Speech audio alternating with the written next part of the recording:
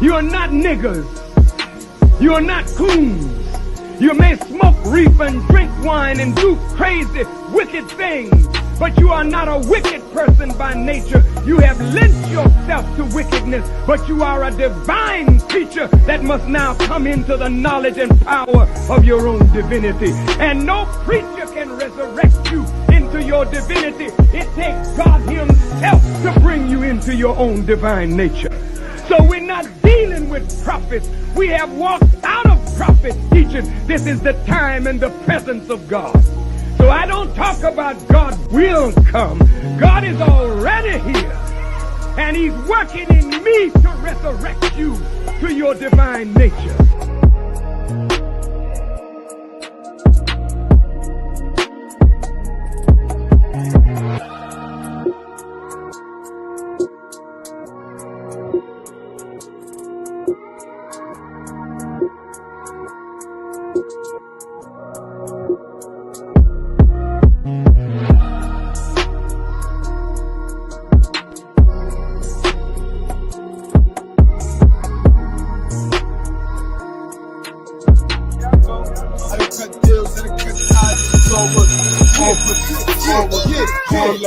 Big guts about to cash out. Deep pulls about to pass out.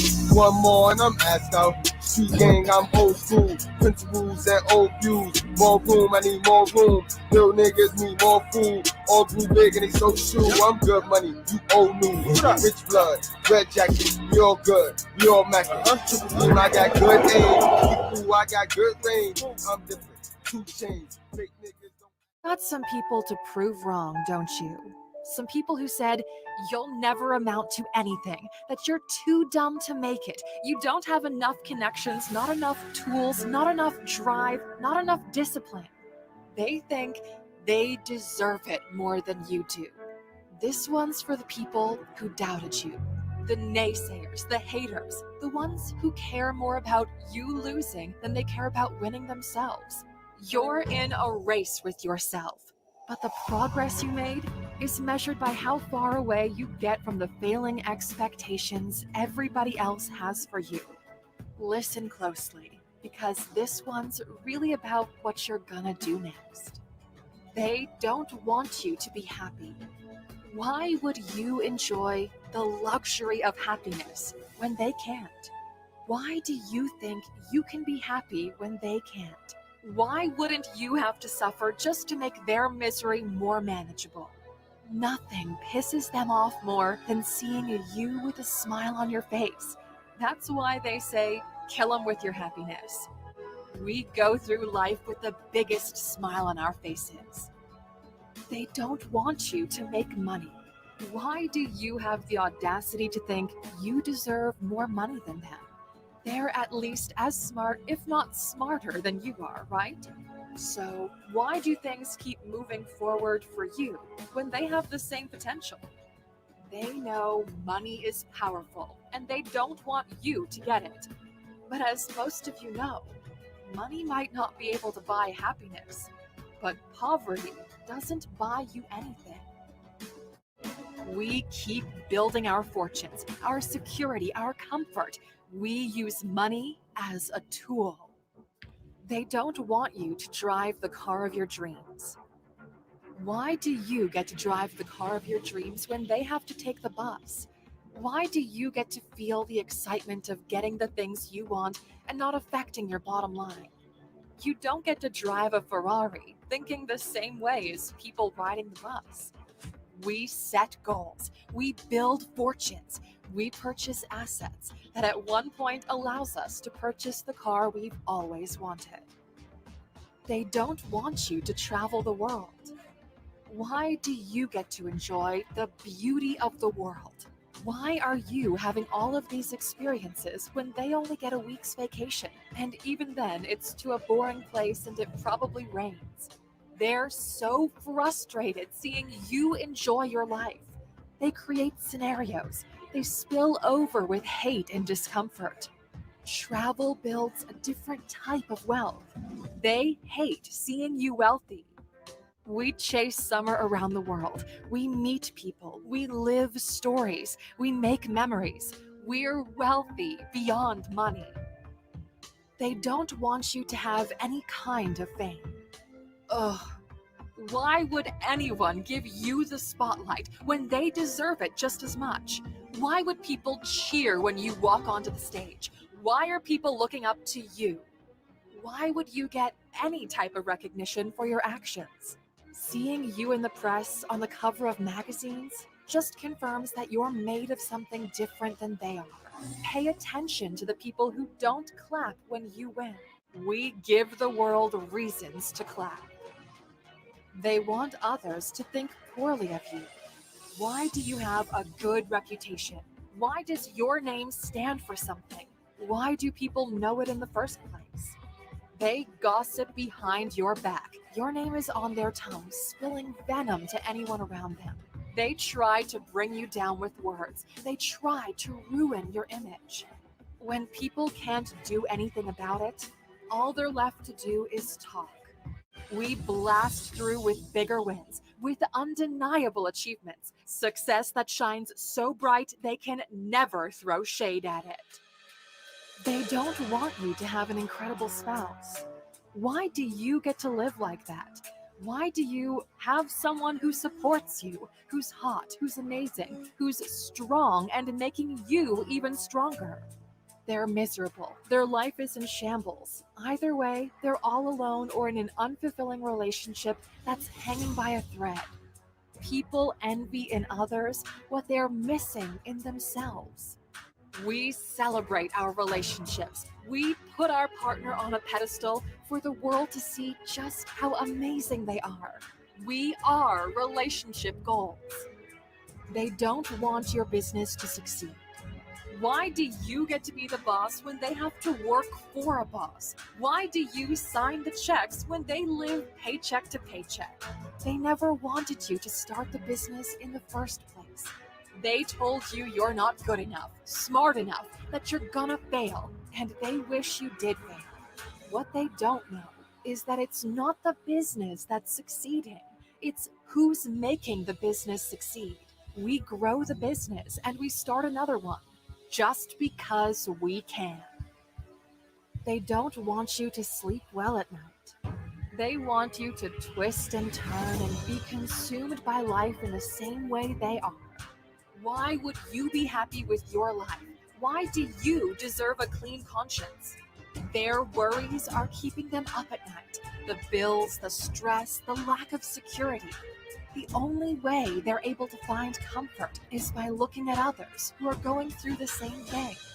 And then there's you, smart enough to know that if it costs you your peace of mind, it's too expensive. We sleep on a cloud on our high thread count linens, next to an amazing supportive spouse in the home we've always wanted, just because we can. They don't want you to prove them wrong. They get strength from knowing that they were right. They feel powerful when they put others down, but they misjudged you, didn't they? They told you not even to try, that you're wasting your time, and that you should fall in line, preferably somewhere behind them, didn't they? Oh, you know it too well. They never understood that you and them are not the same. You're different, while they're just like everybody else, but they were unable to see it. They were blinded by an unfounded arrogance. You can't expect local-minded people to understand global-minded goals. We break through every single limit they said we couldn't break through, and we don't even stop there. We're going after goals their limited minds couldn't even imagine, because we can. They don't want you to follow your passion. Why would you get to do what you love? Why would you get to publish a book, to be on TV, to film a documentary, to release an album, to inspire millions? Why would you be allowed to be what you actually want to be when they themselves threw away their own dream? They told you it couldn't be done, that the game is rigged, and yet here you are, making a living doing just that. What's the point of living if you don't feel alive doing it? We use every drop of our passion as a rocket fuel toward our personal goals. They don't want you to escape your geography. They want you tied down to the same boring place where nothing ever changes. They once thought about leaving, but they were too scared to go into the unknown, to take a chance. So you know what they do now? They try to convince others to do the same. At the end of the day, if you stick around, you're not that different after all. Some birds don't have the option to escape the cage they're in, but if that door is open and you refuse to fly out, your caged reality is a choice. We fly out, we relocate, we explore, we learn, we grow. We find the place where our potential can become reality, a place where we can thrive. They don't want you to look great. They want to be able to tell from a distance that you're at least, if not more, miserable than they are. They want you to be sick, to be unpolished, to be dirty, to struggle, because it would make their struggle more bearable. Why should you be healthy, have a six-pack, and have people pick up on that? Why should you be wearing expensive suits, rare sneakers, an amazing watch? Why should you be beautiful when they are ugly? They say not to judge a book by the cover, but if you take a look around, the best-selling books have some of the best covers. So what do A-Luxers do? We take care of our health. We work out. We dress nicely. We smell great. We feel amazing. Just because we can. They don't want you to fulfill your childhood fantasies. They've thrown away their dreams a long time ago, and it's piercing them from within that you haven't done the same. Why don't you settle for less? Why do you dare to dream the dreams you're dreaming? Why do you live with this attitude that life is here to open up to you when it closes to them? Why don't you give up?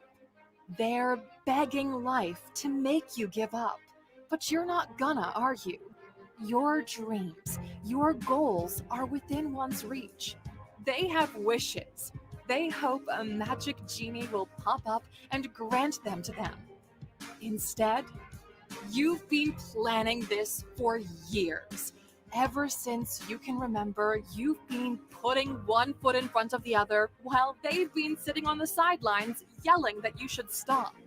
The difference between wanting and making it happen lies in the ability to set goals, plans, and execute said plans.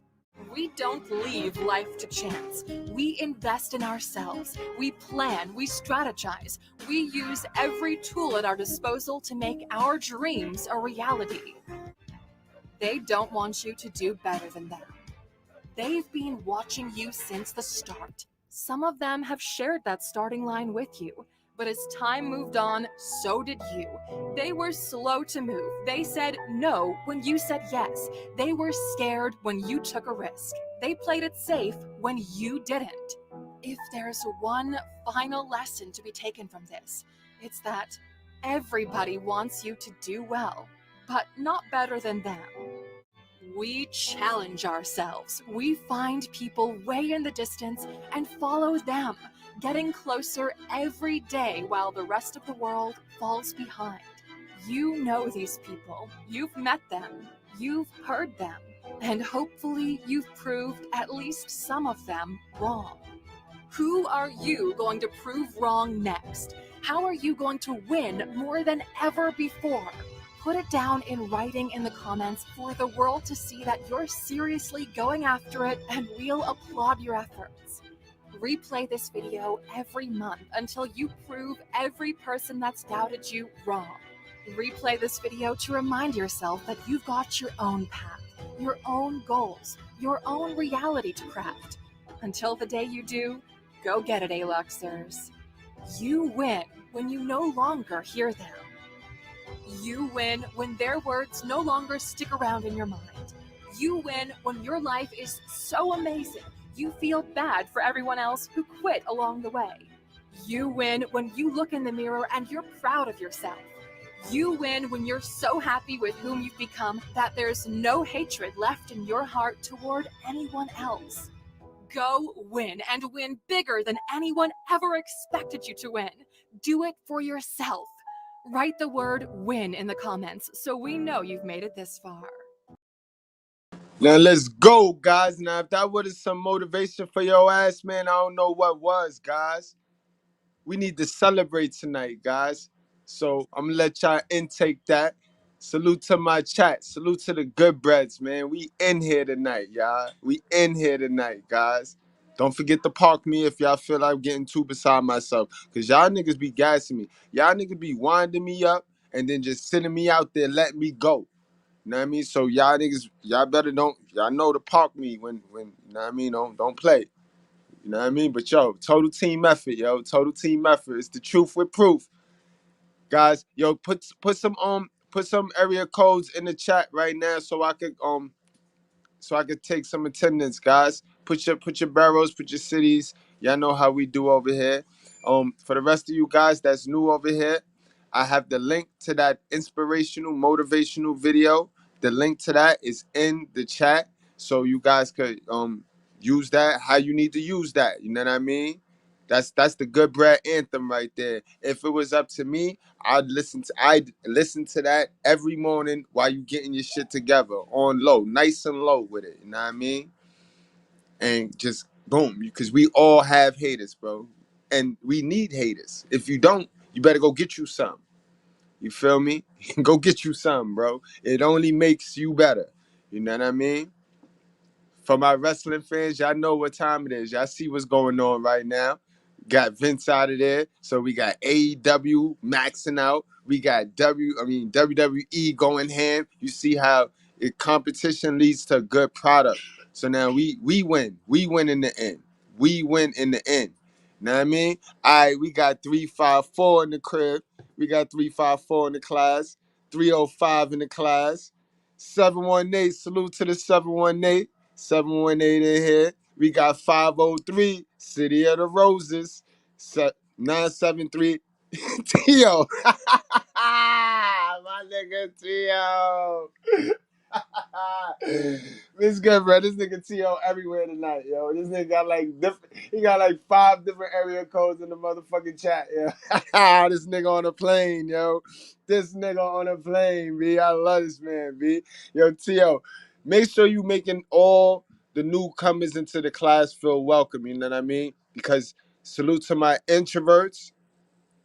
Salute to my mgtow, salute to my passport. We deal with everybody over here, my free agents. Sigma Nation stand up. Sleazeball gang stand up. You know what I mean? We the brothers over here. We don't give a fuck about that. We check our character. We check our created character at the door and in the lockers. We got way too many lockers over here in the school for us to come into class with all that baggage. You know what I mean? So we check our egos. We throw that shit right in the locker and we come on into class. For those of y'all that's new over here. Also, guys, those of y'all that may be watching from the new school State of the Art, salute to you guys. Thank y'all for subscribing over there. You know what I mean? But you've been swindled because that's the new channel and that's the backup channel. You need to get on over here. So I got the link to this channel is in you guys' chat. So those of you that's watching from over there, you got a different link in the chat. That link will bring you on right on over here. So you can do that now. You can actually click into that link. Wait, first hit the like button and hit the subscribe button if you didn't already subscribe. You know what I mean? And then hit that link. Come on over and join the chat over here and get it in with the original bread loaf. You know what I mean? It's the original bread loaf right here. So you got to come on over here. And salute to my girl, Jalen Breeze. She in the house tonight because I saw that yesterday. It is definitely the year of the yeast. It's the year of the yeast. You know what I mean? Because it's the bread gang. It's the bread squad year. This the bread squad year right here. You know what I mean? We got 251. Bama is in the his house. You already know, man. You already know. Yo, guys, let's get started because we got a lot to unpack tonight. And it's a celebration. It's Celebration Thursday, guys. You know what I mean? Real Man Edition. Real Man Edition. You know what I mean? Real Man Edition, guys. What a story, guys. What a story. So, guys, y'all see the thumbnail, right? Men are awesome. Salute to Dirty Folks. and the Dirty Folks podcast. Y'all make sure y'all take your ass on over to the daycare. You know what I mean? Men are awesome. You know what I mean, guys? Men are awesome. Period. Point blank, period. And we're gonna go through that today because it sickens me that there's this narrative and it's this stench in our society that been going on for far too long, guys. They talking crazy out here. Word on the street is that men don't want their kids. Men don't love kids. Men touch kids.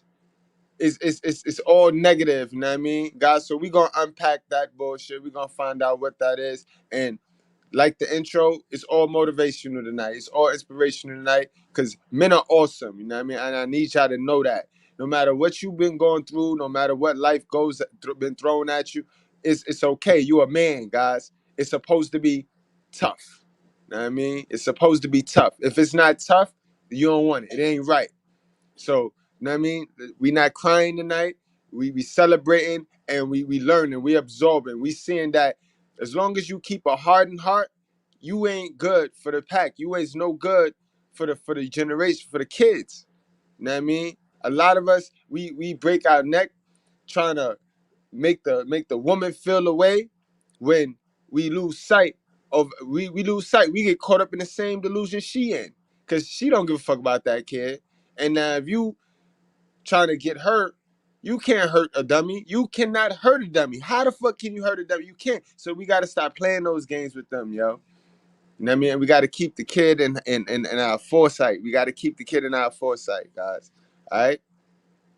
You guys know what I'm talking about, especially you simp ass niggas, because you niggas are dead. Be mad because you can't get the coochie from your shorty, from your baby mother. So you're fucking around and go back another Lilith and play stepdad with that Lilith just for the coochie, because you don't give a fuck about no kids. You just care about the coochie, bro. You don't give a fuck about your own kids and shit.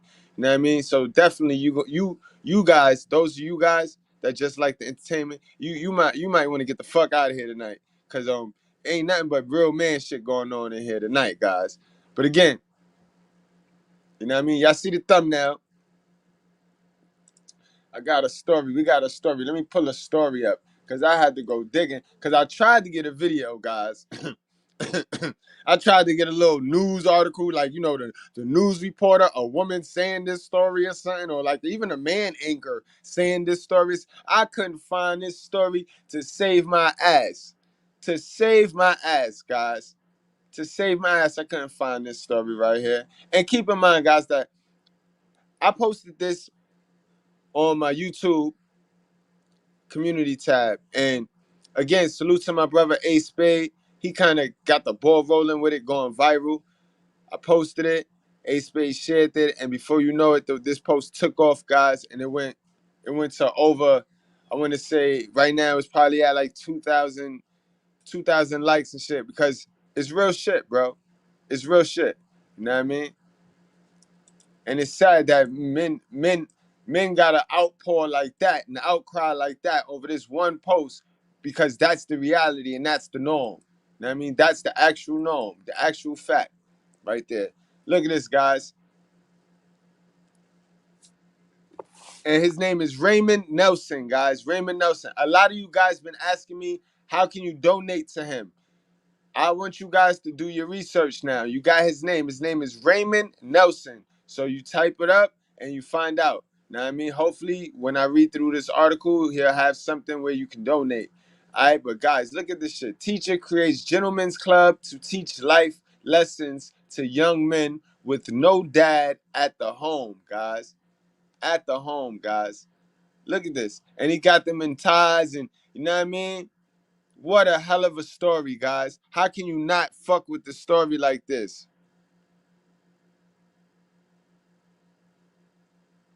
Huh? No doubt, no doubt. No doubt, no doubt, my guy. No doubt, my guy. Salute to you, bro. Salute to you. We're gonna be collaborating too soon. Jab coming to the church. I mean, he coming to the school soon, guys. Word up. I ain't even gonna say nothing else. All right, guys, let's get into the story. A South Carolina teacher is going above and beyond to help young boys in his community become young gentlemen. Every Wednesday, nearly 60 students at Memminger Elementary School dress for success and meets for the Gentlemen's Club. Raymond Nelson is the student support specialist at Memminger Elementary in downtown Charleston, South Carolina. He works with at-risk children and over winter break thoughts of an idea to teach his students life lessons. I was thinking maybe if I have the boys dressed for success, Nelson said to WCSC-TV. When was the last time you saw someone fighting in the tuxedo? Right. That's why they have dress codes. They also have dress codes, guys, so that they can tell the bums from the workers. You know what I mean? The people that they could arrest and lock up from the people that might, you know what I mean? But people done got all funny and fancy with it, so it throws the police off. So now they'll snatch anybody. They know better than to just let a nigga in a business suit walk on by. But originally, guys, that's how it made policing easier. You give everybody a dress code. You know that the garbage men wear this, the mailmen wear that, the doctors look like that. You know what I mean? So anybody that's out of place and out of pocket is a suspect. You get that? That's why dress codes is important. But anyway, he getting them right. He dressing them for success. He getting them ready to be comfortable in their own skin. You know what I mean? And this is why you don't really see me all hype with a suit. Because when I was these guys' age, we was wearing suits. You know what I mean? We was wearing suits. I had suits. I mean, I wore the school uniform. My mom's made me wear that fucking school uniform. Boy, boy, boy. Don't talk to me about no school. Boy, I don't even wear nothing green and yellow no more, yo. If it got green in it, no, I'm not fucking with it. Like on a pants tip, guys. Green and yellow. I had to wear that shit every day, bro. Every day till I got to junior high school, yo. Sheesh. So you know that's why I don't wear suits. I ain't too. I don't really give a fuck about no suit. You know what I mean? All right. Nelson started the Gentlemen's Club. Their motto is "Look good, feel great, do good." I like that. Look good, feel great, feel good, do good. Every Wednesday, dozens of first through fifth graders walk into the class in their Sunday's best. I know a lot of them struggle because a lot of them don't have men at home. So I just want them to grow up and think of the things that I teach them. Nelson said they like the reaction of walking up to the classroom and say, "Oh, you look so nice and handsome." They just love it. It's a great feeling, yo. It's a great feeling. It boosts the kid's confidence. You know what I mean? Like, my little man, that's a confident little motherfucker. You know what I mean? Respectful, but he a confident motherfucker. And when you get a confident kid, they be real creative.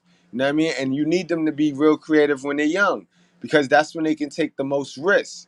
You know what I mean? And if you keep a man in their life, once the man is in their life, the man allow them to take those risks and not be so cautious with them taking the risk. You know what I mean? Mama dubbing all the risks. Inadvertently dubbing all of the risks. You know what I mean? Because that's their nature. That's how they're built and that's how they're designed. They're designed for your safety, motherfucker. You got to stay alive. Fuck being rich. Fuck being successful. Fuck being happy. You nigga, you got to be alive. So, you know what I mean? That's just some of the differences. And that's why single mothers struggle trying to raise these kids by themselves on some mom dad shit. You know what I mean? That's dumb.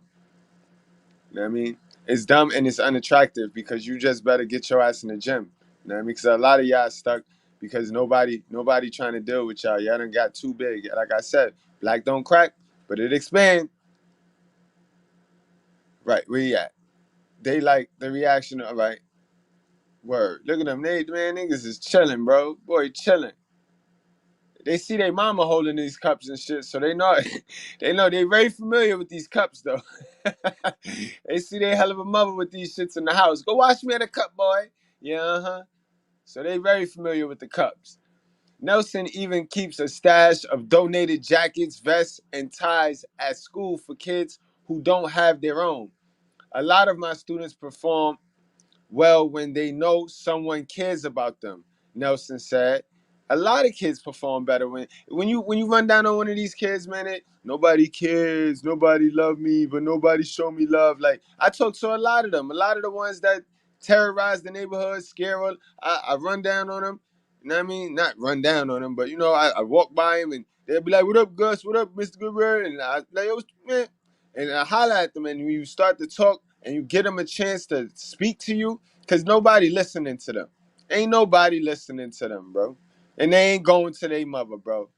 They ain't going to their mother. No matter how close she want to make their relationship on social media for everybody, for the public, who also lying and eating crab legs, them kids ain't going to their mother, bro.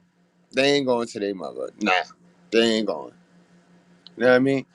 Each week they discuss a new topic, like how to shake hands, make eye contact, open doors, and dress their elders. Nelson told WCSC-TV because some of the younger boys are still at the age where they consider girls to have cooties, he based his lessons and examples off how they would treat sisters, mothers, and their teachers. At his mother's request, Nelson said he joined a similar group as a child. See, so his mother had some sense. He had a mama love. His mama love knew. Let me put my boy around some masculinity. You know what I mean? But we know that the smartness decreased in the generations. But for some weird reason, these bitches run around here with all the diplomas.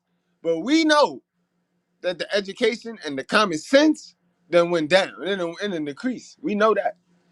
The Gentlemen's Club has been so successful at Memminger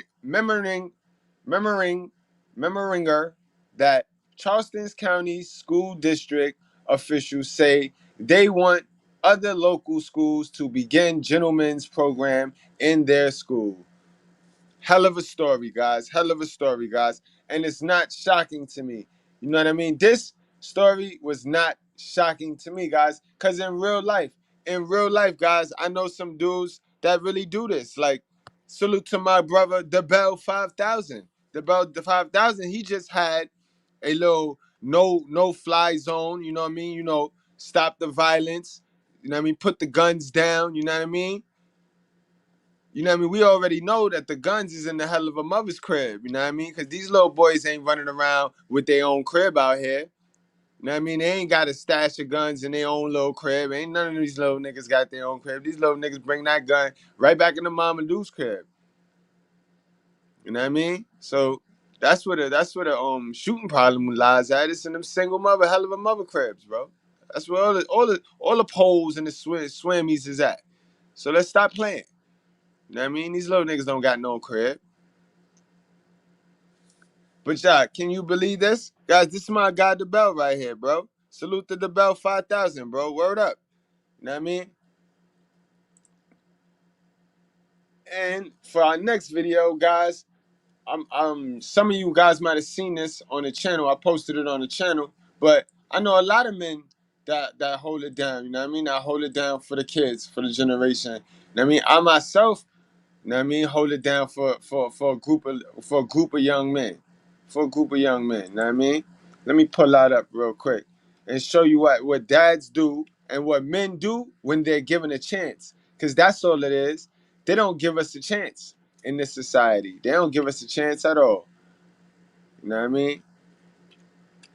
And if we try to take a chance, we get locked up. So we damned if we do, damned if we don't.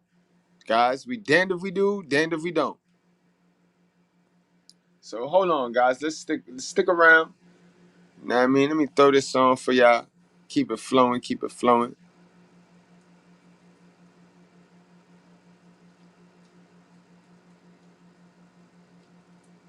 Niggas hate on us. You hate on a nigga.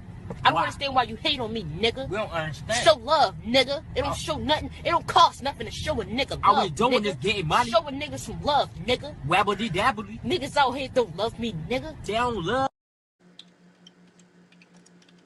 They don't love me. Wabbly dabbly.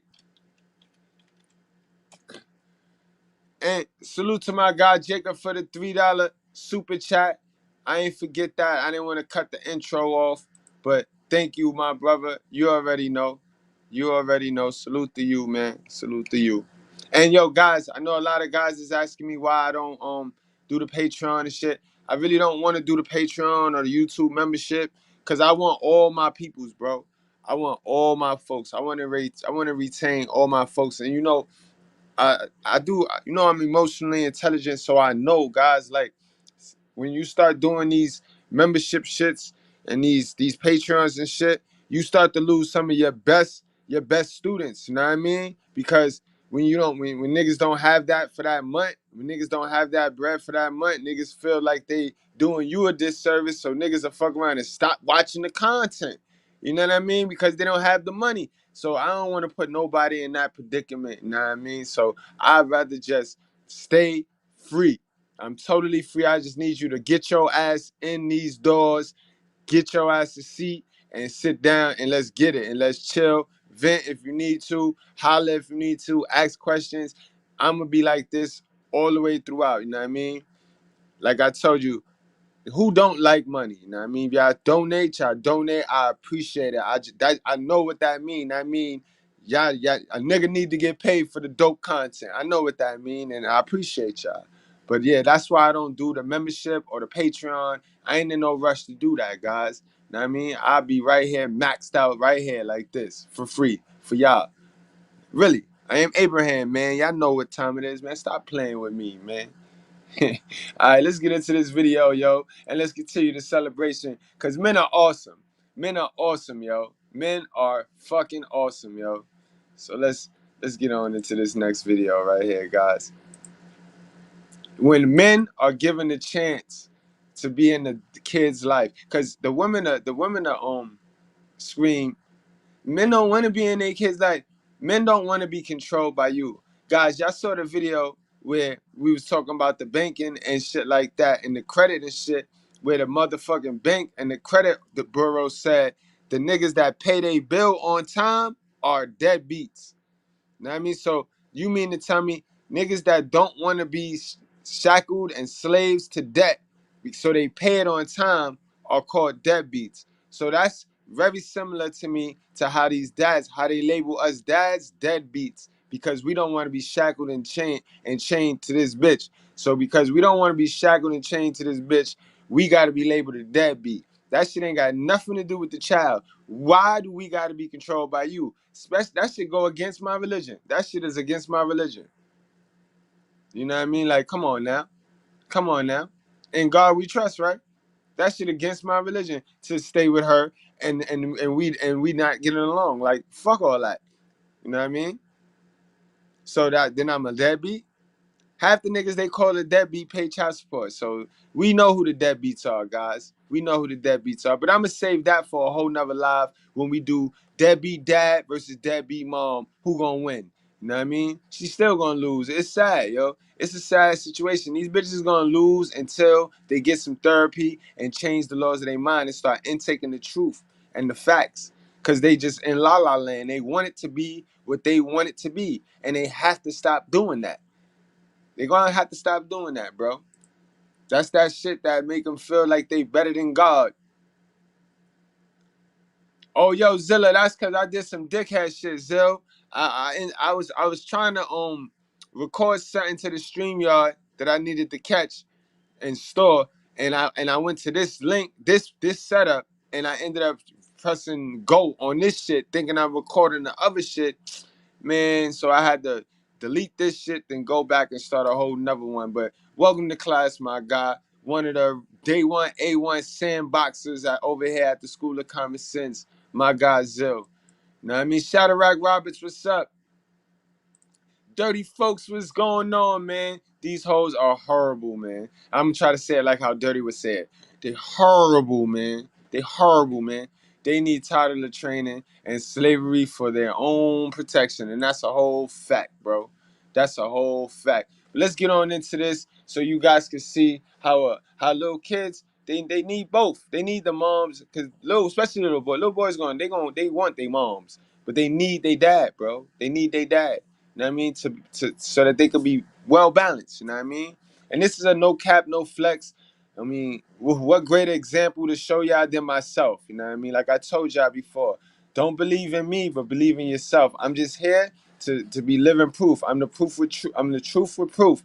I mean, I'm just here to show you, like, all that shit they be telling you that's impossible, that shit a lie, bro. That shit a whole lie, bro. That shit, if you're running the household, you're gonna make a productive kid. If you let the chick run the household, your kid gonna be fucked up. Point blank and period. Let's get it. And if you're a female that's trying to purposely run the crib so you can prove a nigga wrong, you setting yourself up, you setting everybody in that household up for failure and to die. Slow death. Remember, cause it's hell on earth. It's hell on earth. Ain't no we done went over that. We done broke all the lies yesterday night. So we already know that all that bullshit, leave that shit alone. Y'all bitches living hell on earth right now. Fronting, crab legging.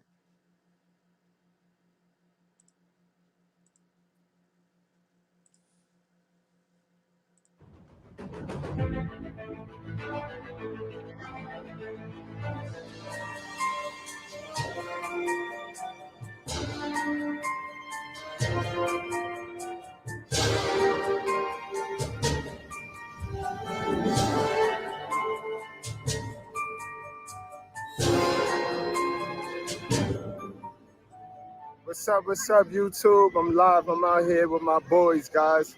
With my Pittsburgh Steelers, my Bronx Steelers, guys. You know what I mean? It's important. It's important to let the boys be boys, guys. You know what I mean? Ladies that's raising, single moms that's raising kids. It's important to put your little men's in programs, all right? You want to keep their masculinity. You want to keep them men. Boys will be boys, you know what I mean? But if you navigate all that energy, all that boy energy into something positive like sports, you know what I mean? That energy, that boy energy are manifest into something positive for the environment and for the community, you know what I mean? When you don't give boys structure and you don't give them something to do to invest that energy in, they'll put it in anywhere. They'll put it in negative things, guys. You got a bunch of negative thinkers just linking up right now because nobody gave them structure. Nobody gave them guidance, guys. All right, so I ain't gonna bore you, but this is just gonna be a video on what I do on my Saturdays with the little ones, man. All right, guys, so stay tuned. My little man playing, and we're gonna see what it do.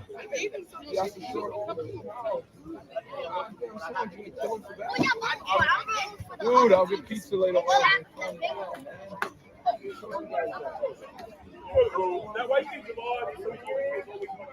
Little man, you had 2 touchdowns last game. Against the Giants. You know what I mean? They took one away, so you really had 3. How you feel today, man? I'm feeling good today. How you feeling? Good. You feeling good with it? Great. So what y'all gonna do today?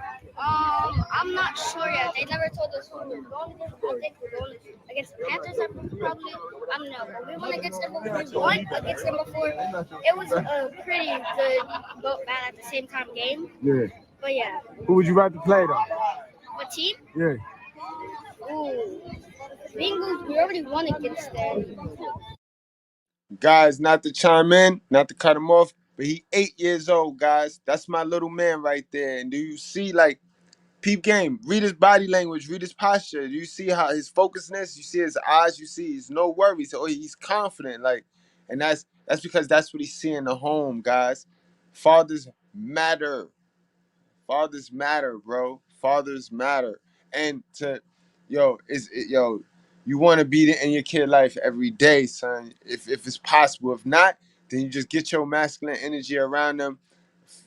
You know what I mean? On the weekend, or at least once a week. You know what I mean? Try to get around them once a week, bro. You gotta, trust me, you getting around them is like a relief for them. It's an exhale. Don't get it wrong. Don't think I don't know what it is to have a child not with me. I have an older daughter now, and we'll have a whole video and conversation. You know what I mean? She'll come to the channel. She's been on the channel. If you go back, you'll see a couple videos we did together. You know what I mean? Breaking this shit down, this thing down.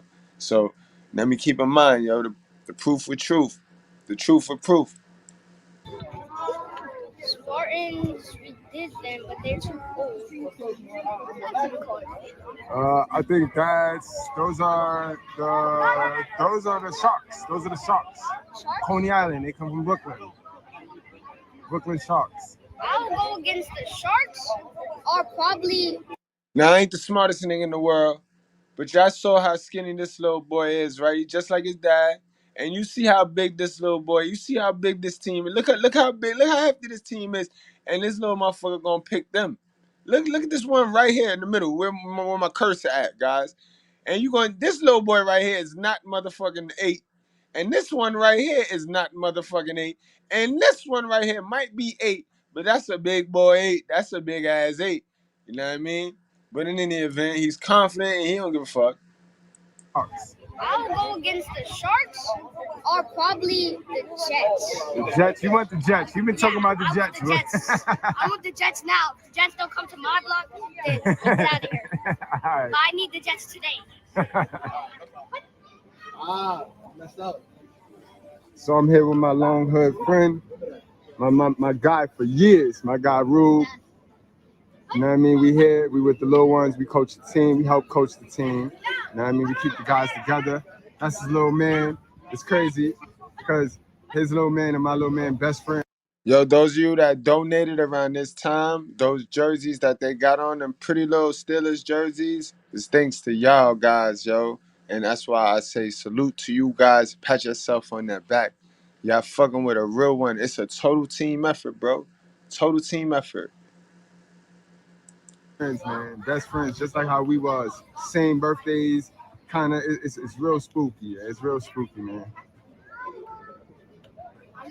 Okay. Rube, anything you want to say to my YouTube audience, man? Yo, this is important, man. It's important about being there for your little ones. So, I'm glad to be a part. And I seen my nephew was a part of this. My son wanted to be here too, man. I was glad to be a part of it, man. And then, it's addictive, man. Once you get in here, you can't help but help out. You know what I mean? Each one teach one. That's how I was taught growing up. So when I see the little ones don't got their parents here, their fathers here, man, I'm stepping in. And you know what I mean? I got no problem. And ladies, Lady Goodbreads, this is the vibe with the men. This is the vibe. It's a lot of men out here, yo. I just showed y'all the article that we gonna get back to. And then I showed you my nigga the Bell. You know what I mean? He out in the 504, right there, 504, the Rose. He out there. You know what I mean? My guy Rube, he right here. You know what I mean? I know my nigga Tolo, he did a live when he had his little one on the live with us. You know what I mean? So the vibe that y'all kicking, the vibe that these ladies run around here kicking, crab legging, that joint is false. Y'all need to stop. Y'all need to stop, yo, because y'all acting like white people now. Y'all acting like old-fashioned white people, B. It's kind of racist what y'all doing to your own brother. You know what I mean? Now, y'all like to talk this pro-black shit too, but what you're doing to your brother with common sense, because you don't do it to your brother that's dumb. You don't do it to your dumb brother. You use him. But what you're doing to your brothers with common sense is quite racist, yo. It's quite racist. Putting them in line, letting them know, talking them through, injuries and all of that. Right. Remember back when the village used to raise the kids. I mean, now we in that era where you can't tell nobody kid nothing and shit, but everybody take it offensively. Everybody got a problem with it. They won't put their kids in check. Get mad when you do it. Crazy. But we'll check y'all back on when the game starts. Yo, guys. Mind you, hold on. Oh, hold on. That lady right there, Coach Mom, she's the only female on the team, yo. Not a non-black woman. The only female on the team. The only female lady that's on our team, yo, that works with us, that helps us out, bro. The only one. Now, that tells you a lot.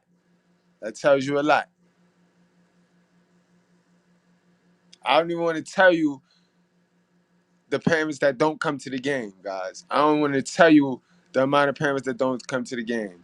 We got 2 parents that come to the game. There's 2 women that come to the game. We got 2 dads that come to the game. And y'all know how many players you supposed to have. We got about 15 of them.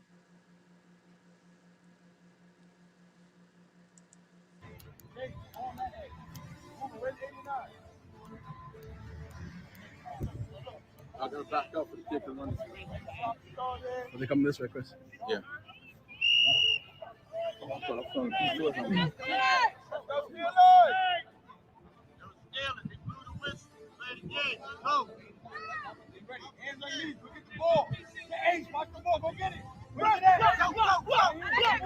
There we go! There we go! There we go to the house! There we go to the house! Go, go, go, go! To the house! Go to the house! Let me go! Let me go! Touchdown! Let's go! Yeah! Let's go! Let's go!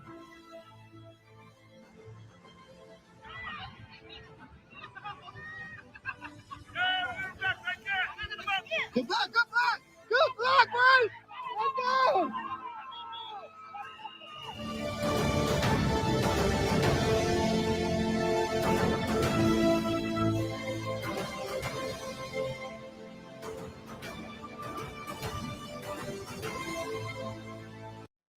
Shadrach, that's a very good point. That's a very good point. And Zilla, yeah, that was little man. That was my little man right there. But back to Shadrach. That's a good point, Shadrach. Cause hold that thought, Shadrach. Hold that thought, Shadrach. Cause that's a good point. Cause you wouldn't believe, yo. These bitches had the nerves to hate on that man post. They hated on the teacher, bro. They said all sorts of shit, got my guy. They said all sorts of shit about the man post. And you right about that. The fathers do be alienated.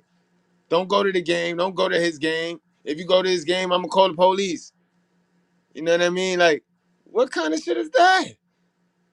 Because you got to remember, they don't want the kid to bond with the dad. That's part of the alienation game. Part of the alienation game is because I can't control your father, you can't get a bond with him. Because then you might like him more than you like me. And then you're not going to dig in this cat box when I need you to. That's the game right there. That's the alienation game. That's the game they play. You know what I mean? We just know now. We just know this is what y'all going to do, so we prepared for it. And that's where the frustration is coming. Oh, look at man that. They don't want no kids. They don't want no baby. You goddamn right, bitch. You not fitting to trick us.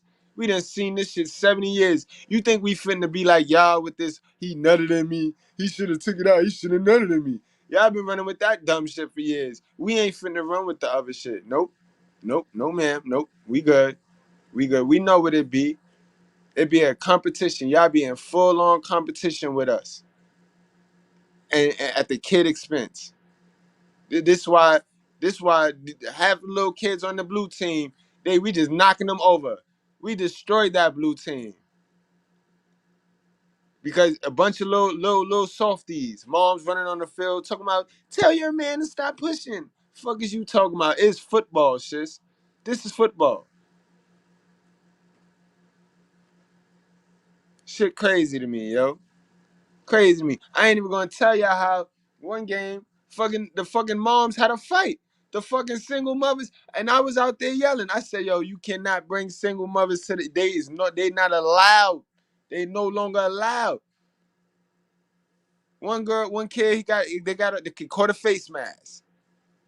When he caught a face mask, she damn near went out there to hit the other little kid. Like if the other little kid moms was gonna let that go down. All on brawl at an 8-year-old youth football game, yo. Police, everybody. Stop the game. Like, yo, they don't give a fuck about these kids, bro. It's whatever they emotion tell them to do, that's what they doing, bro. They don't give a fuck about their kids, bro. And they came to the game looking like they was going to the club, for one. One of the bitches, you know what I mean? She was drinking. It's like 10 o'clock in the morning. She got the cup in the hand. You know what I mean? Absolutely stupid, yo. Unbelievable. Unbelievable.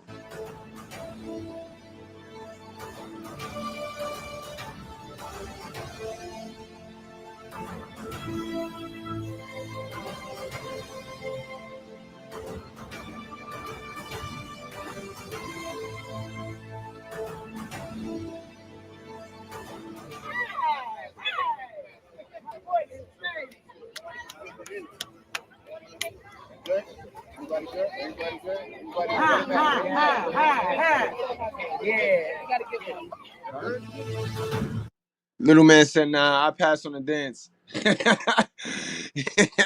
He said, nah, I pass on that shit.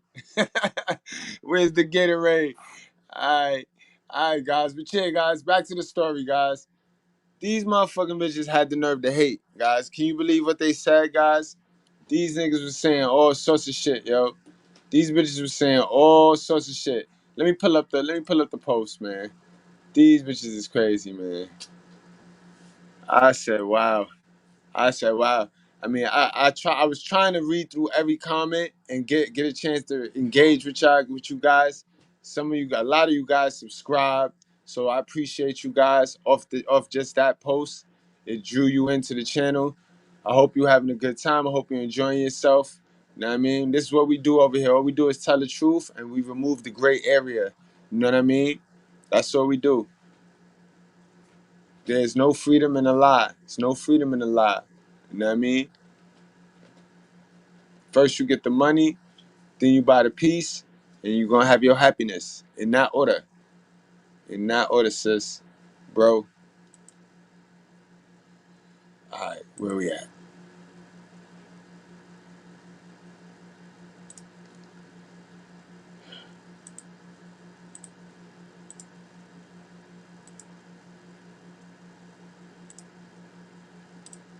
All righty. Here we go.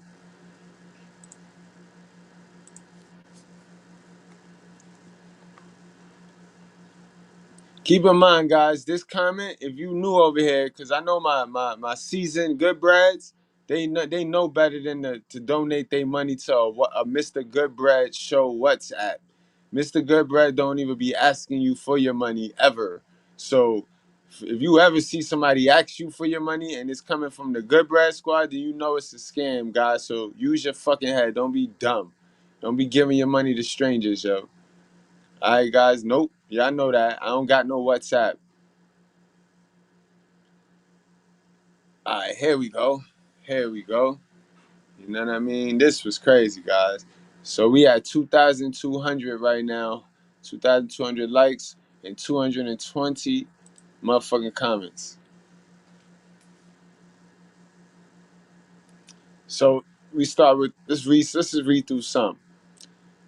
Shamar, as a kid growing up with no father, this would be something I would most definitely be appreciating. And this is amazing. Slip the Jab said, this is exactly what's needed for our youth. I definitely appreciate the support and support this. Thanks, bro. PD1 says, I'm waiting to see all the mothers starting to invest in this program because this is actually going to be life-changing for those little boys. You'll be waiting forever. You'll be waiting forever. They'd rather sit there and wait and pray on that man downfall before they invest and help that man, bro. Is you crazy? Or what they'll do is they'll do what they did here. When they saw us just building on these channels and building on these panels, what these bitches do, they come right here and invite themselves and barge themselves in and just drag some simp niggas with them and do their own thing. Like, you can't see us with shit, bro. So they ain't investing. Definitely not that. May the Most High and the Messiah bless him. Salute, shalom, and blessings. Facts. This is very noble. You know what I mean? Boys quickly become young men, and training and polish could mean the very outcome of their future. Congratulations on the success of these programs. I truly hope it spreads across the nation. However, boys sports coats are as low as $29.99 at Target. So I call cap on the parents. Oh, definitely. Definitely. But that's how the baby moms play. Like, baby moms just send their kid to the father with nothing just to force the father out his pocket when the father is already paying child support. This how evil and conniving these dumb bitches is. And it also is a reflection on how bad and they mismanage money and they coochie. Well, I always said if you mismanage your pussy, then you ain't shit with money. Because if you mismanage your coochie, then you already know you ain't finna budget money right. How can you budget money right if you can't manage your coochie? Like, so we know that be cap, that be crab leg. You know what I mean? Because definitely, I definitely know how they do. You know what I mean? Lawrence Hine says, I'm starting this same thing in Colorado at my middle school. Wow, okay. No, it's they don't die, they multiply. Yeah. But you will never see the light of this will never see the light of the day, guys.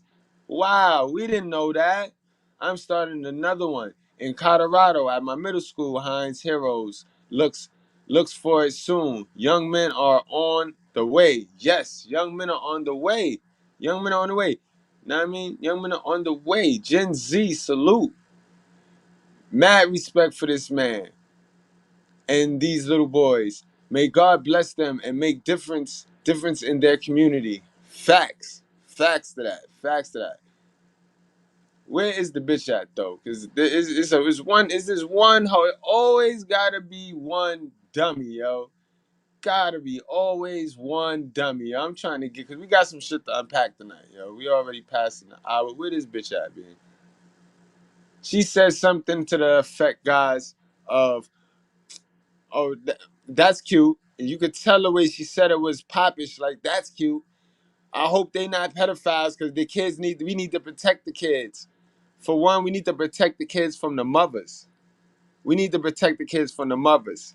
You know what I mean? Because what's sad about it is, after they get all that good training, after they get all that good, wholesome how to be a man, they got to go back to the fucking plantation. You know what I mean? We don't talk about that, though.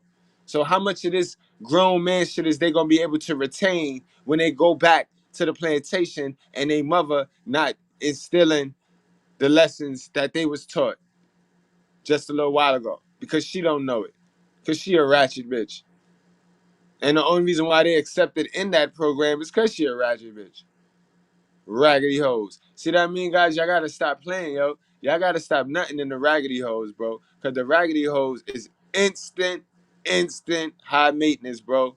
High maintenance in the sense of not hygiene, in the sense of drawing you from your purpose, bro. You gonna have to pay too much attention to that, B. That's unwarranted attention, too. Crazy shit. Up and down, left and right. Nigga, you gonna drive yourself crazy fucking with these hoes, these ratchet bitches. You know what I mean? Stop fucking with the ratchet bitches, yo. Then we had one dummy. We had one dummy sit there and try to strengthen me and talk about how old the picture was. So I had to tell this dumb bitch, I said, I don't give a fuck how old the picture is. We need to see that this is what's happening. You see how they try to throw anything. Like they'll throw mud at anything a man do. It's like, in order to understand why they do this stupid shit, guys, you gotta really go back to the video that they took down on my channel, guys. So we're gonna do that tonight, because I need that content back on my channel. I need content like that back on my channel. Remember when we did the video about why the black man dies? Salute to Manosphere Highlights for that one. Remember we went over and we reacted to the video? Let's do that again, guys, because that's how the whole world treat us. Men. You know what I mean? We only got us, bro. Our sisters, they not for us, bro. They not for us, bro. They treat us just like the white man. You know what I mean? They treat us just like the narrative, guys. They created the narrative. They help push the narrative. So, you know what I mean? They can't help us. They're not here to help us. You know what I mean? It's true, guys. We all we got. If you don't want to be a shoot 'em up, bang bang dude, or if you don't want to be LBGTQ, AZDB, X, you know what I mean? Then they ain't got no love for you, bro. We ain't got nothing in this society for us. If you don't want to be in those two ends of the spectrum, as a man, it's nothing for us. So let's go and see why is that, man? Why is that the case? Why is that? Why is that? It's programming, guys. Y'all already know the answer to this. We did the mind control. So this just going to be, how you say, a retouch, guys. This is a retouch, a refine. We're going to refine our skills on this one. emasculate men, to discredit men, to impoverish men, to cripple men, to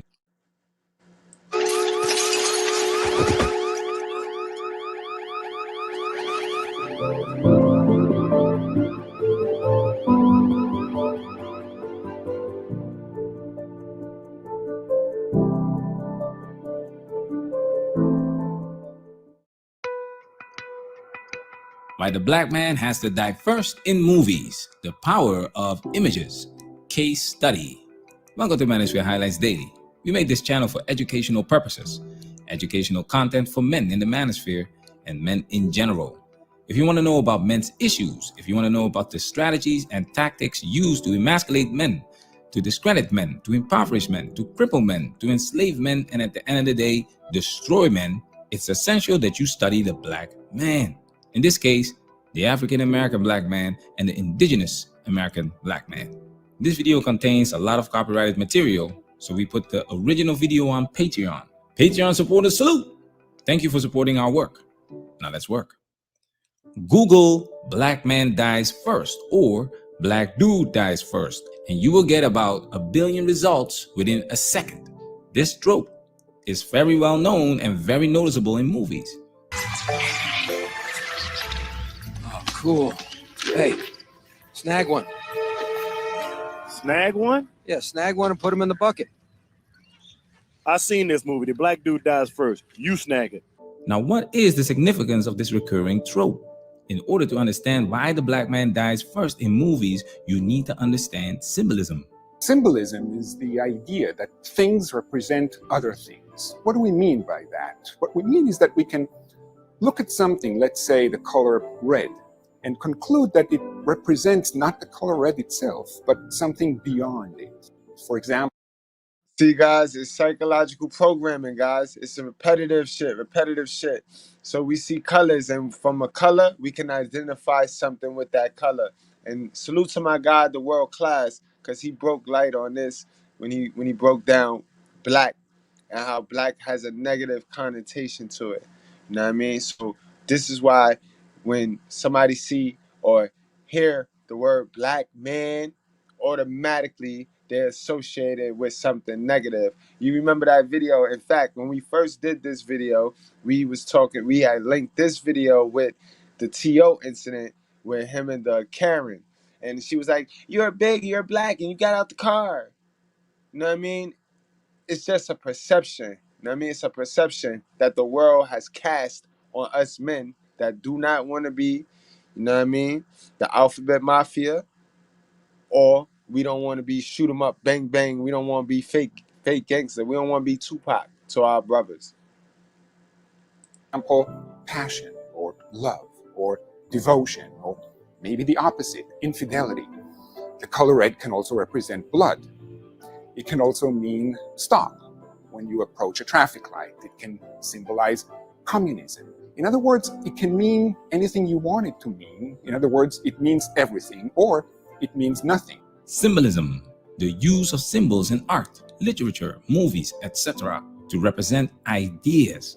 We use this clip from Oregon State University because Gilad Elbaum used the color red as an example to explain the additional meanings attached to the color red itself. Same thing goes for black. We're going to show you a clip from the movie Malcolm X. Attention men. Sprinkle this 2,000-year-old scientifically proven Mediterranean spice on. Black, destitute of light, devoid of color, enveloped in darkness, hence utterly dismal or gloomy, as the future looked black. Pretty good with them words, ain't you? Soiled with dirt, foul, sullen, hostile, forbidding, as a black day. Foully or outrageously wicked as black cruelty, indicating disgrace, dishonor, or culpability. And there's others, black male, black ball, black guard. Yeah, well, that's something all right. Let's look up white. Here. Read. White, of the color of pure snow, reflecting all the rays of the spectrum, The opposite of black.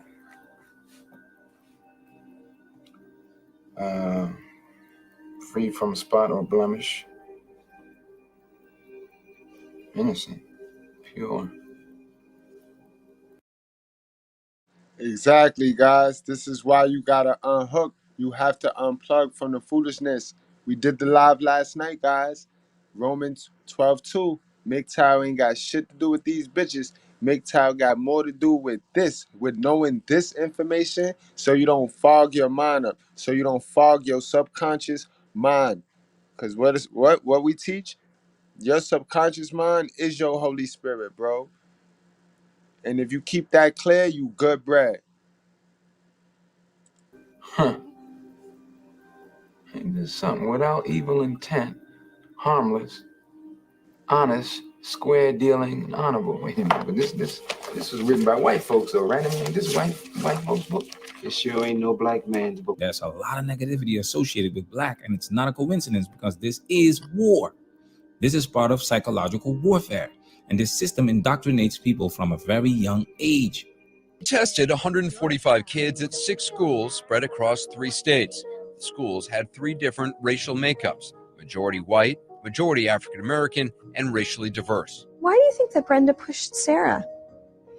Because she wanted to get on the swing. What the research found might surprise you. The first headline: overall, young white children are far more negative about interactions between the races than young black children. When white children were shown these pictures, they had a negative interpretation 70% of the time, meaning they were much more likely to say this: how did he fall off? Bobby pushed him. I think Brenda pushed Sarah off the swing. Do you think that he did something that was good or bad? Bad. Than they were to say this. And how good would you say what Bobby is doing is? Super good. Super good? White kids are also far more likely to think the white child and black child in the picture are not friends and think their parents wouldn't have. Do you see how the school is indoctrinating these kids on some racism shit? You see how the school make you racist? You see how your parents make you racist? You see how the world make you racist? This is why God says, do not follow the ways of the world, bro. You really have to unhook. We just sat here and heard it for ourselves, bro. And we all know it. We all know racism is learned behavior, bro. That shit is learned behavior. God ain't make nobody racist. Fuck out of here with that. And that's why I can't stand these religions that preach that hate shit, yo. Cause how can you even fix your mouth to say his name and you teaching hate, bro? You just as good as America. That's America's plan right there. Divide and conquer. You know what I mean? Thrive off the hate. You know what I mean? Money and violence. Y'all niggas better get hit, bro. This world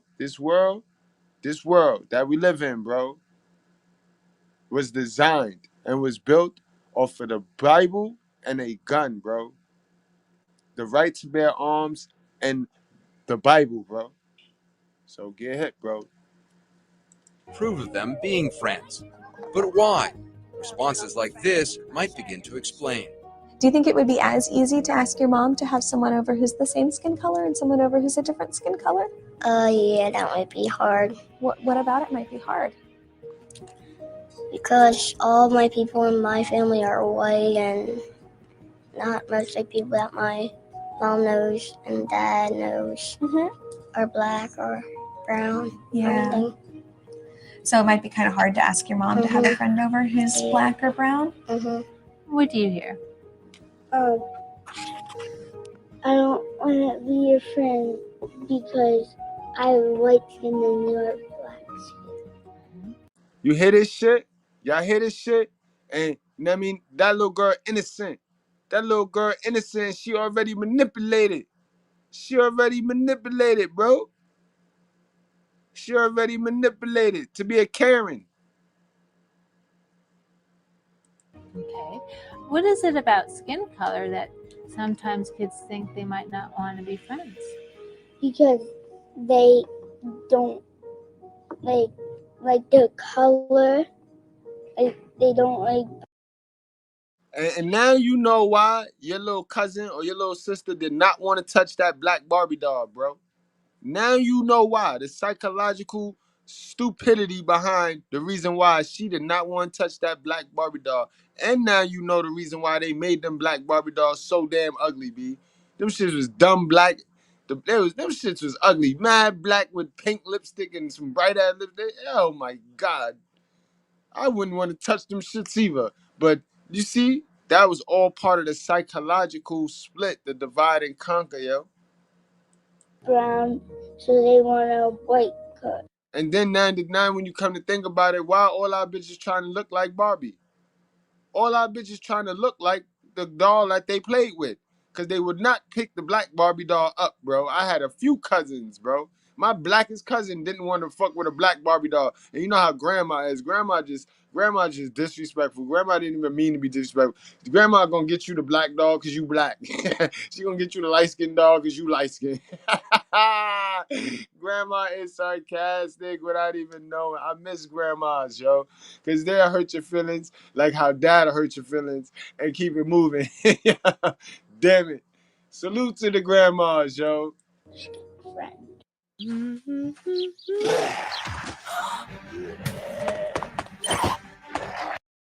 Let's say this is an ambiguous situation. Our expert, Dr. Melanie Killen, says children's own experiences with race, along with the messages they hear at school and at home, the characters in the TV shows they watch, what they see online, all of those have an effect.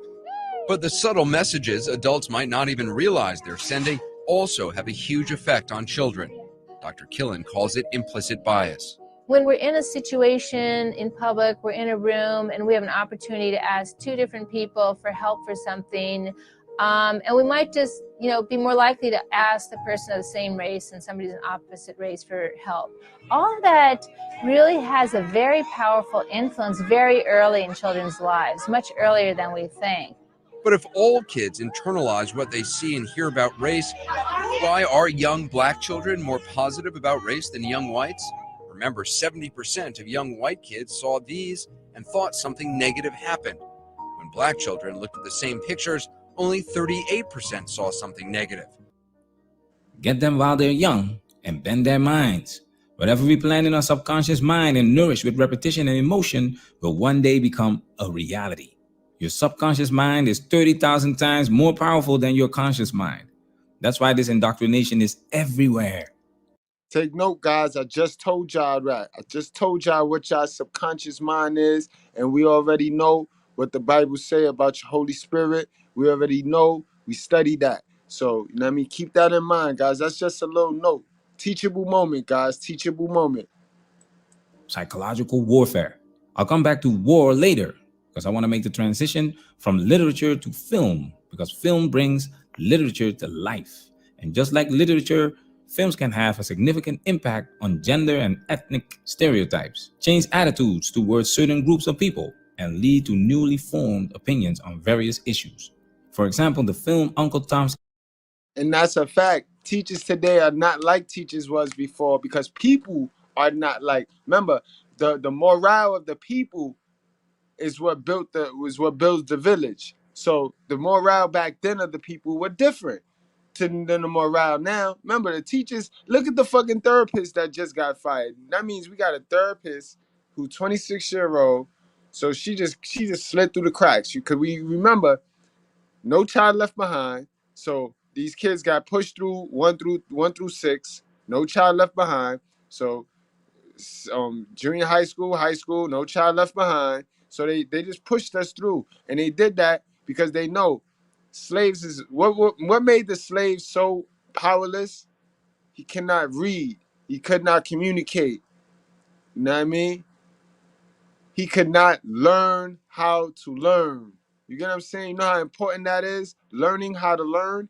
And that's the last thing you're going to have to teach yourself. You're going to have to teach yourself how to learn because school didn't do that, motherfucker. We see what school did. School taught us some stupid shit. School taught us how to buy into the foolishness. But when you teach yourself how to learn, and that's going to come from reading books, that's going to come from listening to real niggas. You know what I mean? Now that YouTube is popping with these panels, it's going to come from getting to these real panels truths with proofs. You know what I mean? And that's what you're gonna have to do, guys. Cabin, released in 1903, was based on the novel Uncle Tom's Cabin, published in 1852. The book was banned in the South, preceding the Civil War for holding pro-abolitionist views and arousing debates on slavery. White Southerners were outraged by Uncle Tom's Cabin and feared it would cause slave uprisings. That's why you don't see many movies like this. I'll do it 1,000 times again.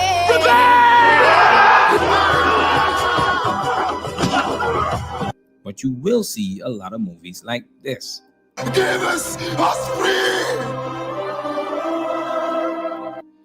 The symbol, the representation of a black man, must be subservient, must be under control. That's why Uncle Tom's Cabin's performance used white actors in blackface for the major quote-unquote black parts and black performers only as extras. The minstrel show was an American form of racist entertainment developed in the early 19th century. White performers with blackened faces and tattered clothing who imitated and mimicked enslaved Africans on southern plantations. These performances characterized blacks as lazy, ignorant, superstitious, hypersexual, and prone to thievery and cowardice. This is happening to this day, but it's not the white performers with blackened faces who are putting on a show. It is they. Bingo, bingo. I'm gonna play that back, guys. Teachable moment, teachable moment. You saw how they did that? The bait and switch on us. Tattered clothing who imitated and mimicked enslaved Africans on southern plantations.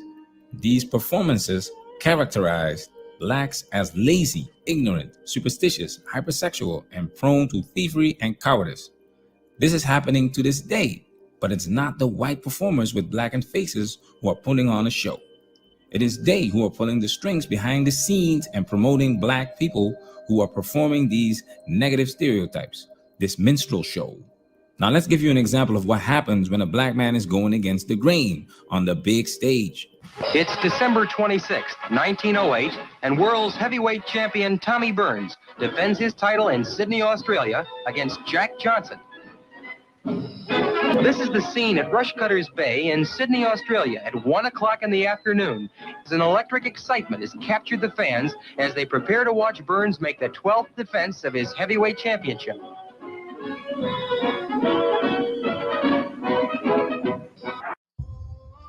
I know you're him. Samaritan is dead. That's some bullshit right there, right? Ad pop up right there. That's the worst time for the ad to pop up, yo. Funny. Round 12 was all Jack Johnson. In round 13, it appeared as though the police were going to step in and stop the fight as a result of Burns' weakened condition and the terrible beating he was taking. Here in round 14, Johnson rushes in, lands an uppercut, 3 left hooks, a tremendous barrage of punches, lefts and rights which have Burns helpless. At this very moment, in the early seconds of round 14, the police shut off the motion picture cameras and stepped into the ring, awarding the heavyweight championship of the world to Jack Johnson. Here, in slow motion, you can see the blistering attack. Burns was absolutely defenseless, just seconds before the police stopped the motion picture cameras and entered the ring to halt this very one-sided fight. The symbol of black men as inferior to white men was not upheld, so the police stopped the cameras and stopped the fight. This is the Matrix, guys. Agent Smith had to intervene because people were about to see the truth. People were about to wake up. This was. And this is what I be saying. This now I'm gonna tie in what I just said to back it up. Because you know I talk a lot of shit, but I could back it up. This is why I said y'all bitches need to stop. Because this is what y'all doing. Y'all sitting there lining in crab legs at our expense, yo. You know damn well we that shit, bro. You know we the prize, bro. But y'all gotta sit there and dig and cover that bullshit. Y'all working for them, bro. As bad as y'all like to believe that y'all not, that y'all got your own thing going, y'all not. Y'all working for them when y'all keep the lion and the crab leg going on your brothers. You know what I mean? And it's sad, yo. Y'all worse than them. I told y'all these black women is the new white women in the hood, yo. They the new racist white women in the hood, bro. Was in a time where white people truly believed a black man couldn't beat a white man in a fight. Where did they get this idea from? Jack Johnson became the first black world heavyweight champion in 1908. Champion. Someone or something, especially a person or animal that has beaten all other competitors in a competition. Competition, guys. The police did not just stop the fight. Boxing is much bigger than that. Boxing is about race, nationalism, and masculinity. Black fighters have been dominating the sport for decades and just can't seem to get that flowers, the proper recognition in their own country.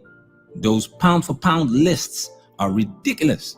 All this war, and that brings me to one of my favorite movies, Rocky IV. Rocky IV came out during the Cold War with the Soviet Union.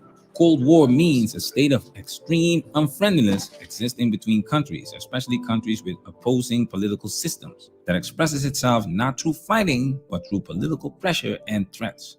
The expression is usually used for the relationship between the US and the Soviet Union after the Second World War.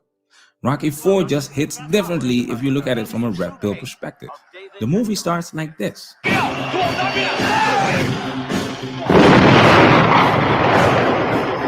And you gotta think, God, we was mad little when we was watching these shit, yo. We was mad little watching this indoctrination shit. This shit indoctrinated us too. So we had the school indoctrinating us. Then we go home, our moms with the bullshit. So we try to zone out, go to the TV and watch our show. That shit got the doc. It was like, God damn, like, can we please think for ourselves?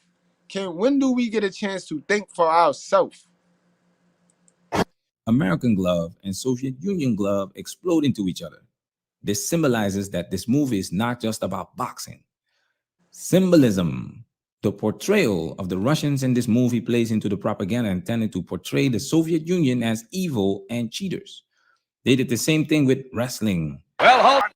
Now, I don't know about y'all. Fair use. I forgot about that shit too. God damn. Fair use. I don't know about y'all, but I was mad, yo. I was mad at the Macho Man when he fucked over Ultimate Warrior against Sergeant Slaughter, son. That shit was tragedy to me. I'm still, I just now got over that shit like last week, guys. Word, no cap. Royal Rumble. I'll never forget. 1990 Royal Rumble. Man, I was heartbroken. Saturday night made up. What's up the rules for breakfast today? It's a war for supremacy, and the black man is a threat to this supremacy. Apollo Creed put on a modern minstrel show. As long as you sing and dance, play basketball, you're safe. Check this out. What about the real problem is black boys have a difficult time seeing strong black male role models, which is why these kind of shows are very important. What about Eddie Murphy? As a positive male role model? Yes. I have concerns about that. I respect his ability to use his talent, but there are other ways. They always want to pick a clown, though. They always want to pick a clown as a positive role model, bro. They always want to pick a clown or a simp as a positive role model. I mean, why is a clown and a simp a positive role model? A clown, a simp, and a stepdad is a positive role model.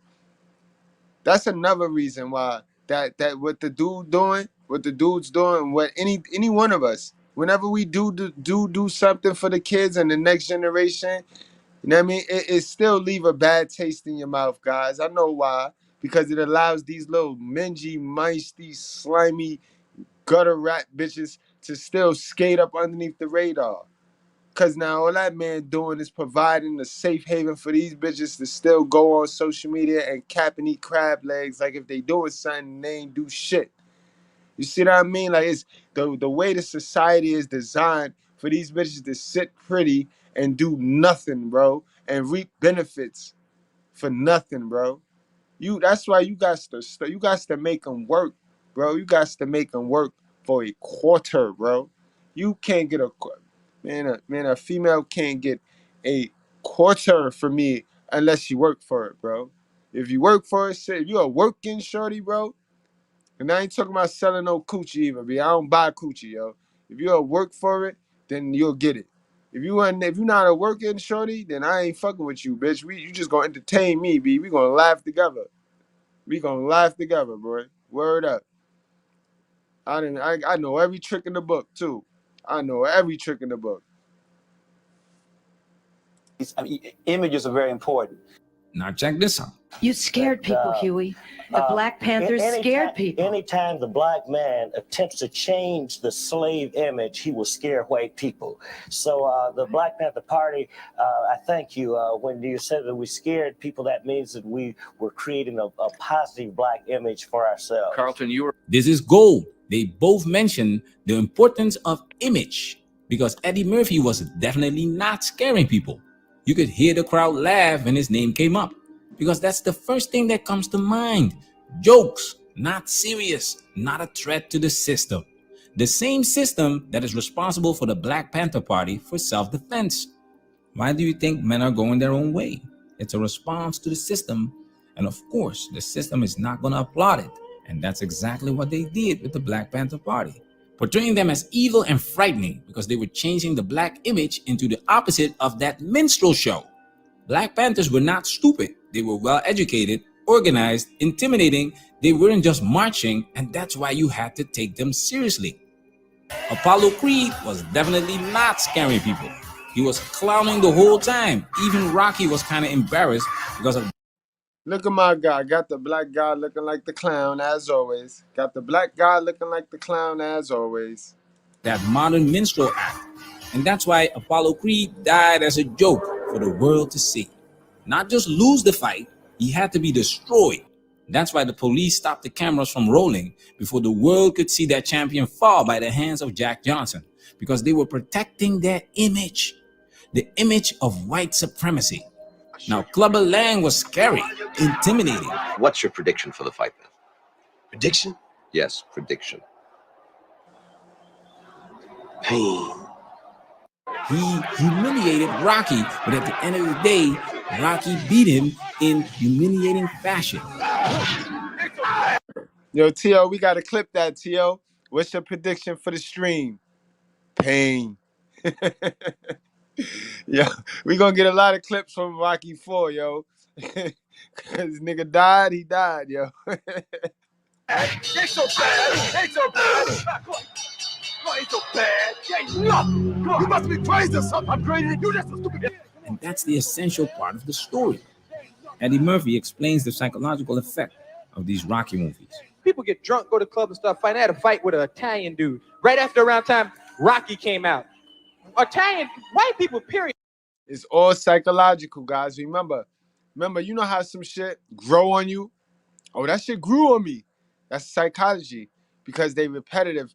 Do repeating it and repeating it. You heard 5 times. You hear some shit 5 times, and after the 5th time, it normally grow on you. Point blank, period. Because it's a brainwash. It's a brainwash joint. It's like a hypnosis thing. You know what I mean? And that's why I tell you, in order to defeat this system, in order to escape, you got to remain, and you got to get, remain, and stay emotional intelligent, bro. That's what it's about. Fuck that IQ shit. I said it. Fuck that IQ shit. I don't give a fuck how well you score on a test when you cram the book. You know what I mean? I need to know, can I control you? Can I trigger you? Can I get you to buy some shit? That's what it's about. Y'all go crazy after y'all see a Rocky movie because y'all believe that shit. Because the movies are so emotional and so real. It wasn't just Rocky. It was New Jack City. It was Scarface. It was Tupac. It was all that shit.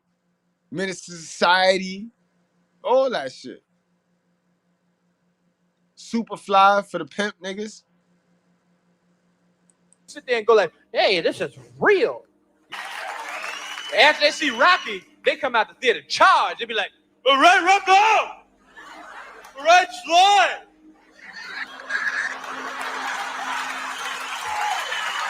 Hey! All right, Rocco! Rocco! Well, people standing on line and shit. Hey, Paisan, you going in to see Rocky right now? Yeah, great fucking movie. You know, Shum, you know what I like about Stallone's movies? The realism, you know? Because, you know, that's the way you got to treat those moolies. They think that they can fucking push you around. There's your big hot shot. Get the fuck out of here. Get the fuck out of my face with that shit. That's what I like about Schleich. He goes in, and the moolies are beating him, and he don't go down. He's not going down. He comes in, he cracks the moolie's hole like this. He falls on the ground. That's what you know something? You can really do that. You can really do that. You see that big moolie y'all stand over there? You see that black guy over there at the line getting some candy? Yeah, all right. Now, he's about 6'5". I'm 5'2". The way Eddie Murphy tells the story. That shit funny though, cause I got a little story for y'all. Don't be holding your breath. My shit ain't as funny as Dirty, but the first Spanish nigga I ever knocked out, he could owe that to Julio Cesar Chavez, cause that nigga thought he was Julio Cesar Chavez, bro. You see how it get indoctrinated in your mind, like you start to become these characters, you start to become these folks, and you go outside and get your ass killed. Know what I mean? Stop. Don't do that. Don't do that. It play the same in relationships too. You guys watch the pornos and you indoctrinate a bitch in your mind. You indoctrinate a certain type of bitch in your mind. And now you go out there looking for that bitch right there, bro. And now that bitch got you hooked. And now you just financially fucking up, searching for that bitch, bro. And you ain't never gonna find that bitch, bro. Now you in a delusion like your hell of a mother, bro. Story, it loses the weight of seriousness because he is a comedian. Billions of dollars are spent to make sure that the image of black men is a laughing matter. And black people are the biggest group of people that believe in a God that doesn't represent their own image. The foolishness, but at the same time. And that's a fact. We represent a God that do not represent our image, because I'm a nigga. And they representing the God as a woman. Woman is not God, bro. Woman is not God, bro. Y'all heard that pastor nigga yesterday night. This nigga gonna sit up there and say woman is the second coming to God, bro. When God decide to strike these niggas down, he's gonna get them first, bro. He's gonna get them niggas first, bro. All them religious folks, them Christians, he gonna get them. The ignorance, because this system was never built for black men to thrive. The black man dying first is a symbol of weakness, incompetence, discouragement, inferiority, and it recurs time and time again because that's how indoctrination works. Apollo Creed acting a fool and dying is a perfect example of this. That's why the images of black men that represent strength, power, ability, etc. are destroyed or manipulated. Do you think it's a coincidence that so many ancient Egyptian statues have their noses broken off? They want you to believe that black people were always enslaved and never had empires. That's why the CIA and the FBI terminate so-called messiahs. Do your research and you will find that many black men rose to the occasion to change this negative image black men have. There's a lot of power in images, symbols. So turn off the TV and do your own research. Knowledge is power. If you want to make And that's a fact, guys. It's all about knowledge. It's all about power, guys. And don't go nowhere, because it's about that time of the show for us to cook together, bro. It's Thursday. The link going in the chat. And I still got some more videos. I got a lot more videos, actually. You know what I mean? So, y'all hop on. While y'all hop on, I'll play a little break. You know what I mean? And we'll get back. We'll get back.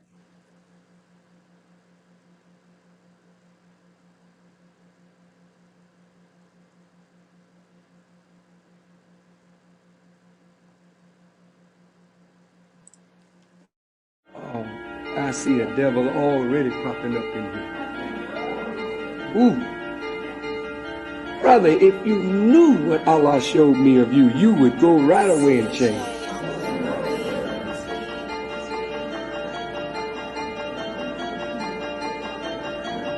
Up in that third balcony, the second balcony. Man, evil nigga. Oh, Yakub ain't got nothing on you. Well, I'm gonna tell you something, believers. Some of you are gonna try me, and I will show you very quick who I am. And you're gonna be surprised. Some of you little crazy Negroes, your hearts so filled with darkness and hate. But if you make the little move that you got in your crazy brain, you won't last. You won't last. And I say this, when we get real tight, strong, see a snitch and an enemy that's in here among us, he'll show up. I'm going to say this public, because I really don't give a damn about the consequences. A dear brother and or sister, if you're on the payroll for the police or the FBI, I don't mind you being there. I really don't mind. Because we're not doing anything that we would be ashamed of. So you can be here, it's okay. And even if we knew you was the police, we would not bother you. However, if you work in an evil way to try and break up something good for our people, then we will kill you. Salute, salute. Welcome back, guys. We got my guy Dirty Folks in the building. What up, Dirty? What's poppin', pimpin'? Same old shit, just shooting the breeze. Shooting the breeze, man. Just chilling out, maxing, relaxing, all cool, and shoot some b-ball outside. Doug. Yo, let's break this one down, Dirty. I got one coming up. We got one coming up. We still on our celebration theme. Cause men is awesome, guys. Men is awesome. This one right here, guys. Man saved this girl life, man. This girl, you know how women is. They stay on that phone, B. They forever on that phone. That phone gonna be the death of them.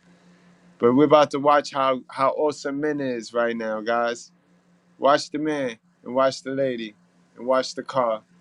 This woman is texting as she strides across the street, oblivious to the danger she's about to face. That's when a total stranger leaps into action, saving her from being run over. Here's the footage taken from a parked car's dash cam. She's wearing headphones. Her face is buried in her phone. Then she heads straight into oncoming traffic on this street in downtown Cincinnati. And here's the hero, 25-year-old Chris Allen. I was trying to wave to her. She couldn't hear me, obviously, so I ran out and just kind of pulled her back. And after all that happened, she was kind of in shock. You can see her thanking him. And she's like, "Oh my God, thank you so much." And then I was like, "No problem. Sorry about that again." And we just went our separate ways. Distracted walkers seem to be everywhere. There are tons of examples on YouTube. Chris has some sensible advice. Stay off your phone when you're walking. Your safety is everything. That's simple, yo. That's simple. I seen a couple of bitches almost kill themselves with their face in that phone. Bro, I'm surprised he didn't yell misogyny, because she looked like she was an ultra feminist. Yo, I thought I would have loved to see more of that video, because I could have swore she was about to push him off or get crazy on him, like if he wanted to touch her or something. But you know what I mean? I can't assume. I can only go. I'm going off him. He said she thanked him, but I would have thought by looking at her, I would have thought she would have yelled misogyny. All right, guys. This is an old one, guys. Y'all might have seen this one before, but it don't matter. We on our shit tonight, and we gonna see it again. You know what I mean? You're gonna see it again. Y'all ain't see this shit before.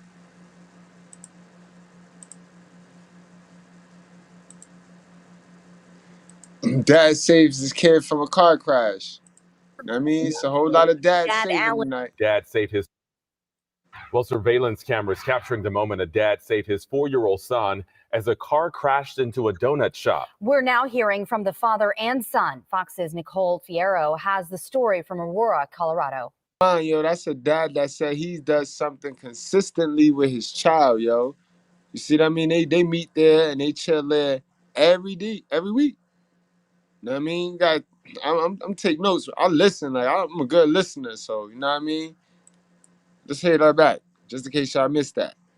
Because you know the narrative, Dirty, is that men ain't shit. Men don't want their kids. Man, men are awesome. Shout out to y'all guys too. Men are awesome, man. Plus, men are creatures of habit. So if you used to doing something every week or every other week, that's what you're gonna do. Women need excitement. Men do the same thing all the time. But I'm gonna let you rock out, but that's not even a thing that amazed me about this video. But go ahead, play it again. I'll say it later. On Fox's Nicole Fierro has the story from Aurora, Colorado. Do you know how alpha that is? That's a handsome young man. That's alpha right there. That's protection. Okay, here's my problem with this video. Who the fuck eats them sprinkle shits, bro? It's just disgusting, bro. I shouldn't say that, man.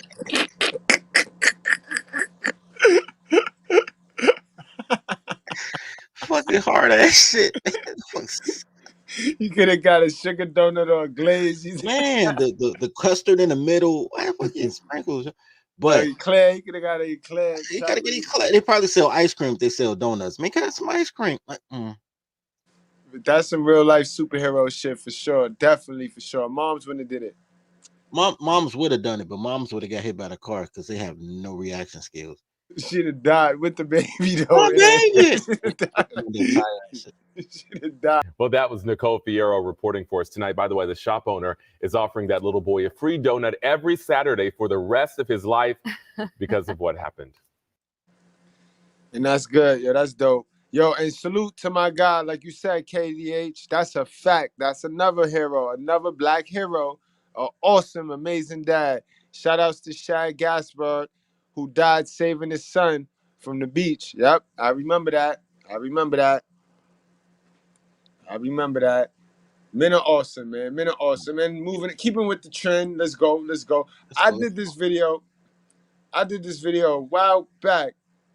What did I do? Did I do some dumb shit? I think I did. No, I didn't. I got it. All right. So I did this video a while back. You know what I mean? And I did this video a while back, but I got a better angle this time, guys, because more came out. I got a better angle this time. So let's get into this, Dirty. This was the story, guys, that I did like a couple, 4, what was it? Back in April, where the moms, she had to been smoking crack. She went and tried to throw her kid in front of the fucking car, but the guy stopped it, got out and helped the kid. Amazing. I remember that. The van. Yeah. Yes. You remember that? Yeah, I remember them two brothers, yo. That shit was wild. I got another angle. I got the new angle, and I got them telling the story. Before it was the news reporters telling the story. So I got them giving the raw and mitigated truth. And again, guys, you see the narrative that they push and promote and pump. That is not the truth, guys. Fake is now become the new real. So it's fake information out here. A lot of it. Woman allegedly tries to throw her son in front of a car. God damn. This lady tried to make me hit her son, man. She tried to throw her son in front of my truck. This lady tried to really kill her son, man. Man, these motherfuckers fucked up, man. This lady tried to make me kill her son, tried to throw her son in front of my truck, man. Man, this shit crazy.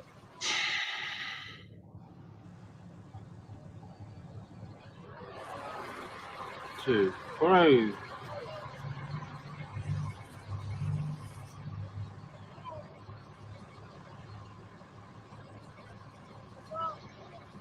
My brother had to get out and grab her, man. She was about to slam her child on the concrete.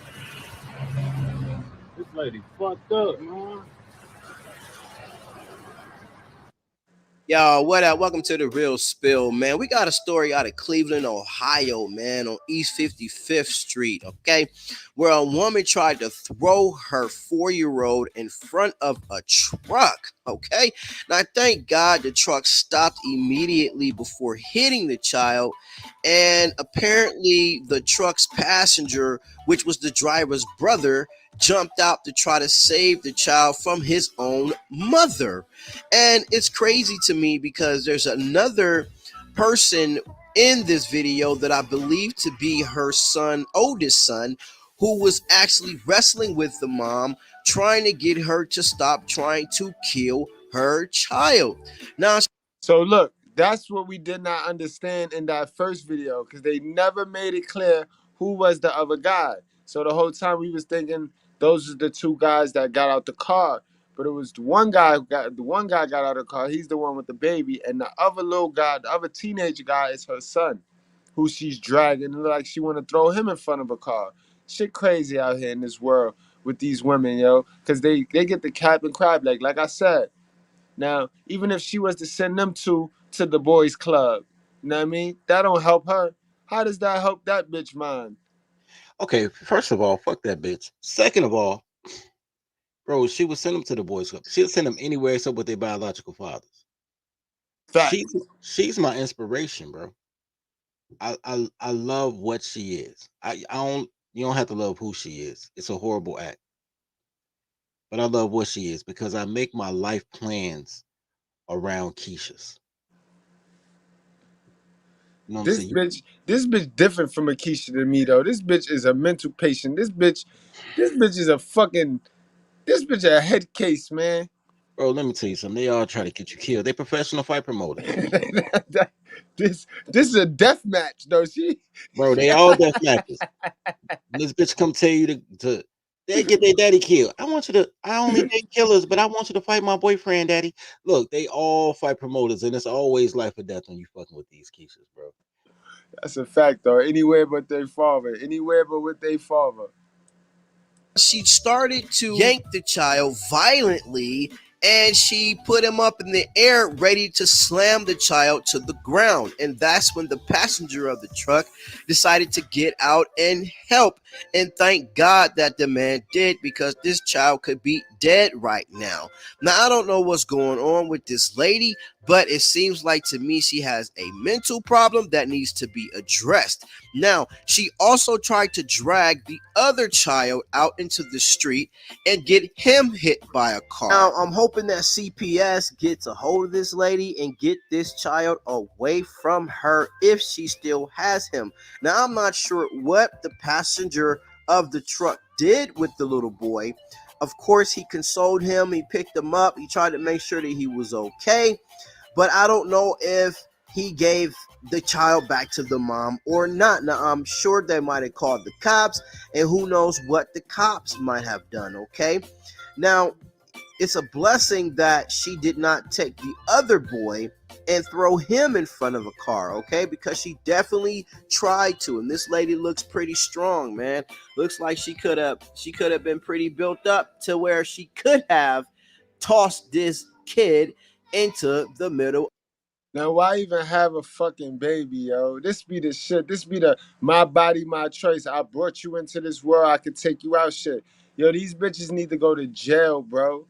They need to go to jail, directly to jail. Do not pass go. Do not collect that $200 that you take your ass around this board just to collect, and that's it. And you think that's how you play the game of Monopoly, you fucking dummy. I can't stand these fucking devilish bitches, bro. And that mental health shit. Stop running. You cannot give these black people ailments like that. You can't diagnose them with no type of ailment because all you doing is giving them an excuse, bro. Mental illness comes from fighting your God and your biological nature with Satan, what government Satan Zaddy telling you. That confusion is enough to cause mental health. All right, that's the mental health problem that we got going on. All y'all bitches is in a nightmare. Yeah, because y'all want to defy God.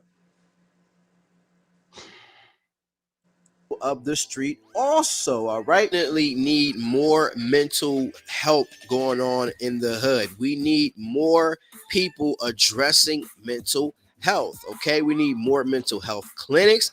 Mental health is equivalent to them in taking the truth. These bitches ain't trying to intake no truth, therefore their mental health will not get better, all right? Period. Stop talking about mental health. They need training. That's what they need. Nigga need to. First of all, you can't even choke them out. Cause who said that, man? Zilla said that shit. Said they got the strength of 10 regular men. You know what I just learned this year, Zilla? To beat a black chick, you gotta hit her in the armpit. You can't hit in the jaw, bro, because I face strong as shit. You can't choke them because that's how they come off sex. You know what I'm saying? You got to hit him in the armpit, bro, and just jam the armpit on some Clubber Lang shit. Because you're right, they got the strength of 10 men, bro. Facts. We need more counselors, more therapists. We need all of that in the hood because it's something going on and it's something wrong in the minds of these people, okay? And it's a sad deal when a child becomes the victim, especially the victim of the parent, because whatever the parent goes through, the child goes through, okay? And they make it hard on these people to be removed from society. Now look at this kid here. He's panicking, okay? He's in the middle of the street and some lady, which I think is his mom, has him wrapped up by the neck, ready to throw him in front of a vehicle. I mean, this is sad, man. Thank God that the car slowed down and seen it before it can actually happen, all right? Now we got the person in this red vehicle who decided to pull over to see exactly what was going on, okay? Now, the guy with the child, who was the passenger's brother, walked over to this red vehicle and started to talk to the person in the car, trying to figure out what they were going to do with the child. Okay, so hopefully they gave the child to the cops, and hopefully they took. What you was gonna say? I ain't say nothing. Oh, okay. I was saying he was playing hot potato. Then he was ready to get rid of that baby. Like, all right, now I didn't play superhero for the day. I didn't did my civilian duties. You take this baby, let me go on about my business, jump back in my truck, and finish my day. Yeah, that's all they wanted, man. They didn't sign up for that, bro. They signed up to deliver furniture. They did not sign up to rescue kids. That's a fact, bro. That's what I would have been doing. Like, all right, let me get the fuck out of here, man. This shit crazy, B. Took this lady to jail, okay? I mean, this is a very serious thing when you try to kill your child, and thank the Lord somebody was there to help. Man, it's a lot of craziness going on in these streets, okay? So look, thank you. Absolutely crazy, B. It's demonic. It's devilish. It's satanic, bro. It's good versus evil, and the evil is outweighing the good. It's crazy. Louder, man. Evil just louder. That's it. That's all. All right, guys. Let's get into the good stuff. Those of you that's watching over on where we at? Those of you that's watching over on the State of the Art, it is time, guys. It is time to click into that link and come on over to the old school, the School of Common Sense. You know what I mean, guys? We are deleting that. We are clicking off on that live now.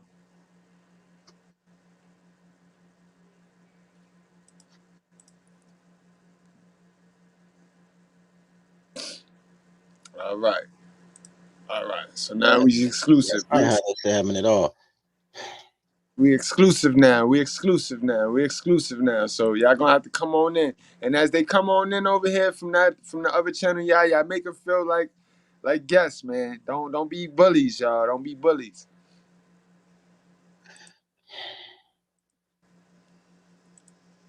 You know what's crazy, bro? Right. When these chicks mess up with their kids, and the kids got to go to the system, they get to choose who the child goes to, and they never choose the father, bro. Yeah, that's fucked up. They'll pick the grandma. They'll pick the motherfucking godmother. They'll pick anything, B. Let's look at this shit. Let's look at this hot mess of a bitch right here. Convince me these motherfuckers love you back. Anyway, that's the story progression. Let's get to this hot mess of a shit, bro. I'm gonna let you break this one down, Dirty. Because this is straight fight. This is tolerology. This is tolerology 101 right here. Fight promotion. They don't give a fuck about their kids, bro. This bitch threw this baby so far to a stranger to get to that bitch, to get to that next Keisha. Incredible, yo. And I can't make this stuff up, guys. I didn't show y'all. If y'all didn't see the flow of the show, we went from how good we are and how amazing men is to how much of a piece of shit these women are. And this is why they don't want us in the mainstream public to outdo them in any good that going on out this motherfucker. Cause they ain't doing nothing. They ain't producing nothing good. We done seen it. Look at this hot shit right here, guys. Hartford police searching for a mother after a fight on a CT transit bus. It was captured on a cell phone camera, but what has most people disturbed is that there was a baby involved. News 8's Bob Wilson is live in Hartford with a look at the video that has now gone viral and reaction from residents. Bob. Yeah, this happened back on Wednesday, and when it happened, the bus driver couldn't really see what was going on. He was driving. There was loud yelling, screaming, swearing. A fight broke out. He followed protocol, pulled over, and everybody ran off the bus. He reported it, and nothing much came of it until the video surfaced. It's a disturbing video that's going viral on Facebook and YouTube. A mother riding a bus on Albany Avenue in Hartford, baby on lap, swearing and yelling and threatening another woman on the bus. It's what happens next that shocks people. What the hell? That's crazy. That's insane. Look at that. Who would do that? She don't even know that person she tossed the baby to. The video shows the mother throwing her baby across the aisle to a stranger and then running up to the front of the bus and start punching the woman that she had been arguing. Yeah, I saw that shit. If you blinked, you might have missed it. That's how fast she tossed the little baby, yo. I done seen this shit twice in real life, my nigga. In real life. Motherfuckers giving their baby to perfect strangers so they could do dumb shit. The 2 times I saw it, they was fighting their baby daddy and gave their kids to a perfect stranger on 2 occasions, bro. These bitches do not give a fuck about their kids, bro. Wow, but bro. Here's what's so crazy. I bet she gave the baby to a random woman. Let's see. Toss the baby to. The video shows the mother throwing her baby across the aisle to a stranger and Yep. then running up to the front of the bus and start punching the woman that she had been arguing with. It happened Wednesday morning. That's a woman. The That's video a is woman 2 minutes right. long leading up to the fight. Yep, that's a woman. The mother is swearing, asking people to take her baby so she can fight the other woman. Disrespecting me for my baby, man. Somebody grab my baby, man. Oh my God, that lady's crazy. How she do something like that? I know, look, and they're going to start fighting. You can see them fighting right here in the back. Oh no. That's just... Look at that fight promoting ass nigga on the news. He like, look at them. They about to start fighting in the back. He got that footage for the news. Little bastard. That's crazy. That's horrible. That's She has horrible. no regard for her own baby. You know, I mean, the bus driver should at least stopped and, got him off the bus. Now, DCF and police are investigating. According to the Transit Authority, the protocol for when a fight breaks out on the bus is to pull the bus over to the side of the curb, open the doors, and let the women off. And that's what happened. Police say all protocol was followed. The bus driver contacted dispatch, and now it's under investigation by the police. It happened right here on Albany Avenue on Wednesday. I think the police or DCF had to do something because that's something that never happened. There should be no investigation. If they see what I just see, she's taken. Put in state custody until the mother can go to court. That was assault. She's assaulted a child. Many people believe it's not the fight, it's not the handing off of the baby, but the 2 minutes before the fight, the swear words, the threats, that's just as bad. People that's sitting down, not even doing nothing, stopping it, or they just, they're at fault too. They needed to just stop it. Somebody should have stood up and said, chill with all that. I'm laughing Now, at the just jail. so we're clear, doesn't appear that anybody was injured. You can't really follow up with the other woman who was in the fight, but they don't believe anybody was injured in that, especially not the baby at this point, but that will all be investigated by police. Goddamn, bro. Goddamn, son. I don't even know what to say after that right there. That's some motherfucking shit right there, That's bro. some everyday black girl shit, bro. That wasn't even news to me, bro. Incredible, bro. And we got one more, guys. We got one more. You know what I mean? We saved the best for last. This was very interesting. I seen this shit. Now, this some shit I seen. Like, we sat there and watched this bitch lead a kid at City Island, bro. Busy ass City Island, yo.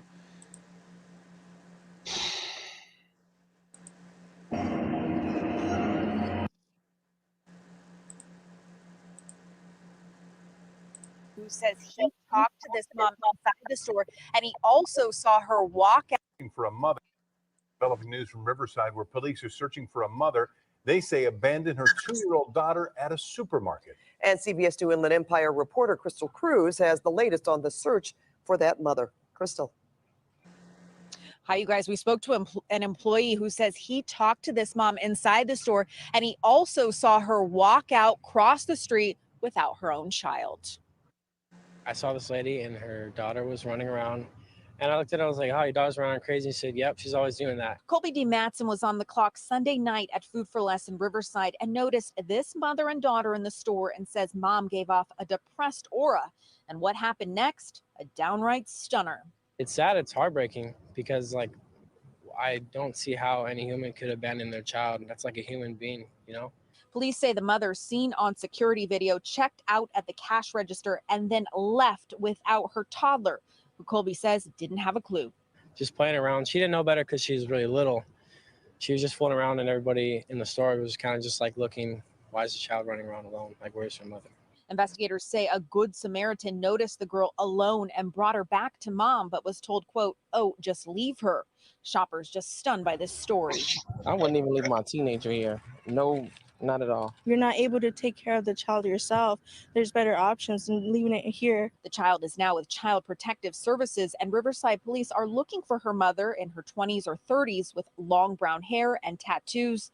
The child identified her own mom by security video. And we stopped it right on her mom, and we picked her up and we asked, honey, who's that? And she said, mommy. And she got all like sad face, like sad face. And we all just looked at each other and our hearts kind of just broke.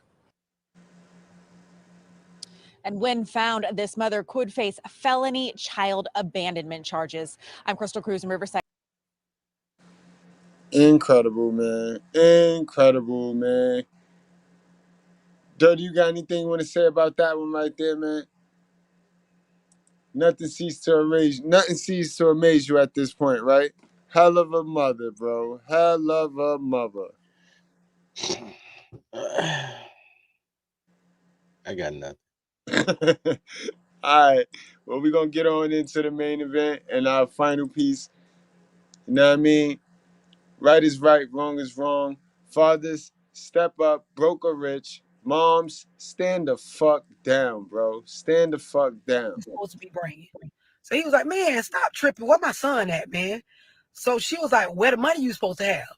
Like the whole point, bitch. So listen, y'all, I just want to share this with y'all. And I know some of y'all going to be bothered by this video, but y'all know I don't give a fuck. So listen, one day me and my homegirl, we get ready to go to the mall, right? So I go to her house to pick her up. So I pull up in the front, she come out, and it was just supposed to be me and her, but apparently she's bringing her son. At least this is what I thought. So she come out to the car, she come around to the passenger side, and then she like, you know, love, can he sit in the car real quick? I'm waiting on somebody to pull up. So she opened the door, she put him in the car, whatever. So me and him sitting in the car, and of course it's hot outside. So I guess that's why she wanted him to sit in the car with me, you know, in the AC. So she's standing outside the passenger door, she waiting on the person to pull up, whoever she was waiting on.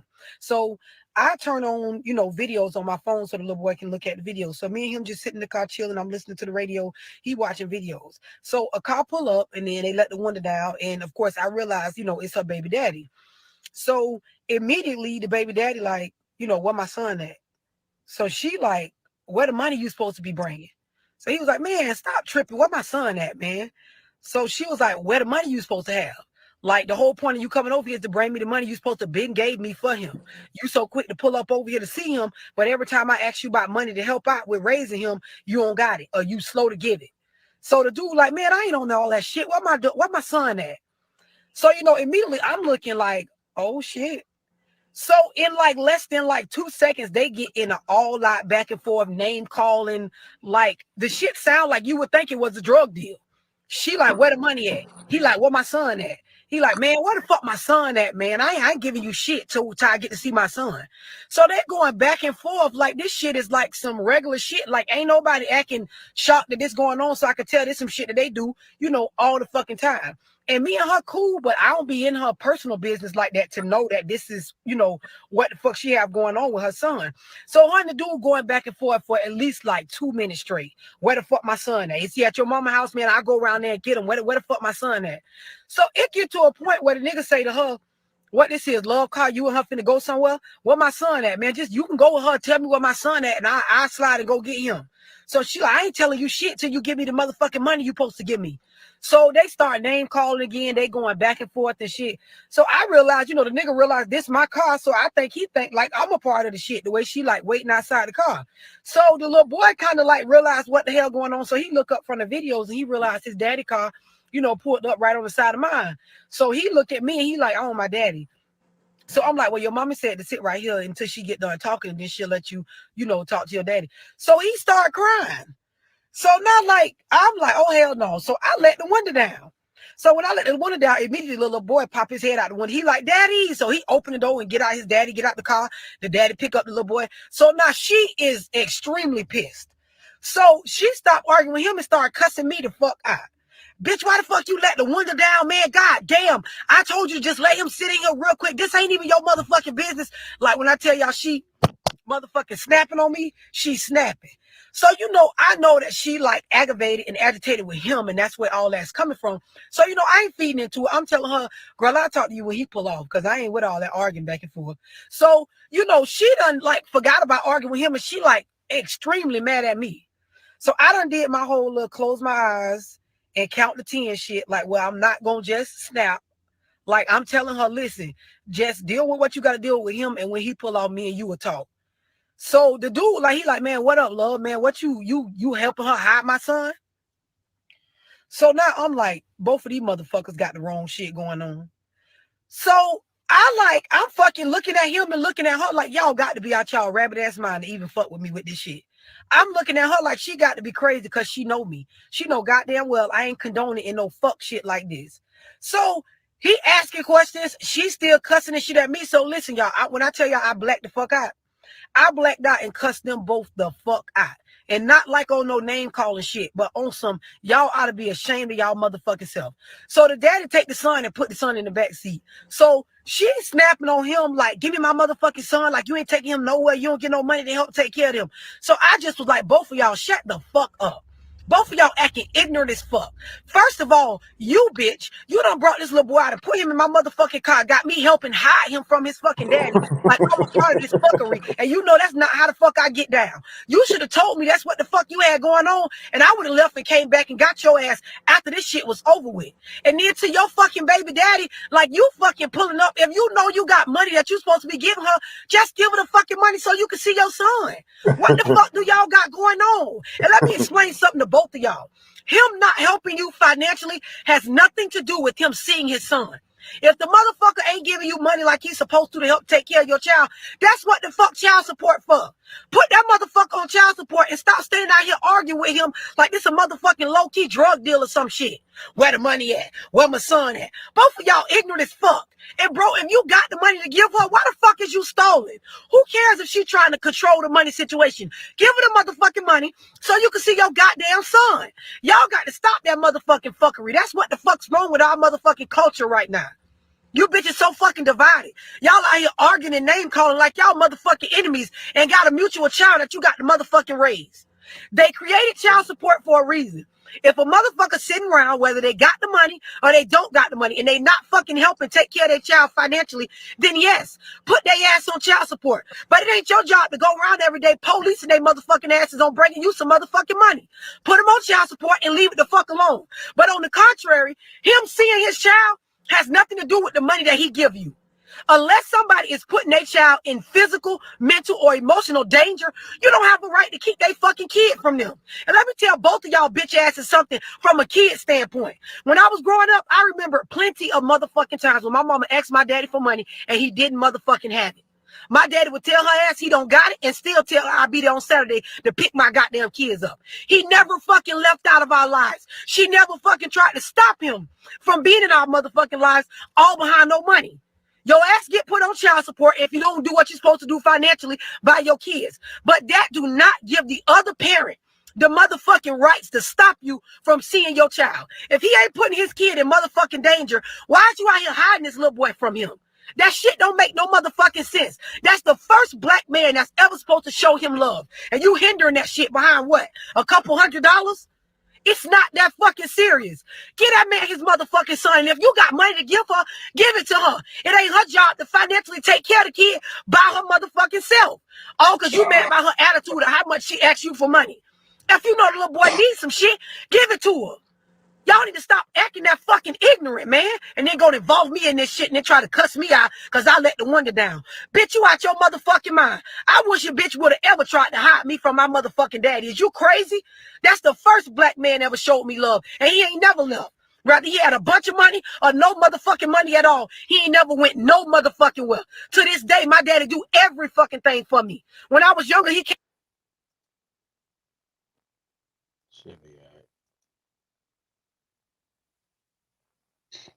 The bell, what's up, my guy? Welcome to class tonight, man.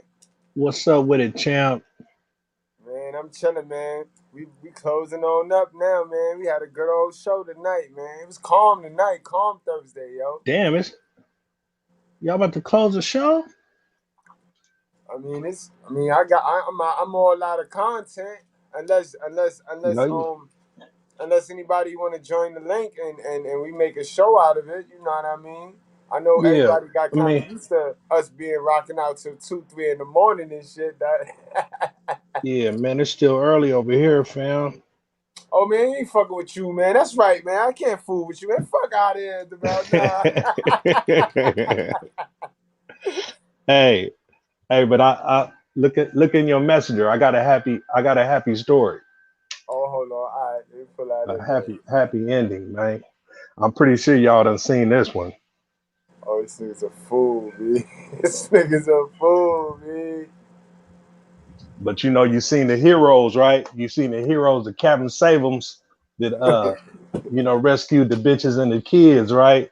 Yep. Watch this shit. I can only imagine, y'all.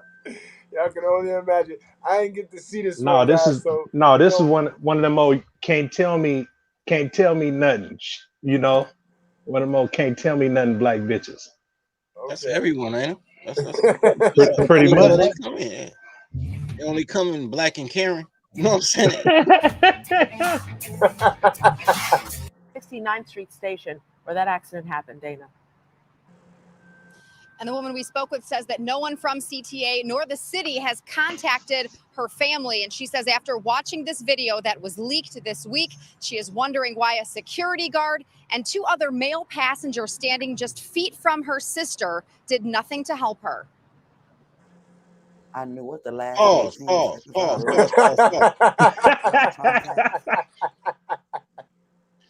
Before it came on, I was about to say, yo, that's Brandy. Before this even came on. Let me tell you something, bro. I like Brandy as a person. I would never date her or give her no dick, but I like Brandy.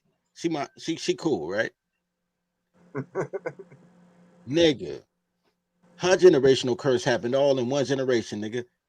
That's her sister that got killed at the train, right? Yeah. It's another video of a girl getting killed on 4th of July. That was her niece. Motherfucking her nephew got killed. I just know about the 2 females. Bro, in a 18-month span, this girl done lost them their whole motherfucking first bloods, bro. I don't look, and I like Brandy, but I don't fuck with her, bro. Like, cause I don't want to be next to her. Like, it's something. You don't want to be down. You got a dark cloud over these niggas.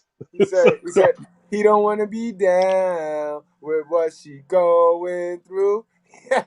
she the homie and everything, man. She do movies and all type of shit. But What kind of movies? Ghetto Gaggers? You know what, you would think so, but nah. I mean, what kind of movies this nigga in? A Western? Nah, you know what? This is what it is, man. She really kind of plugged in the underground Chicago entertainment. So like, she not in the movies, but like, she know a bunch of cool niggas. Like, you know what I'm saying? We was fucking with it until like everybody started dying and shit. But you know what I'm saying? We was fucking. Yeah. Oh shit, yo, hold on. We got breaking news. Tom Brady and Gazelle going through some shit. This what happened when you retire, fellas. When you retire, man, and you gotta be around this thing all fucking day, bro. Oh my God, son. She gonna get on your nerve. You gonna get on her nerve. And it's just because these bitches not designed, bro. These bitches not designed to be Tom playing this year. He ain't retired. He ain't retired. He stayed home for 1 month with his wife. Was like, yo, fuck this shit. I'm It going was back. just a summer. It was an off season. It wasn't even really a retirement. Nigga, he said he was gonna retire, and she Yeah. started making all the plans what he gonna do with his time. Now that he got time, he was like, I'm going back to work. Fuck I'm this. going back to work. Word. Word. Hey, but let me tell you something. You know how common that is, though. How many men get out the service or do 20 years on a job, work at the factory, right? They get that job at 18, 19 years old. They retire, get the gold watch at 39. They still relatively young. And then they'd rather be a greeter at Walmart than stay in the crib with their wife. They just find some shit to do. That's a fact, though, Dirty. Like, I mean, most.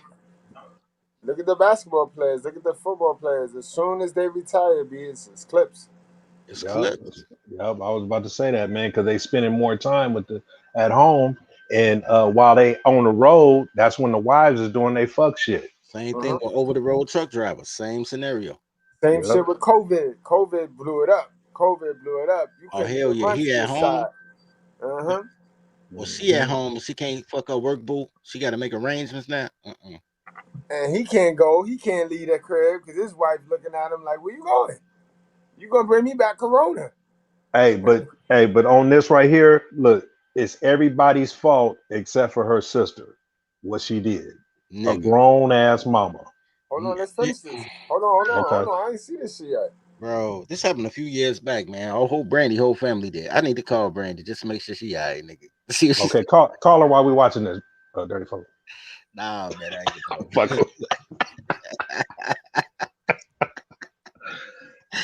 You ain't shit. Who this man? What Kobe did was unique, though. See what Kobe did. What Kobe did was unique, though, and a lot of niggas are scared to do what Kobe did. You see, Kobe cheated on his girl, and he grew his imprint. Sometimes you're gonna have to cheat on your bitch because she thinks she too it. You know what I mean? But that's what happened. Kobe cheated on this joint, and then he outfitted up. But by him cheating on her, that grew an attachment to him. You know what I mean? Because you knock her off that little pedestal that society place her on when you cheat on her, bro. And for some weird reason, that attracted to you more. That part's true. I don't know about the first part, but let's revisit Kobe and Vanessa after this. All right. I got something to talk about Vanessa, man. You know what I'm saying? Vanessa, don't tell me nothing. No, she a true champion, man. You know what I'm saying? If anybody wanna, hey man, she the one. Right. Share virtues. I was about to say, don't break my heart. The share virtues. Oh no. I mean, I rarely give out the credits, man. But you know what I'm saying? She got mine. She got my vote. All right, cool. I'm hurt. I'm disappointed. Brandy Martin says the last 5 days have been devastating after her 37-year-old sister, Falon Smith, was hit and killed by a CTA Red Line train. No person is perfect. The judgment that's being passed on my sister for making a decision is terrible. The comments that's being made on Facebook are sickening. At about 12:40 Thursday afternoon, Smith was on her way home from downtown. You can see her here looking down at the tracks after dropping her cell phone. It appears she talks with a passenger next to her in the red shirt, then jumps down. Another passenger in a white shirt carrying a red bag points down the platform where a security guard and dog are standing.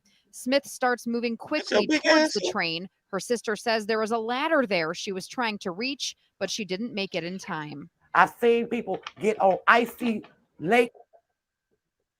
Wait a minute. I'm not the smartest nigga in the world, bro. But was she walking directly towards the train, bro? Man, it was coming from that direction. Yo, look, you can see. Hold on, because I'm not even gonna talk about just because I know Brandy and she the homie. I'm not gonna say y'all can imagine. But I'm just say this. Don't y'all see now why video games save lives? Mm-hmm. If she only paid Frogger, she would have known. Yo, she would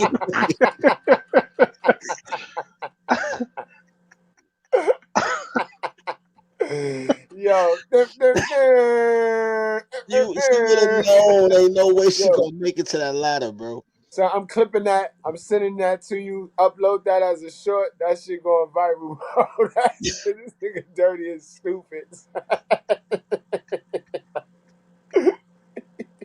And save dogs and risk their lives.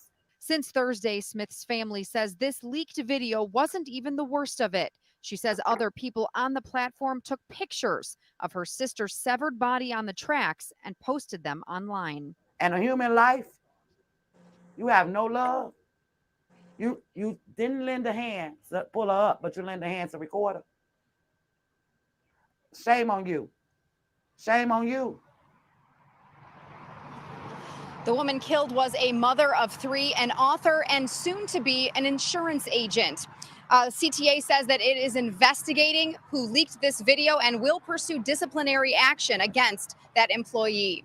Live in Inglewood, Dana Rebick, WGN News. Let's see, only played for Cubert. Cubert would have got it there. Oh man, B. God damn, that was crazy. You said it. You said it, DeBell. You called that. You called that. You called that. No Now accountability, yo. the happy ending is she's a drain off society. No. I mean the sad thing, you know, that's dirty folks homegirl, man. Hey man, God look, damn it. I didn't know that. I didn't know the connection, dirty. Nah, ain't no connection. Like, I mean, we cool, but I know half the city, man. So here's no, you know what's crazy? Hey, no, you know what's crazy, nigga? You need to train your toddlers. She ain't my toddler, nigga. She untrainable. She's not trainable, nigga. You gotta know when to hold them. Know when to fold them. Shit, they be climbing out the crib. She didn't know how to climb up that goddamn staircase. No, and that is, look, I've never seen that video. I knew when I saw Brandy, I said, oh, I know exactly what this is. But I never watched the video. To see her run toward the train, I'm like, yo, all I could think in my head, yo, besides video games is, this is what public school is. This is how we started this shit off. This is what public school, the fuck, nigga. Look, yeah, yo. I'm with you on that shit, Jalen. Who let that bitch out the house, bro? Who let her off a plantation? Because she clearly ain't got no sense of direction. A mother of 3 took a life chance for a cell phone. No, not a cell phone, sir. An iPhone. Yeah. Branding is everything. She wouldn't have did that for an Android before Yo, an iPhone. They couldn't Like, pull her up 'cause are she those started silent? running- Are those she started running trains to the silent? train. You can hear them motherfuckers coming, can't you? Right. Okay. They pointed it. They pointed to her. Okay, go back to the video right before she got hit. Yeah, let's play that one more time. No. Because the bill asked me a question, and I want him to have a full connotation of how many ways she could have not died. Go back to the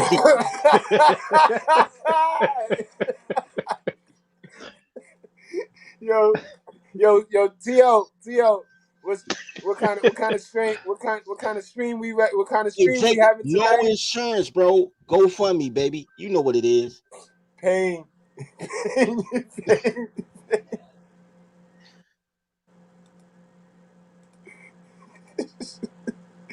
Yeah, I was just about to get into Stacey Dash ass because something just came across my desk, and I could fit that in tonight. Stacey Dash, she on crack. That bitch on cocaine, bro. She was a beautiful black chick with you on how to have a average healthy and successful gay Right, but relationship. she looked too much If like this Jada doesn't- Pinkett, yo, and I had the same kind of love that I had for Jada for her, and now these bitches is all stupid, bro. 69th Street Station, where that accident Fast forward, happened. bro. Just fast forward to the train part. Just fast forward to right when she was about to get hit. Go up to the train part. All right, go. No, keep going. Right there. It appears she talks with a passenger Pause it, next pause to it, her pause in it, the pause red shirt, then jumps. All right. So the bill. Let me explain something to you, sir. You ready? Okay. Yep. Okay, cool. Number one. Damn, you probably could have seen it better. You'll have to see it side by side from where the lady started talking in this picture. Down. Another passenger in a white shirt carrying a red bag points down the platform where a security guard. No, it ain't about what she's talking about. I'm just doing a play-by-play. Right at the top. Hold on, but you can't see because I ain't got the mouse. Where that thing in the middle is, right above that, there is a sign that says train will approach in 12 minutes. Train will be Right up here somewhere.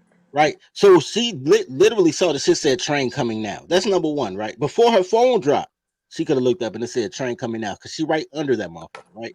Not only that, there's an announcer, a computerized voice like doom, doom, train downtown approaching now. Loud as shit, because the speakers in that motherfucker too. So the sound there is speakers there. Everybody know the train coming now. In addition to that, this motherfucker on the side of the expressway, that's a Dan Ryan expressway. Do you see anything obstructing your vision to see the tracks all the way up or down, sir? Nope. You can see the train coming when the bell ring, before the bell ring, to see the train coming now.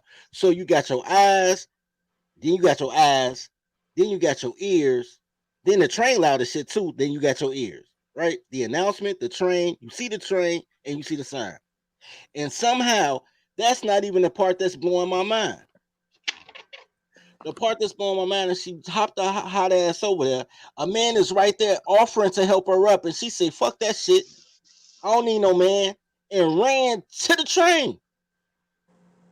Yep, yes she did. Sure did.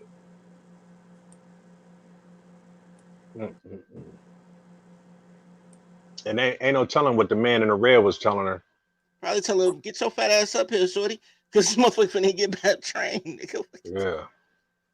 And that's the train she was waiting for. So you know when you're waiting for a bus or a train, you looking up to see how far it is. I know one thing he did tell her, I ain't going to get it. Right. So Brandy is on the news saying that these two niggas should have risked their life and they should have died along with her for that fucking cell phone. She a fool. She a whole fool for that one. I don't know about all that. I ain't dying. I ain't going. Who runs to the train? You know what, man? I'm gonna let the Bell Mississippi pimp from Portland ass take over from here. I'm done. I am done. The Bell, this is your show. You the co-host, nigga. I am done. Ah, man, come on, man. I mean, goddamn, man. Word, guys, we can go on and wrap this one on up, man. I know you're gonna call Brandy after the show. I ain't called Brandy in years, nigga. That's what I'm saying. You finna go through your phone to look for her number right now. See them old text messages y'all had going back and forth. No.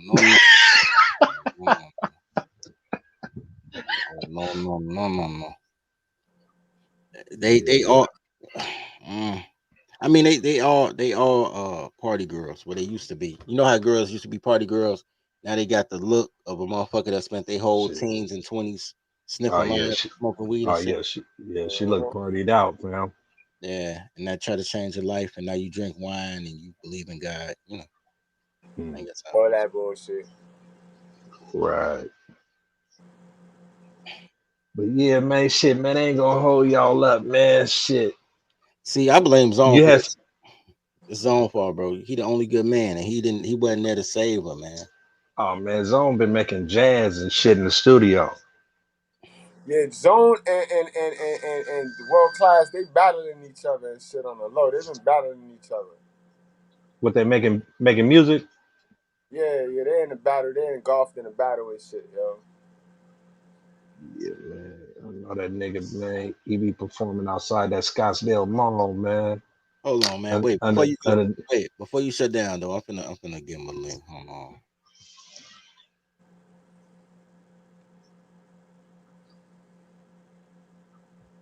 You can send it to my messenger, Dirty. I'm gonna send it to the private chat. All right. No, we finna play it right now before we shut down.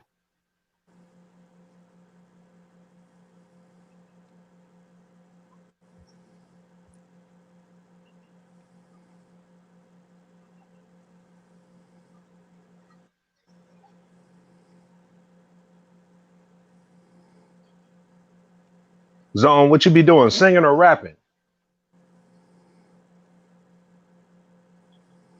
Zone be doing a little bit of both. He be rapping and singing from what I heard. Shit, me and Jay Breezy about to come out with a duet. Word? Yeah. Called $37. I'll take short. Jalen Breeze needs some D, yo. That's all, yo. Y'all keep fooling with this girl. She needs some D, bro. She got some D at the crib. No, she don't. Not no more. Not no more. He said, damn her. He said, damn her. Her confusing ass. She confusing the niggas and shit, B. Jalen Breeze got to stop confusing the niggas. Niggas don't read minds. Jalen Breeze, hop your ass on this panel, yo. Because you always in my chat. You always in my chat. I'm startling the fellas and shit.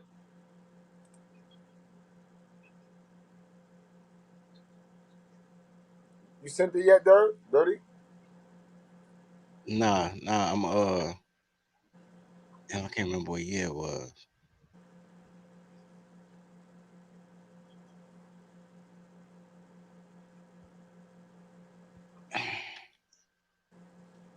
Jay Breezy, come say goodnight to a nigga, man. Facts. You in there playing in the class all day. All day you was playing, throwing spitballs and shit. Every time I turn around, you throwing spitballs and paper balls and shit. Welcome to class, girl. Welcome to class, man. What's up? I got you, Tola. Nothing major. Y'all better chill. What's going on, Breezy? Man, nothing major. I was just listening to y'all. It's a pretty good show tonight. I see y'all as I promise you. I need a cigarette. I put it in the back check. Not to cut you off. I'm sorry, Breezy. But check this out. I put it in the back check. You can't make this shit up, bro. I swear to God, you can't make this shit up, bro.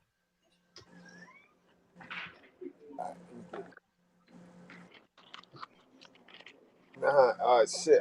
How we do the back chat shit, son? How we Go do to the that? private chat, nigga, in the back. You on stream, y'all. Go to the other chat.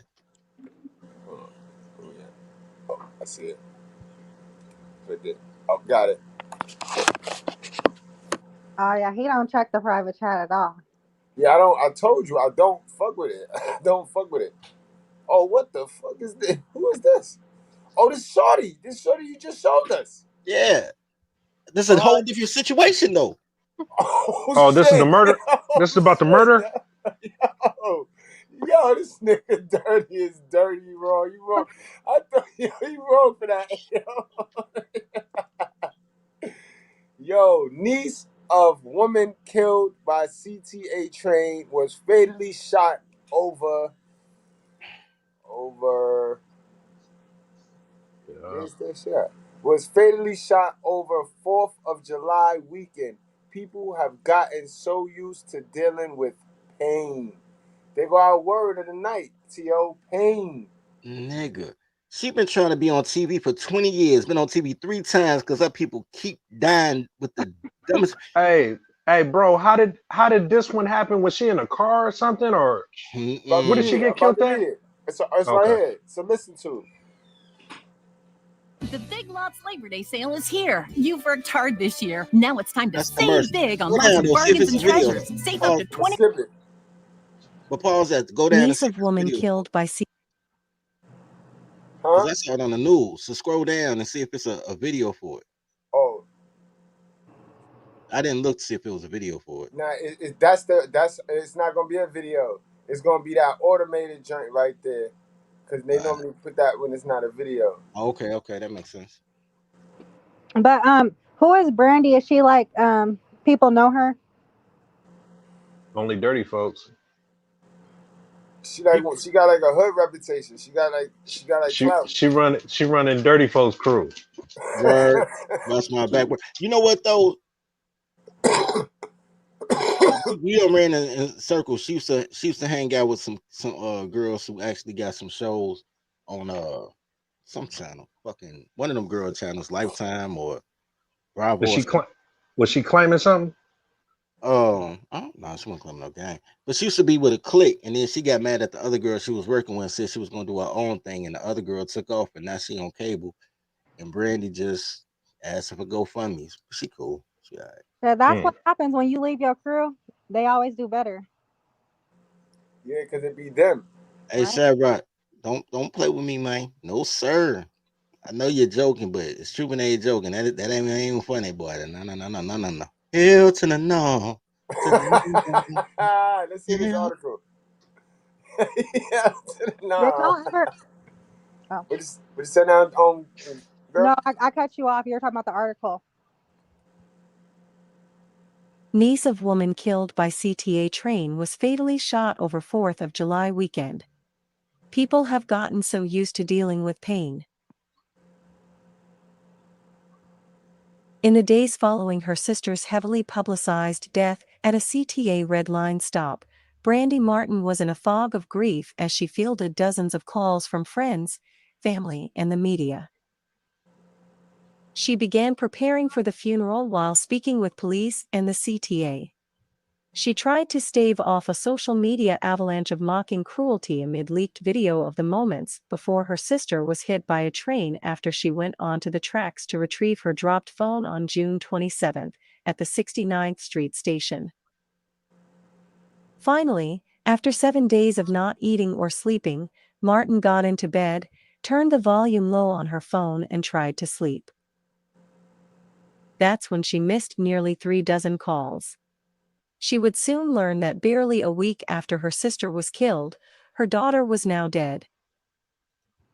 Martin's 22-year-old daughter, Akilah Addison, was at a party celebrating the 4th of July when a man shot her in the head just before 3 a.m. on July 5 in the 4200 block of South Wells Street in the South Side's Fuller Park neighborhood. It wasn't just another gunshot victim, Martin said. It was my daughter. Now Martin is planning a double funeral. She is preparing to bury both her daughter and her sister after a joint ceremony on July 12. She previously started a GoFundMe campaign to raise money to bury her sister, as she did not have enough to proceed on her own. On Saturday, she added her daughter's death to the campaign.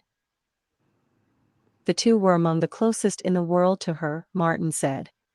The 42-year-old woman was 5 years older than her sister, 37-year-old Felon Smith. She helped raise her younger sister when there was trouble at home. And she was beginning to experience a new, more grown-up relationship with her daughter, who was her oldest. At 22, Addison was working at a salon as a hairstylist, taking online classes and growing more independent. She was beginning to relate to her mother as an adult. Breaking news newsletter. I was developing a grown woman friendship with her, Martin said through tears, talking on the front porch of her Marquette Park home. Martin is going through the motions to get everything ready for the double funeral.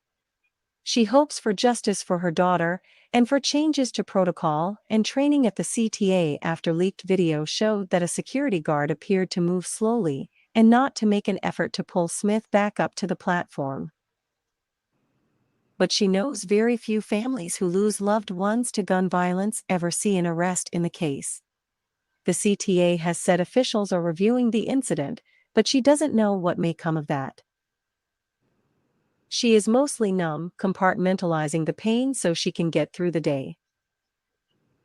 People have gotten so used to dealing with pain. I am accustomed to it, Martin said. Buckley at ChicagoTribune.com. Yeah, that's it.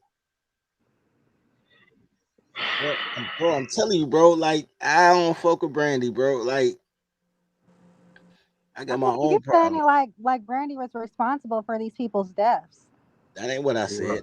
I said like that. No, I'm saying the way I see it is she is though, because God is calling for this woman, and she's. Why was she responsible in burying them though? Where are the parents and where are these baby daddies and all this shit? Well, first of all, she's the girl's mother, so of course she's gonna be responsible for that. Oh yeah, right. But their sister, like, you know. Yeah, but it's sad that we live in a time where now you have to really kind of get life insurance on your kids, like, you know, because they might die before you. And that's sad, because that's not how you grow it. That's life insurance like $1 for kids. They be sending you letters as soon as you get pregnant. They be like, Gerber Insurance, $1. But see, this is the thing about niggas though, right? Okay. And this is why, I mean, niggas are so ass backwards, and this shit should apply to niggas. You get a driver's license to drive a car. You have to pay insurance on a car. You have to have a license to do pretty much anything to build a house, you need a permit, you need a license, contractor's license. But you are not required to have a license to have a baby. and you don't put insurance on the baby. That should be a requirement. And when you have that license, it should be able to be revoked, suspended, renewed if you fucked up, renewed if you fuck up. And that's why niggas need to put papers on their baby mamas. You know what I'm saying? So you can have something in the courts to where you can hold her accountable. You could, hey man, call the police on the bitch. You know what I'm saying? You never know if she parties, she smokes weed, she could have a DUI. Right. That will work in your favor. You know what I'm saying? She will, if she black, she will get in a fight at Popeyes.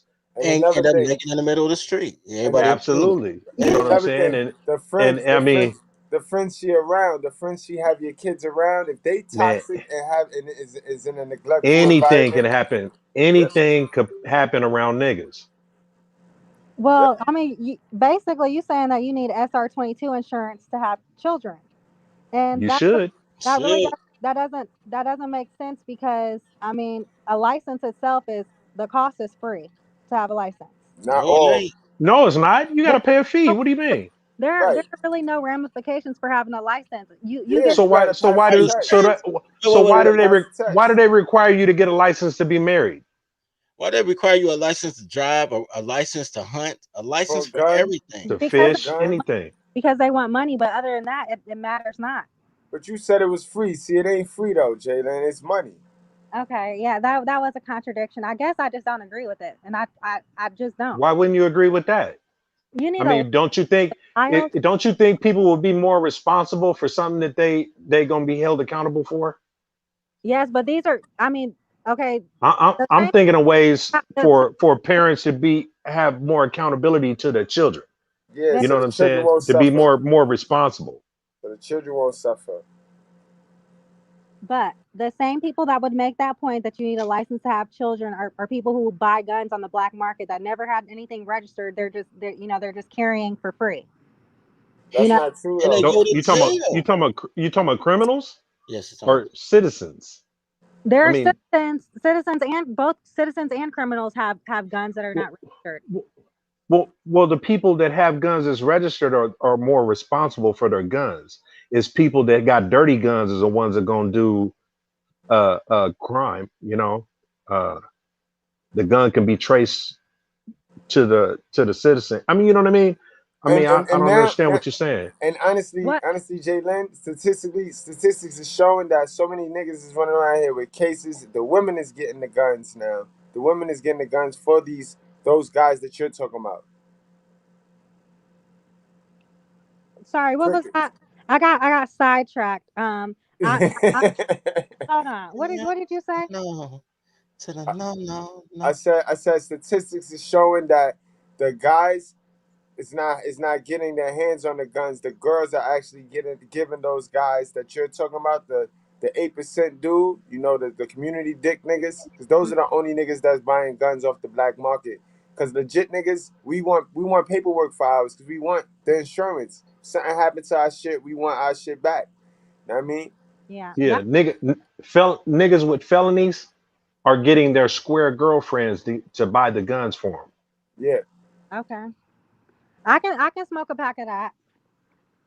I feel it, but still though, what would be the qualifications and disqualifying factors that would make somebody have a baby? Like as far as your financial situation, because I don't like the fact that a broke bitch can raise a baby and they'll give a broke bitch money to raise a baby, but for a broke dad, we go to jail. We can't raise a baby broke as a father. We got to go to jail, directly to jail. We can't pass go. You, Jay Breezy, you sharp enough to answer that question for yourself. You know goddamn well if you don't have a house, if you don't have a car, why would you want to have a baby? If you don't have a job, if you don't have an education, why would you want to have a baby? I don't know, but people do it every day, men and women. I know, and this is what we're talking about: irresponsible people doing stupid shit and putting themselves in a deeper hole. Okay, y'all gotta start generalizing more, making life harder on themselves and taking their children through the bullshit struggles that they going through. You know what I'm saying? They didn't have their shit together. They think a baby is gonna help you get your shit together. No, it's gonna make you want to live off that baby, get Section 8 housing and benefits. You know what I'm saying? And it's draining the taxpayers. You know what I'm saying? That's really our baby. That's our place. Well, we Any bitch on Section 8, you should be able to knock on that door and go fix you something to eat. Get you a little tram on the 3rd or the 6th or whenever I rent due. See what I'm saying? Look how dirty, man. God damn it. For You real, always nigga. thinking of. Nah, nigga, I'm saying, nigga.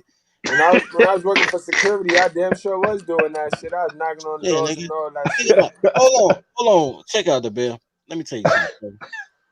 How many videos, like skit videos, do you see on Facebook and Instagram about bitches talking about she fucking some troll looking nigga, somebody look like Shrek, talking about rent due? That's they already doing it. You might as well do it for the state. You're clear from the state. The state should be able to sanction who your pussy go to. Yeah. Because all these girls want to be slaves. They just don't want it to be called slavery. So we're gonna rebrand it, but they all want to be slaves. They do slave shit every day. And they be like, well, I gotta follow instructions. That's why they need to be slaves, because they can't follow simple fucking instructions. But they ain't required to do shit though. So Exactly. I wouldn't call them slaves, because if you somebody in slavery, you're requiring production out that motherfucker. They ain't required production out these goofy bitches, even in slavery. But in addition to that, though, they were required. Remember when? But this is how you know it worked. Remember welfare to work under the Clinton administration? Like, yo, bitch, you got to get a job if you want a free crib. Okay, I'll go work 20 hours a week at Walmart. Them bitches found a way around that. Them bitches found a way around that. Them bitches get signed in. Them bitches get signed in. They don't go to that shit. They wait till they get cut off. 20 hours a week, man. That ain't nothing but like 2 days and 2.5 days. No, it's 5 days part-time, 4 days part-time, something like that. You know, they do bullshit. But it's also like these same women, though, y'all be laid up in their house. You know what I mean? When it's Y'all ain't laid up in nothing. What are you talking about, Jay Breezy? What you talking about? Yo, Jay, you in the school of common sense, right? When you over here, you talking to dudes. When you talking to dudes, when you on this panel, you talking to dudes that's not playing. We don't play no games over here, girl. y'all not doing that. That you guys are not doing that. I understand you guys are not the participants. I'm just saying what goes on the community, and y'all know that. No. It doesn't go on in the community. What goes on in what you're calling the community is like 4 to 6% of men. That's what you're calling the percentage. 8 technically, 8 to be technical. If you include the white guys, the dirty white guys. All right, the trailer parks. Right. You count less than 1 out of 10 men. Almost 60% of men won't even touch y'all. Like, fuck it. Like, do you know that there's more incels today than there's ever been since the silent generation? Why do you think that is? Because these niggas won't love and y'all don't have love in you. Because if they only wanted pussy, they give you $37. But they won't love and y'all don't have the ability to love, so they just sad. Have you guys seen some of these incel men? What they look like? Have you seen some of these walruses that got 4 kids by 7 niggas? Everybody fucking be.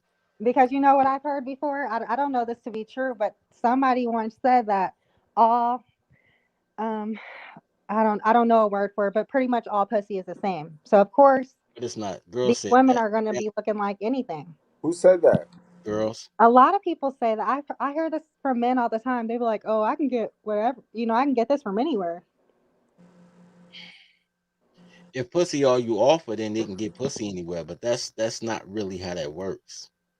Sex ain't all they want, unless sex is all you got. But that's not how that works. It's girls that be like, I got that wop, I got that 5 pussy, and then they get cheated on and be like, all pussy the same. Why he cheat on me? So do you got the 5 pussy, or is all pussy the same? You got to make a decision.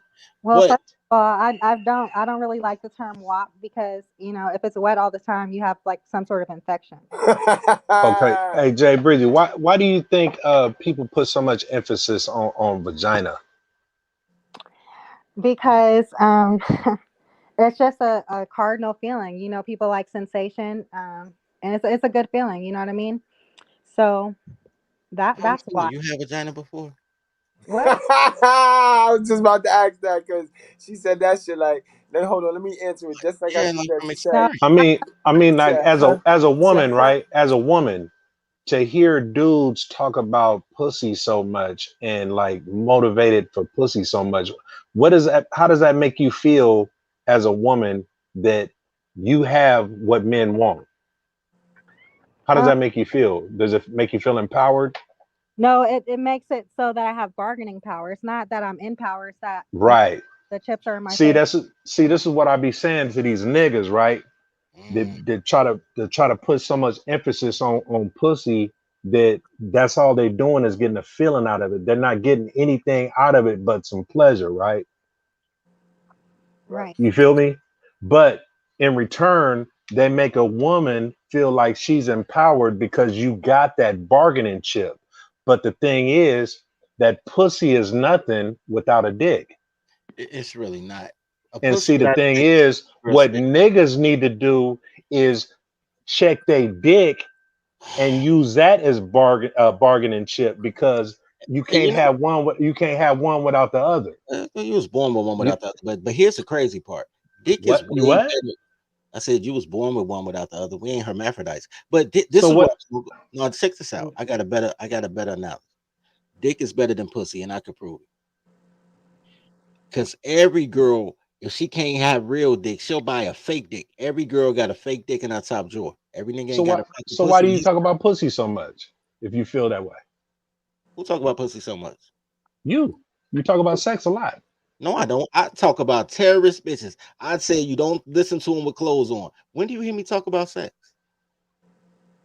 All the time. The bell, stand up for yourself. All the time. I am. What you mean? What's wrong with you? Yo, this is the fight promotion. That was hold the fuck up. Jalen, that was some fight promoting shit at best, yo. I had to instigate that because I heard too much silence. That was a legitimate question.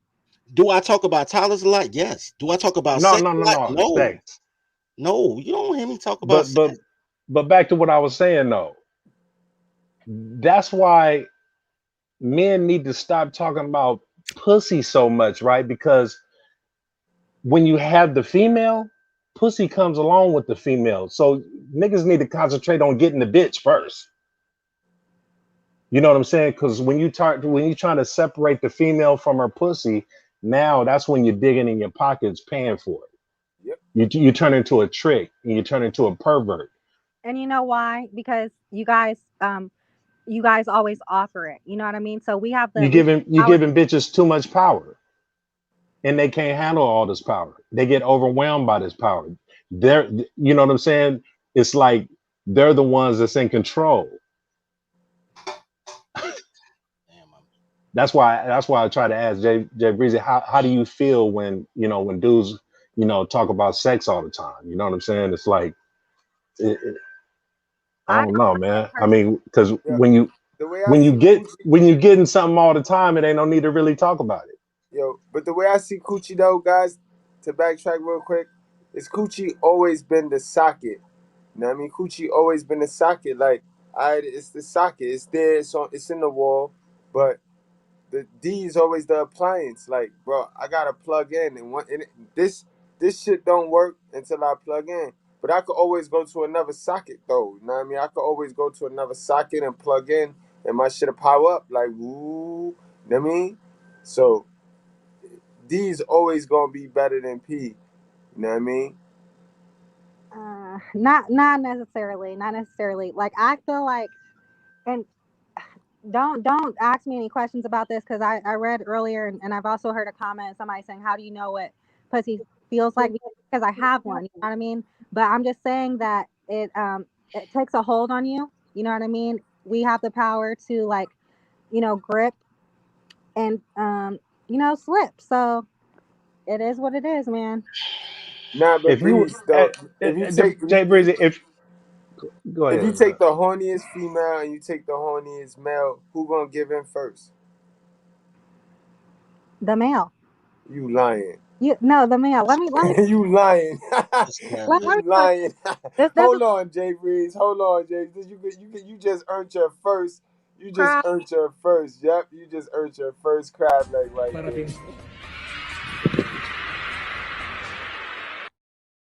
Nah, you can explain and I erase that, but I doubt you can dig up out that hole right there. You know women is freakier than men, bro. You know we get distracted by our purpose and our work. Y'all have nothing but time to just sit there and wonder. Y'all already in a delusion. So it's like, come on, stop it.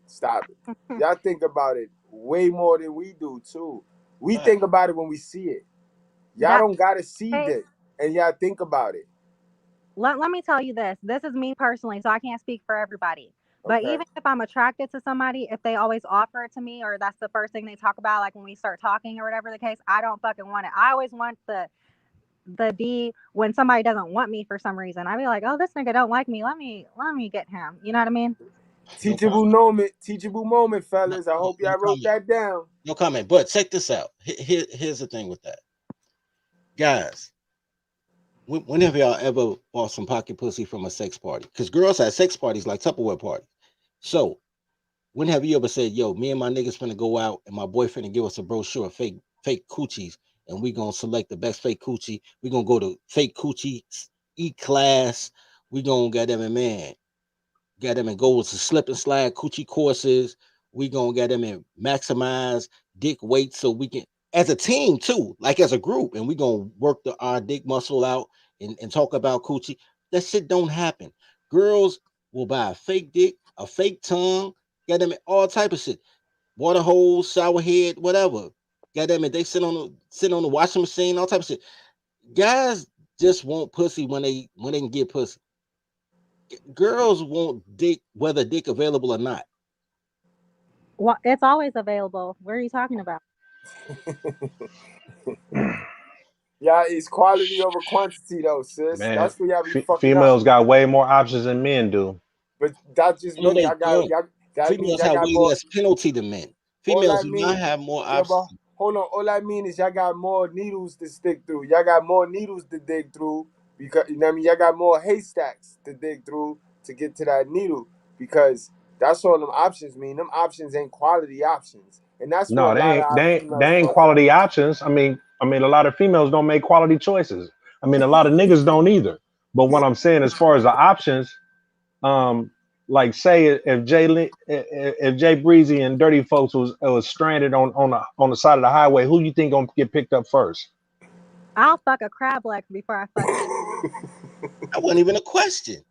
The question was who gonna get picked up by a stranger first. The question was not whether. I mean, it's always gonna be a stranger, but I'm just saying who's gonna be willing to help. I mean, as far as your options, when you go to a club, you meeting strangers. You got options. When you get at bitches, is you meeting strangers before you get to know them. I mean, we talking about options. It is fucking whatever girl, you do with them is what you do with them. girl But what I'm reminds me saying is, of my fucking little sister, yo. I can't with this fucking girl. Son. what? Somebody come get her, yo. Come get her, yo. What the hell? Hey, but check this out, man. What do you think will happen to all the drug dealers if motherfuckers got off dope? They just be sitting on their dope, and it wouldn't be as valuable as it is now. But it's not valuable because they give it away to anybody. Girls will spit on each other. Drug dealers give their drugs away.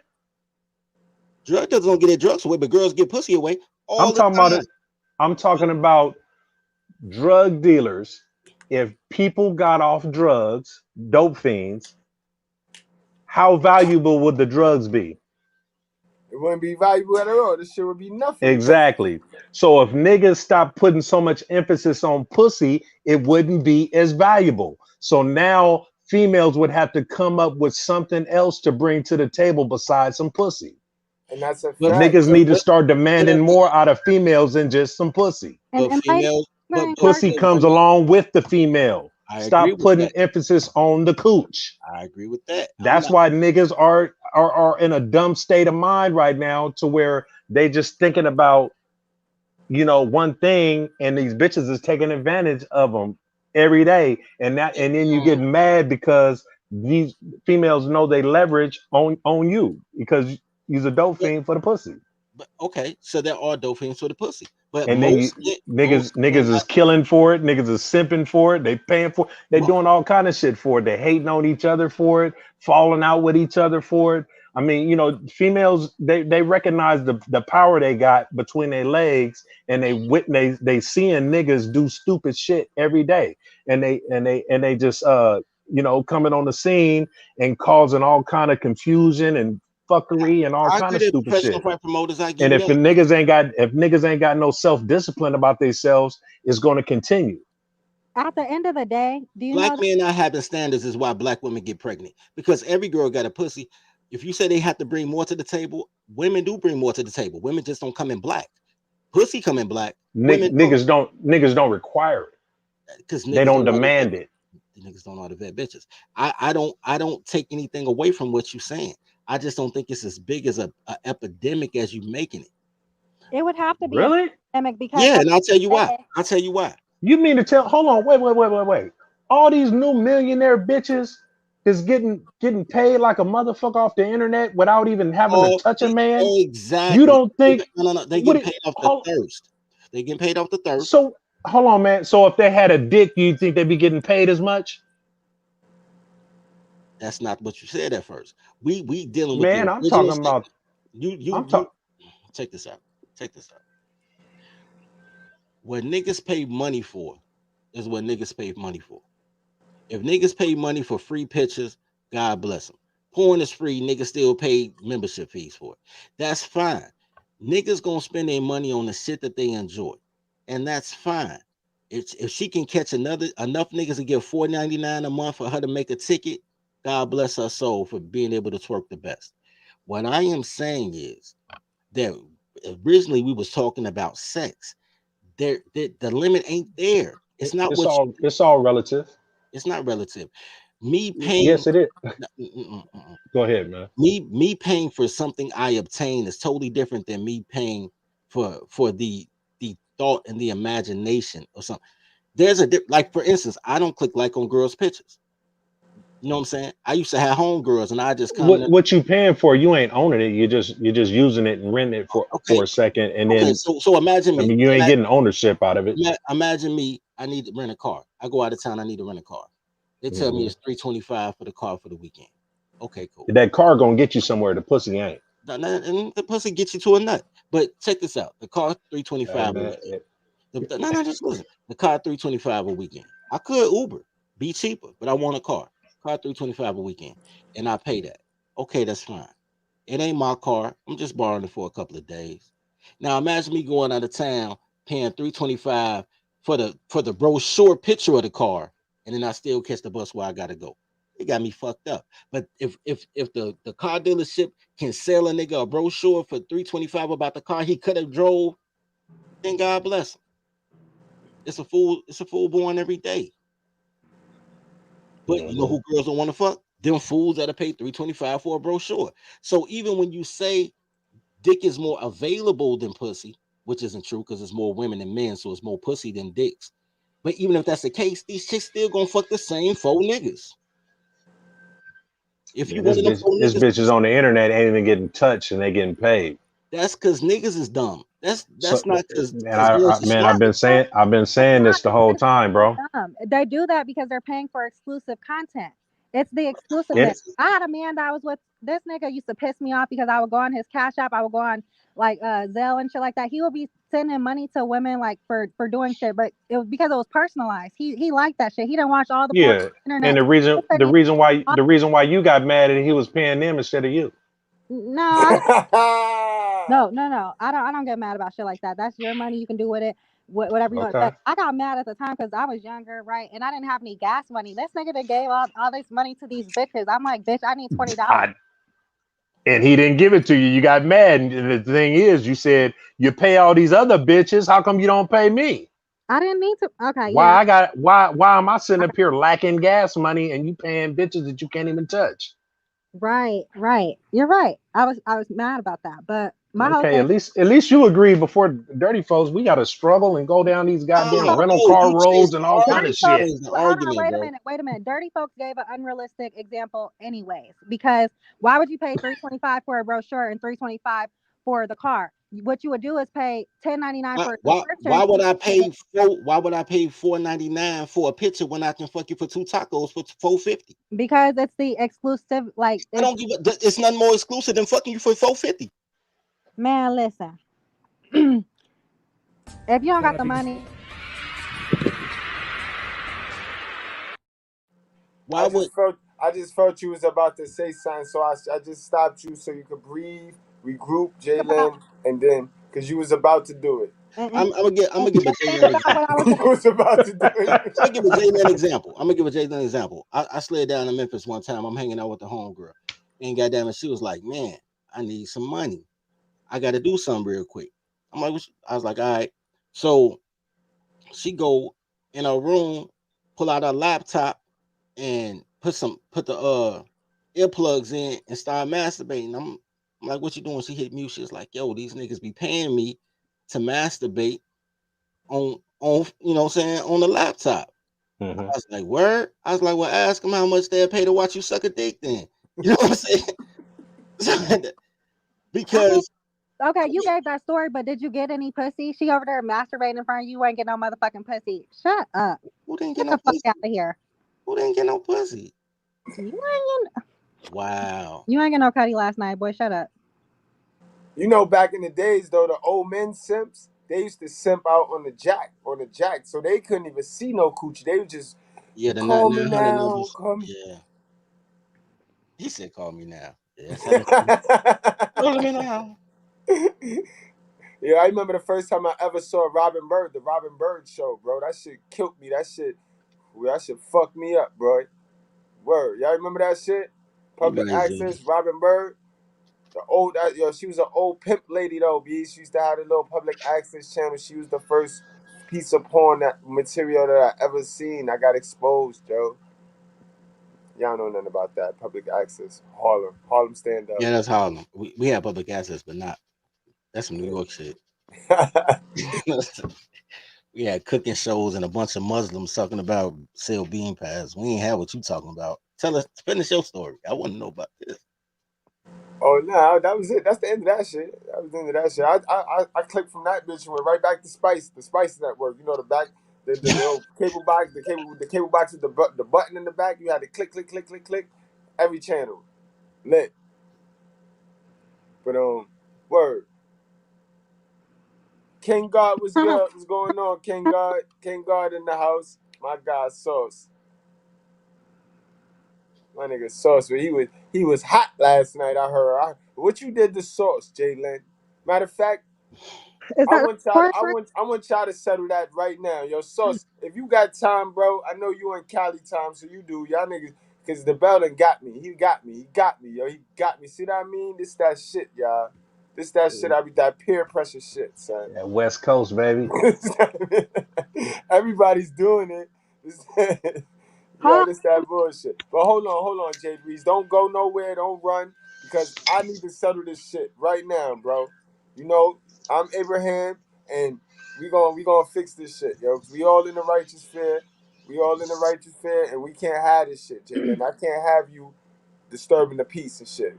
I'm disturbing the peace. Yeah, you was. Cause Source B, he needed to tell Dirty that you was in the chat trolling, even though Dirty wasn't paying your ass no fucking mind, like you normally don't pay you no mind. He's good at that. And Source wanted to be a little drama queen and call my comment out, but Goodbread, I wanted to let you know that you knew what you were doing when you placed that comment up there. I saw what you did there. You know what I mean? No, but sometimes I don't be knowing what I'm doing. Like you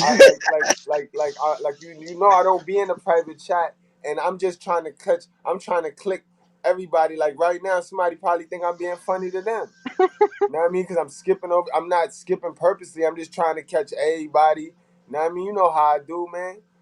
We a group, man. I want everybody to feel loved, liked, happy, and not lied to. All right. That's all. Sauce B, where you at? My guy Sauce is in the house. So I'm a referee this shit. We ain't gonna be doing all this talking over me shit. We ain't gonna be doing all that. Alright? Matter of fact, there you go. We got 3 referees on the top, and we got 2 on the bottom. We got 2 of our brothers and sisters on the bottom. So we're gonna do this fair and square. I don't know if I ain't no referee, bro. She just told me that I watch naked girls and don't get pussy. Like, Dirty, you know why she rib you the most, Dirty? Because she like you the most, bro. But she ain't send no titty pics, so she don't like me that much. If she want peace, she send me titty pics. It's the only time I see a goddamn nipple. Don't worry about it. Don't worry about it. Show today. I'm always in your show, so Hey, you know, I quit marijuana like about 4 weeks ago, so I get irritated. I was getting irritated easy, so I got to stay hydrated and shit. I wasn't really drinking that much water yesterday, so We could tell. yeah. But here's the deal, man. I really don't. Here's the thing, man. I'm gonna keep it peace with her, or peace with the panel and peace with the show and everything. But in reality, I suggest no black man that sees her face mate with her, and that's just that. There's really not much to say. She could continue to disrespect, because you know I showed and proved through meticulously like explaining how my mind was working to her about what I was getting from her and the feedback I was getting from her, and I try to like explain to her some simple ways that she could make her life better, based on the fact that she said she's evil and all this other shit. So I figured, you know, she would heed the advice or whatever and keep it peace. But she just mad disrespectful. She's a lost cause, man. She just here for the fun and games, and that's okay, you know. Hey, Her Rich, big you gotta put a pause after that, though, bro. You gotta put a pause after that. Can't call that man Mr. Goodwood and don't say pause, bro. You gotta put a pause after that. Yeah, that was crazy. Yo, salute and welcome to class, my guy, Detective Reach Around. All right. Damn, where are you reaching at? Maybe that explains why wasn't no pause. All right. Jalen. So you heard what he had to say. You know what I mean? What's your beef? What's your specific beef with Sauce? At first I would like for the word to mute out. He fucks up the audio all the time. Just please mute out, sir. Thank you. All right. Now, one thing that this man did. This is my first thing with him that he ever did to me, and it really didn't sit right with me. He told me that all the women in my family were still living while the men, they died, and I felt like that was mad disrespectful. He didn't know me to say that. And then also he told me that I should just find a white man. I also found that to be Hold on, Jalen. Let's one at a time. The first one, is it true though? No, I think I gave 2 examples of what happened to me personally. Which one, my father passed away, so obviously my mom got the house, got money, and I got a car. You know what I mean? And then the second time I was talking about my aunt, and her husband passed away in a he was a truck driver, so in an accident like that. He had the audacity to say that all the women in my family were still surviving and the men died. And then, well, I don't know why he's doing that. He's ridiculous. All these fucking antics, hopping around your screen and shit, twerking in your goddamn camera. Was it true though, Jalen? Is those the only member in your family? Is those the only guys left in your family? You got brothers? Yeah, right. You know. And I have men in my family. He's acting like I don't have like I just have a matriarch family, just all women. Like, what is wrong with you? And then he just also just like a pseudoscience type of guy. Nothing he says makes sense. He's always talking about he sources people's energy. He literally said, "Goodbread, he could be you." I said, "Nigga, you could never be Goodbread, nigga." You know what I mean? You're not sourcing and siphoning anybody's energy. And I just told him I didn't have any energy available to give. You know what I mean? Be you, nigga. Be you. All right. Now we got to go to Source. We're going to Source. Yeah, she has a problem listening and interpreting what people say. I said to her that we all exist in this. Basically, everybody is one entity. We just use different bodies. We're all one spirit. There's only one spirit. There's only one consciousness. There could never be a multiple consciousness. There's just multiple streams of consciousness, meaning the controlling of consciousness. Like there's only one water, right? But different. Some water is salty. Some water is passing through rocks and shit, so it gets bent a certain way. Some water is in a basin. Some water evaporates. But she kind of retarded, and that's just the bottom line. And I can't make peace with her because she mentally got some kind of issue of understanding what men are saying. She's selective about which men she understands, because the white brother was talking and she was. I was gonna get to that. Right before our very happened. So I was just demonstrating what she's doing in real time. And what happens is she's attacking me in real time when I'm just holding up a mirror to her. So she's slow. And So hold on, Sauce. Hold on, I'm gonna come right back to you. Jalen, I got a quick question. Do you like white men more than you like black men? No, I just No. I don't like disrespectful black men, and that's exactly what he is, man. But let But me say this real quick though, right? And oh, I'm so happy that okay, let's talk popped up because here's the thing. I was on his show, and okay can attest to this, right? I was on his Don't show. put me in this. Don't put me in this. I just came, man. Actually, you know what? Mute your mic. Fuck you. Oh shit. I know she talking shit. I know she just talking shit. I know she just talking shit. Okay. Well, anyways, I'll just speak for myself then. I'm not trying to instigate or be a fight promoter, even though this nigga was there. And I'm saying, Listen, just don't put me in y'all beef. That's all I'm saying. man, mute out, man. Listen. Hey. So anyways, I was on I was on his show, and dude with the fedora, he made peace with me. Like, we actually had a good conversation. Professor, he talking about bro. She No. talking about bro to pro. Bro. Salute to my guy. No, He's she's talking about source, not professor. She's talking the about white source. guy. She said the white guy. But she's talking about source when they came to an understanding.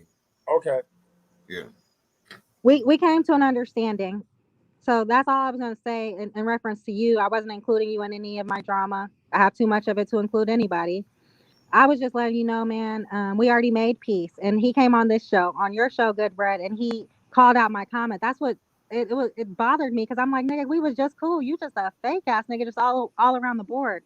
The pseudoscience, and then your fake and personality. You know what I mean? You just switched up on me like it was nothing. And you told me that I looked like your daughter. I reminded you of your daughter and all this. Then you called me ugly. Like, what is wrong with you? Your daughter ugly? So did you pander to this girl? No, I did not pander to her. I explained things to her, and then what happened was she, like, shortly after basically said "fuck him" in her many ways, and she's really rude and disrespectful, and she thinks that she's not. You know what I'm saying? Jalen, that's the third time I heard somebody say that you is disrespectful. She's a disrespectful person, so she expect me to what? Stand back and just be like, okay, nah, man. You know what I'm saying? And yeah, you have some of my daughter phenotype, but you ain't as good looking as my daughter. But you know what I'm saying? My daughter's not ugly. You do have some of the resemblance of but you ugly because the way you act. Right, but it's like your energy is annoying. Once I see that mic vibrating and that shit are vibrating around your head, and it's like I don't want to fucking look at your face, man. Use another avatar or some shit. I'm gonna be me. All right, but secondly, when it comes to you saying that your daughter looks better than me, I would like for you to substantiate your claim. You know, we do not lean on our own understanding. We like to, show proof and verify. You know what I mean? Around here. As far as me being rude, that's nothing to say. Everybody knows that I'm gonna stand up for myself.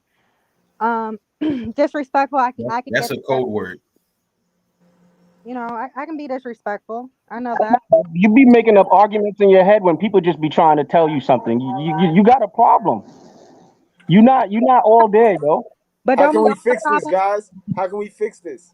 Fix this by maybe she just don't ever exist anymore, and people don't make babies with her, so we don't replicate her, and that's it. And we just use her for the time that she's here as an example for what not to give your time and space to. Okay, can I ask you something? This is this is just a question, right? What are some of your accomplishments in life? My family, a better family than the one that my mother provided for me. Other than family, what do you have going on in your life currently? That's personal and private. I don't make no money talking to you. You don't make it, period. That's my point to you. So your main objective is to focus on me because you're not getting no money. Jalen, I was just about to ask you that. Why do modern women always go to they go to look, then they go to finance? I never talked about this man's looks at all. Did you ever hear me ever talk about his looks other than that big ass nose of his? Never. Because I don't focus on that. Yeah, I want to take it a step further. What he's trying to say is, why do modern women always resort to shaming whenever we're having an intelligent conversation? What is intelligent about this conversation? What is intelligent? You didn't answer the question, ma'am. You didn't, ma'am. You didn't answer the question. Hold on, wait a minute. You're not gonna like box me into a corner. I'm gonna say what I want to say. And this is what's gonna make everybody not like me, and I don't give a fuck. I never care to be like, and I let y'all know. No. I'm loving this. You're just exposing how modern women respond to intelligence. Well, what is intelligent about this conversation? What part of him coming up here insulting me is intelligent? What No, would be no. intelligent See, would hold be on. if When you I invited, answered. hold on. Go Okay, ahead. when I invited both of y'all up here, that's under, and I thought y'all knew that it was gonna be a respectful conversation. But just because it's a respectful conversation, I don't want y'all to be fake with each other. We gonna cash this out so that this is the end right here. We're not gonna come back to class with any of that crazy shit. Know what I mean? Y'all either gonna chill, how y'all chill and not fuck with each other, or y'all gonna, know what I mean, work on having a little relationship. Know what I mean? That's what we gonna do. But That's good what we gonna Brett, do. this is why I was in the comments earlier, right? Because I don't want the drama. I don't like drama. I know that I be playing sometimes, but I really don't like just ongoing drama. You know what I mean? I don't like when I see you every time I see you, it's on site. I don't like that type of energy. I like to have the show end when the show ends and let a new show begin. And that's how I am. That's how I work. I get into arguments with people at work. The next day everything's cool because I don't get so fixated on certain things. And he does. He acts like just like a black bitch would, and he just always holding stuff in. What can Goodbread keep? Do I got your permission to ask her something real quick? Go ahead, bro. Go ahead, bro. This ain't got nothing to do with the show. Jalen, Queen, Lessons of a Housewife, she wanted to communicate with you some more. So me and you, whenever you get a chance, we got to link up so I could link you up with Lessons of a Housewife. All right? Okay. Can we do that? Lessons.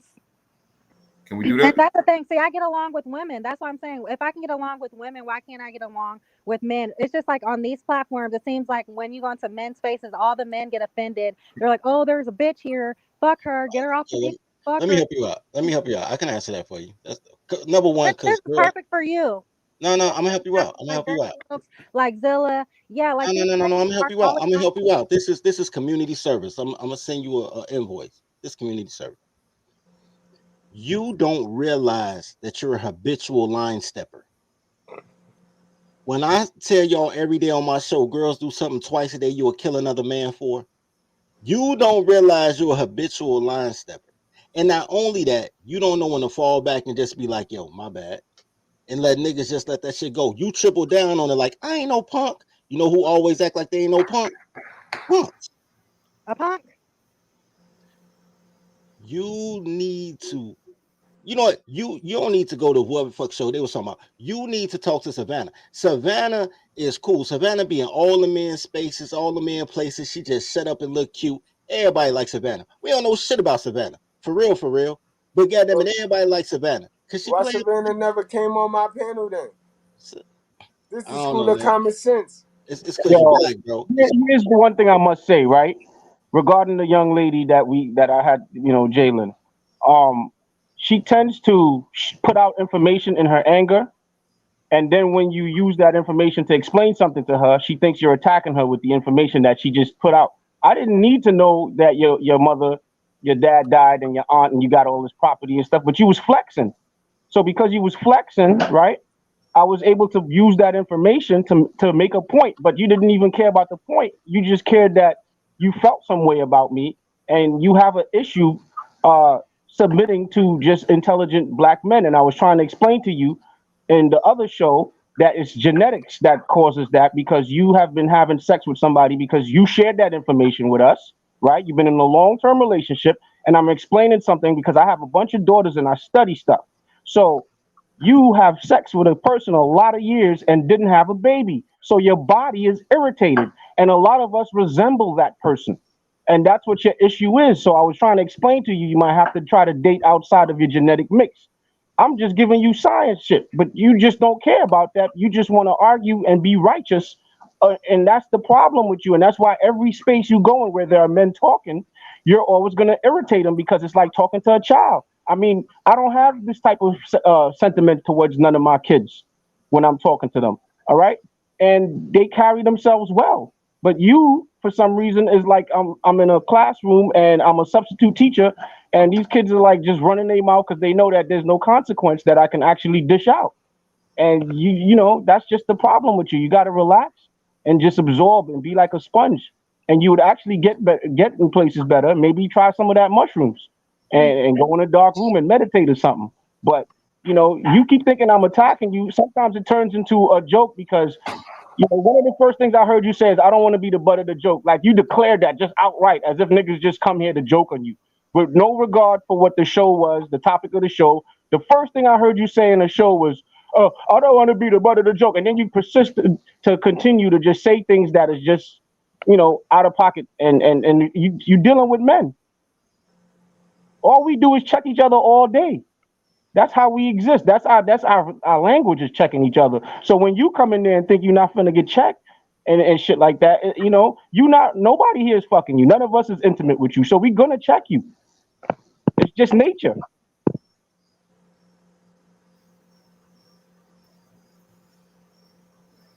Jalen, what you got to say, girl? You don't know who I'm fucking on this panel, okay? And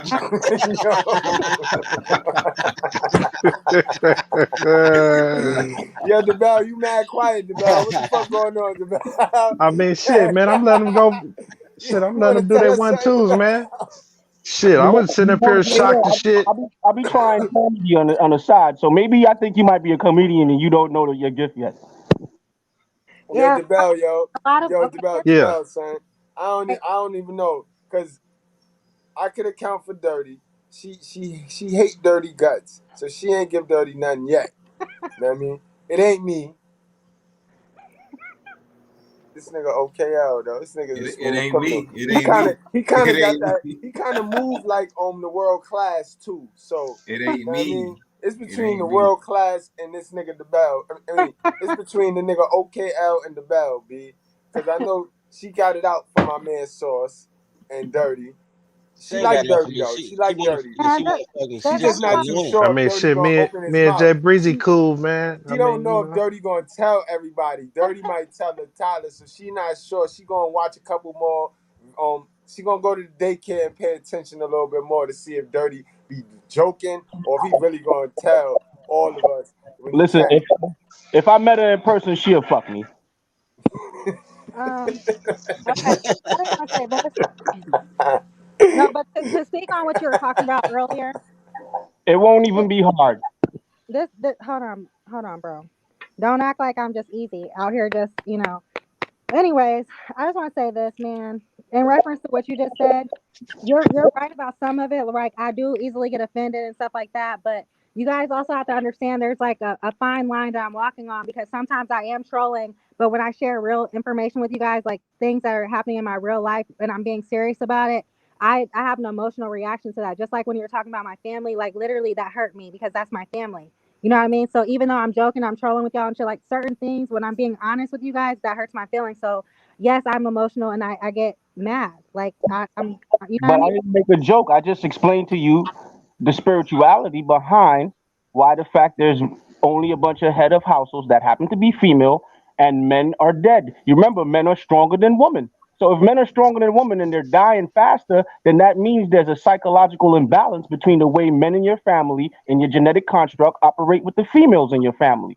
And I was trying to explain that to you, but again, maybe you just can't understand what I'm talking about. So you should say, you know what, I don't comprehend. So you don't have to disrespect me, because I did not disrespect you. I used the same information Wait, bro. Are you saying that these niggas is just the men in our family just like, yo, fuck this shit? I'd rather die than listen to this bitch one more time. Is that what you're saying, sir?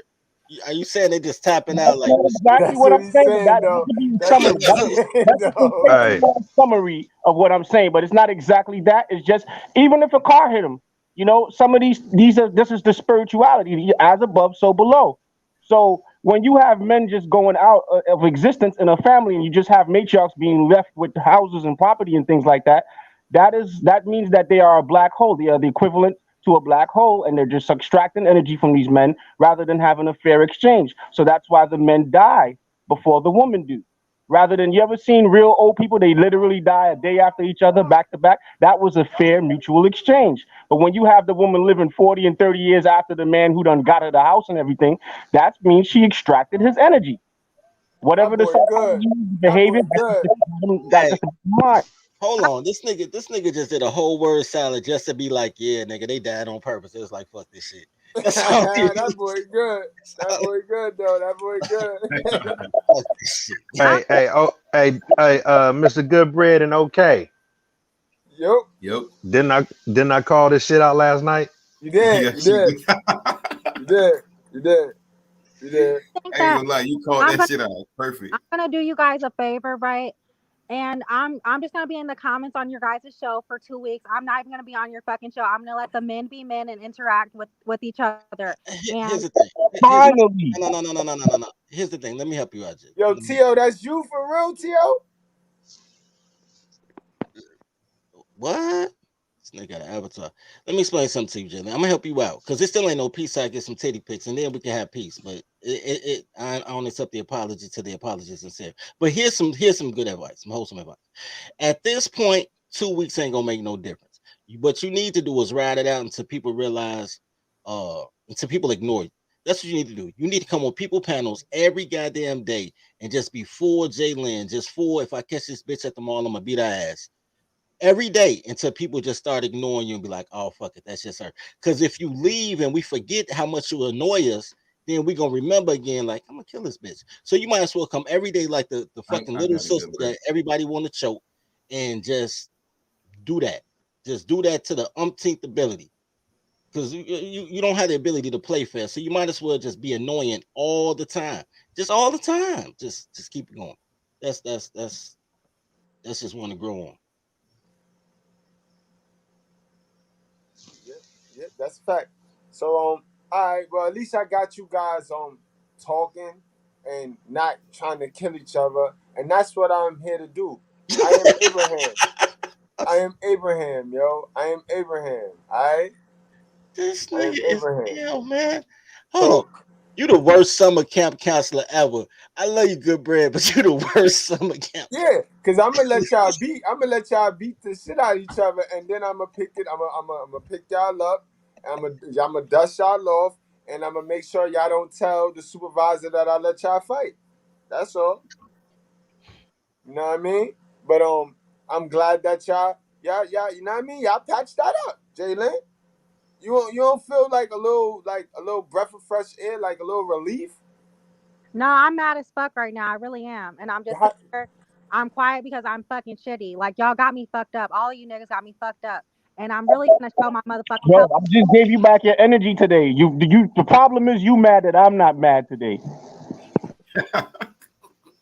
Jalen, I don't understand. We just had a great conversation, Jalen. You got a chance to get your shit off. You know what I mean? No, I really didn't. I spared this nigga. I really did. I spared him because I don't have time to go back and forth with him. He acts like a bitch, I know. And she's very trash, just like him. What's her name? I will call you this. Yeah, her I name will Jalen, bro. you Her a- name Jalen. What's the bitch name that you talk about? What's her name? It's Jalen. Here's my thing. Jalen is upset with him because she said that his house is her house is a matriarchy and they kill off the men, and that she should be with a white boy. However, when I blanked out on fucking World Class Show because she said I'm not a leader of men, I follow women, and I might as well get a bunch of white girls as slaves, which is the same shit she said to me. And like, I don't know why this nigga mad. He must be a bitch. And the cognitive dissonance of it all is amusing to me. You know how some shit be so fucked up you just gotta laugh at it and shit. I'm over it. I still need some titties, but I'm over it. Dirty folks. I want you to explain something to me, right? Why yesterday on the show, why did you say the pastor was sexy? Huh? You said the pastor was sexy. Why did you say that? I didn't say a pastor would say. I don't even know what you're talking about. Okay, I I'm don't gonna even know get what that soundbite and I'm gonna post it. What pastor? What show? What was the show about? Somebody was on the verge of agreeing with you, and then they said, "What? What show is this? What show is this?" This was from yesterday, last night, and I'm gonna find it. So nobody, we don't even have to talk about it. Where the pastor that I sent you that. Oh, you talking about this? You talking about my guy? Yeah, it's time for that. It's time for a break. We can take a break. You talking about my guy? My guy. my guy. Hell yeah, I like this nigga. This nigga cool, man. This nigga the truth, man. You wasn't hate when the motherfucker was living, goddammit. Now the motherfucker dead. Fuck the son of a bitch. Fuck him, goddammit, and fuck in the valley with his ass. Yeah. Y'all know the motherfucker ain't no good. You want look. All you motherfuckers been snitching for him and shit.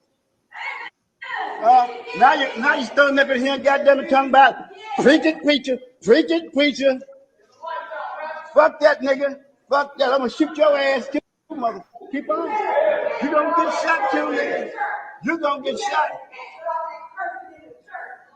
God bless. God bless a fool, goddamn it. God bless a fool. Yeah. Doing this goddamn thing. Look, where's that goddamn money bowl at? Who got that money bowl? We taking that money right now for you leave this bitch. We ain't leaving out here for free, motherfucker. That's my favorite pastor. Yo, son. But yeah, that was it. That was the clip. Yeah, that was the clip. And later on, you guys can hear dirty folks saying the pastor was sexy. And I believe it was what the dude, I think his name was William. He was on there. He was on the verge of agreeing with dirty folks because this nigga just be talking. He was saying a bunch of shit. He said the pastor was sexy. The dude was like, oh yeah. He said what? Y'all because good person said, yeah, that was crazy. First of all, she got clothes on. You know, girls have no confidence. But are you and nobody said no goddamn pastor was sexy. I might have said funny, I'm gonna find it and I'm gonna post it. But hold on, y'all did that same shit to Kevin Samuels, and I don't think you can do that. That's not gonna work on Dirty. That's not gonna work on Dirty. Can I tell you I will find it? Hey, hey, Jalen, can you put the camera on for a second? Hold on. Breezy. Yeah. Put your camera on. Hey, Dirty, you had me kind of fucked up last night too, Dirty. I dare you to put your camera on, Breezy, because Question. Dirty. My bad. I feel like that picture is an old picture. Put your camera on so we can see how good you look. Who is this? Who's requesting this? Source. Nigga, you saw me yesterday. No, I didn't. Put your camera on. I want to see what you look like right now. Right now. With no makeup on. With no makeup on. He trying to catch you with no makeup on, Jalen. Yeah. He Dare said you. If you a woman about whatever you about, you would show yourself right now if you know you got it going on. But if you don't got it going on, you gonna stay your ass hidden. Man, that shit don't matter. Makeup don't matter, nigga. Clothes matter. She got to be naked. I don't give a fuck about all the fucking makeup. If she got clothes on, she lying, nigga.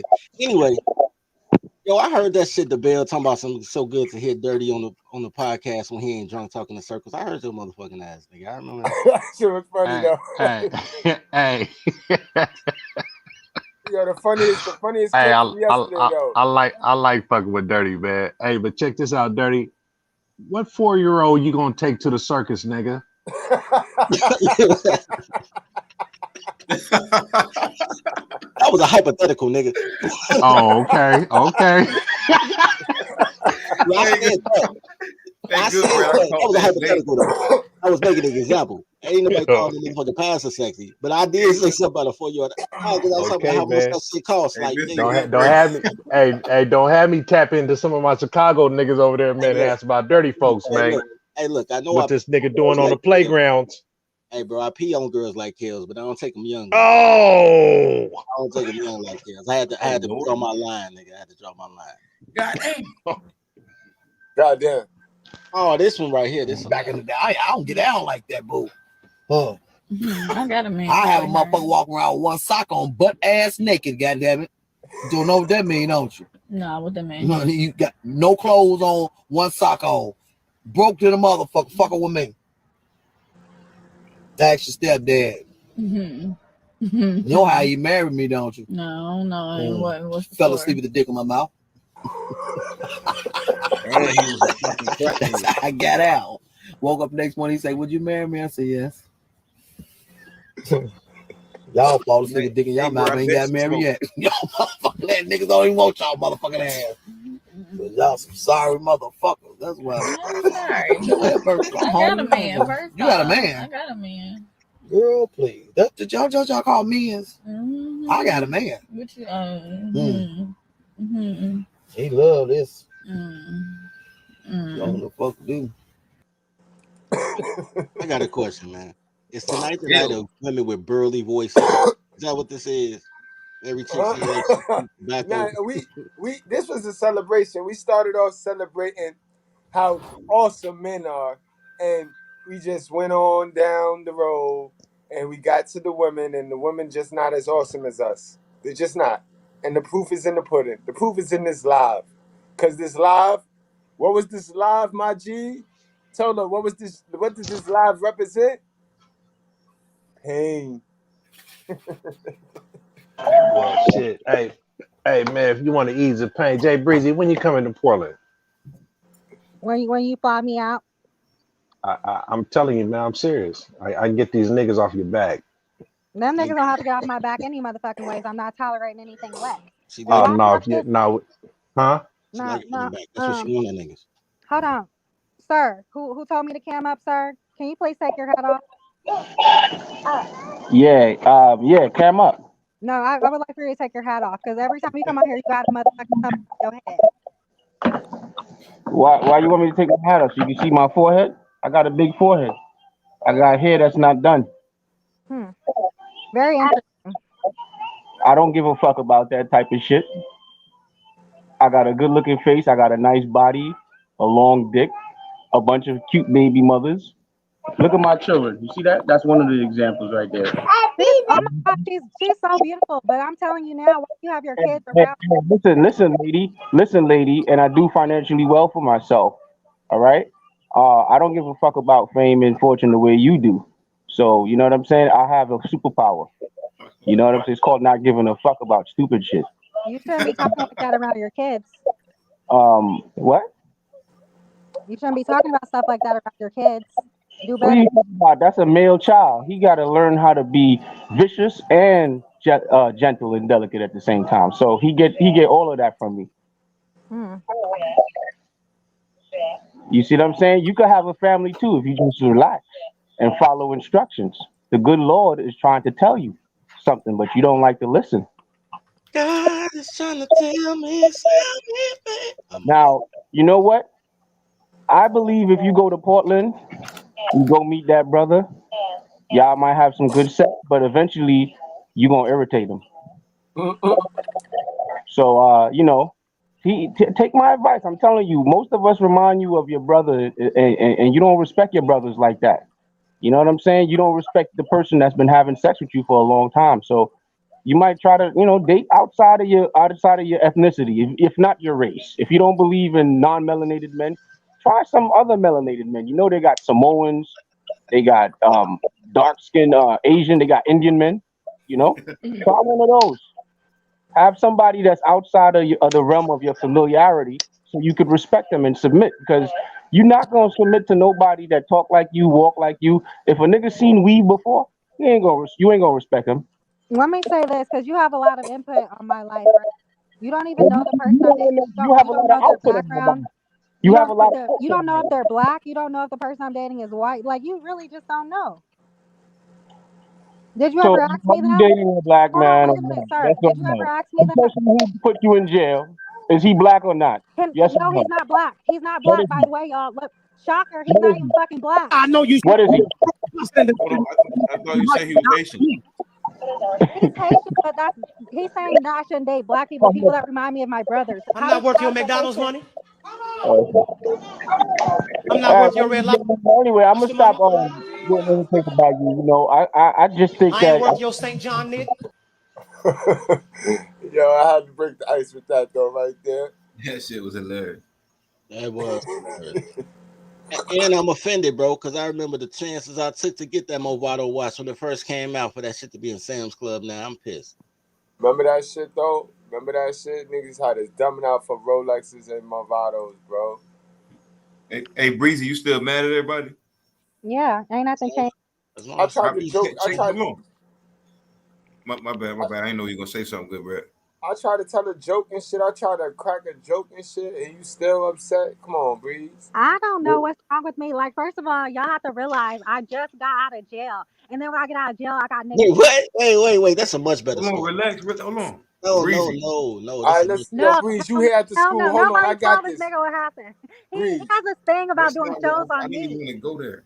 No, that's just a good story. You know I love stories. Tell me, how did you end up in jail? Don't worry about it, man. Go on. Okay, let's talk TV. Go ahead. Tell us. No. Can I get that content? Damn, dirty folks, you fucked it up, man. We started off we started off on OKL channel, but I could help you with that. I'm a therapist, licensed. Remember that's how I know. I paid for that.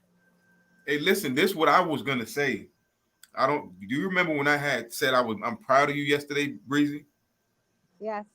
I meant that because you held yourself accountable.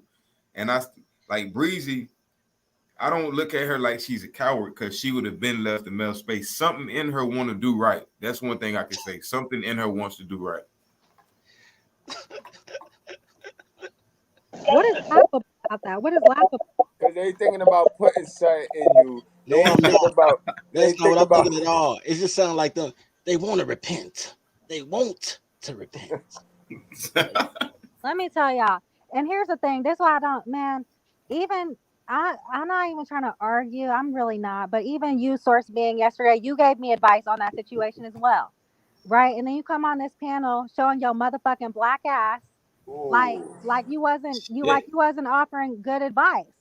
You know what I mean? Like people are always trying to play me left and right. Like what the fuck? No, see if Yo, it sound like you undercut her, bro. You ain't see Jay Breezy, if you would have had my number, right, I would have gave you more solutions and you got problems, man. In real time, right? You see how you just said you just cursed at me and shit like that, and I was quiet and I'm done. But I'm not gonna say nothing else to trigger you. But you still gonna probably create the own trigger in your own self. You gotta relax, man. Like you couldn't just say what you had to say about me giving you good advice and leave it at that. First of all, the theme of the show is men are awesome. So can I ask you a question? Do you believe men are awesome? Yes or no? Yes. Why do you think men are awesome? What makes them awesome to you? Well, they're of leaders. I think they're powerful. I think they're the creators. I think that. What makes you think? I think that most of them are responsible. Yo, hold on, Sauce. When you do your joint, ask your question, then hit your mic. Ask your question, then hit your mic. Yeah. What makes you think that? I think that they are creators. I think they're builders. I think some of them are responsible. I think that they're very logical and reasonable for the most part, and that's what I like about men. Okay, so can I ask you this question? Why do you think that when men give you advice, they're attacking you if you think those things? And do you just think those things or do you know those things? I know that to be true, but oftentimes advice is they sprinkle in a couple of jabs and they get mad when I catch it. Do you think that everything somebody says is a jab? Like sometimes things are funny by just the nature of it and the simplicity of it. You know, one of the things that makes a joke is when the obvious is hitting people in the face, but then one party is not catching on and they're constantly rolling back on reality. Like for example, Jalen, hold on real quick. Let me monkey wrench off of this real quick. Jalen, you know what? A lot of not saying that you're all females, but a lot of females, right? Because of female nature, what happened is you guys y'all tend to get triggered by the truth because you guys want it. Your perception is always gonna be what you want it to be, rather than what the act is. Do you get that? Like, so this is why when somebody tell you something, it's like y'all blur the line between being brutally honest and rude. There's a difference, but not really. But really, you get what I'm saying? You get that, Jalen? Like when a fat person walk in a room, right, and a baby is there, a 4-year-old is there, the 4-year-old gonna be like, "Yo, that boy is fat. Look at the fat boy, the fat boy." Is that 4-year-old rude or brutally honest? He's making an observation. He's making an observation, right? Because they're the most honest. People are the most on. I mean, kids are the most honest, right? But my whole thing is, if you guys call me a toddler, please allow me to clown in peace. Like, why are you guys always on my goddamn neck, bro? Hold on, block this motherfucker, man. I tried, man. I just blocked him.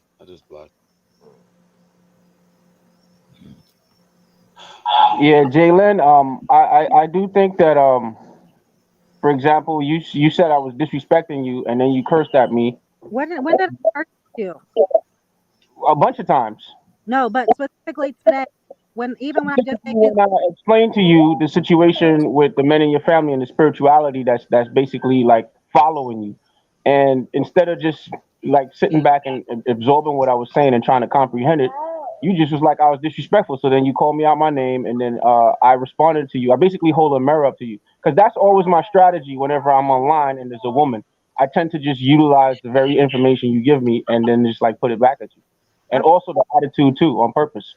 Well, and I told you I was doing that, and you still continued, and so I kept on continuing, matching your energy until I had enough. I think this is the case, right? I think that what you wrote that in the private chat. Reading something is completely different, and it's kind of open to interpretation. Really, you would have been better off just coming on the panel and saying that. You know what I mean? So, with regards to the respect of the show, because you broke the ice of the show, right? You broke that bar, that barrier, because I was saying the first thing I said, hey, let's keep it in the back, which means we still had the ability to talk in the back. You didn't have to. You could have kept with the theme of the show, and that would have just been that. And then we could have argued in the background because the background is the background. But I didn't want to argue in the background. I wanted you to come up here and say what you had to say. Yeah, but the show wasn't about your feelings based on what I was saying in the background. That what's happening in the background needed to stay in the background. You should have had some decorum about yourself, but you just didn't. I don't have no food or something. Because you didn't respect the show, and that's the point that I'm making. You don't really respect us. You're having fun with us, and that's a problem too. You got to like learn to respect what men are creating and come in their space and respect it. Because when you don't respect it, what's going to happen is people are going to clown you. Oh, ain't nobody gonna clown me without getting back. That's first and foremost. All right, whatever, yo. You're right. I'm always right. That's my goddamn problem. Haven't you learned your lesson, nigga? I'm always fucking right. Yeah, it sounds like you got to Rex a little bit, girl, because you go from cool, you go from cold to hot. You bipolar? No, this nigga just need to hear that. I believe it. Yeah. But anyway, guys. Hold on, wait a minute. I want to say, you know what? I think that you're the kind of person that when people have sex with you, they got to put like their whole hand inside you and like really like be rough and stuff, because like you just bring out that demon in people. You know what I'm saying? Like your voice. If you really look like the person that's in the avatar, that's the way I would have sex with you. It wouldn't even be like love or passion. It'd just be like straight, just some crazy shit, yo. You can't be on right now on some why goofy. are you even assuming that I'm an option for you? Here we go. Why are you even assuming I'm an available option for you? Like you are literally just You here capping for a bunch of dudes and shit. That's what girls when I was in the hood when I was a teenager would do. They know they irritate the dudes they want to fuck the most. I don't even come They come around and they play games with you. They play little hitting games. They cause little street arguments in front of people, so that way when you have sex, nobody gonna really know up front, and people just gonna remember that we had an argument, but in the background we was fucking. Let me tell you something. I ain't never had no complaints, nigga. I don't even know what's going on right now. Me either. Like, first of all, can we be done with this conversation? Source being, if you don't have anything, let's. Yeah, I'm ready to wrap. I'm ready to wrap this show up, girl. You ain't saying nothing but a word. I'm ready to wrap it on up. You know what I mean? Man, All right, so we do I need to put y'all on my damn panel, man? Do I need a Breezy versus Source on my channel? Y'all hash it out. I mean, I tried that right now, but I see this is the furthest we're gonna go with it. So you know what I mean? I'm gonna leave it alone from here. Yeah. Yo, my conclusion is that she's a good looking young lady, and her voice is soothing to some degree, except her attitude that's backing up the voice is sort of like crazy. But I think she should leave black men alone when it comes to looking for mates. You know, I think her life would be much better and productive if she just go outside of our bloodline and leave us alone. Maybe hang out with us and chop it up with us and shit, because it's cool to have her on the panel. She make it fun, you know.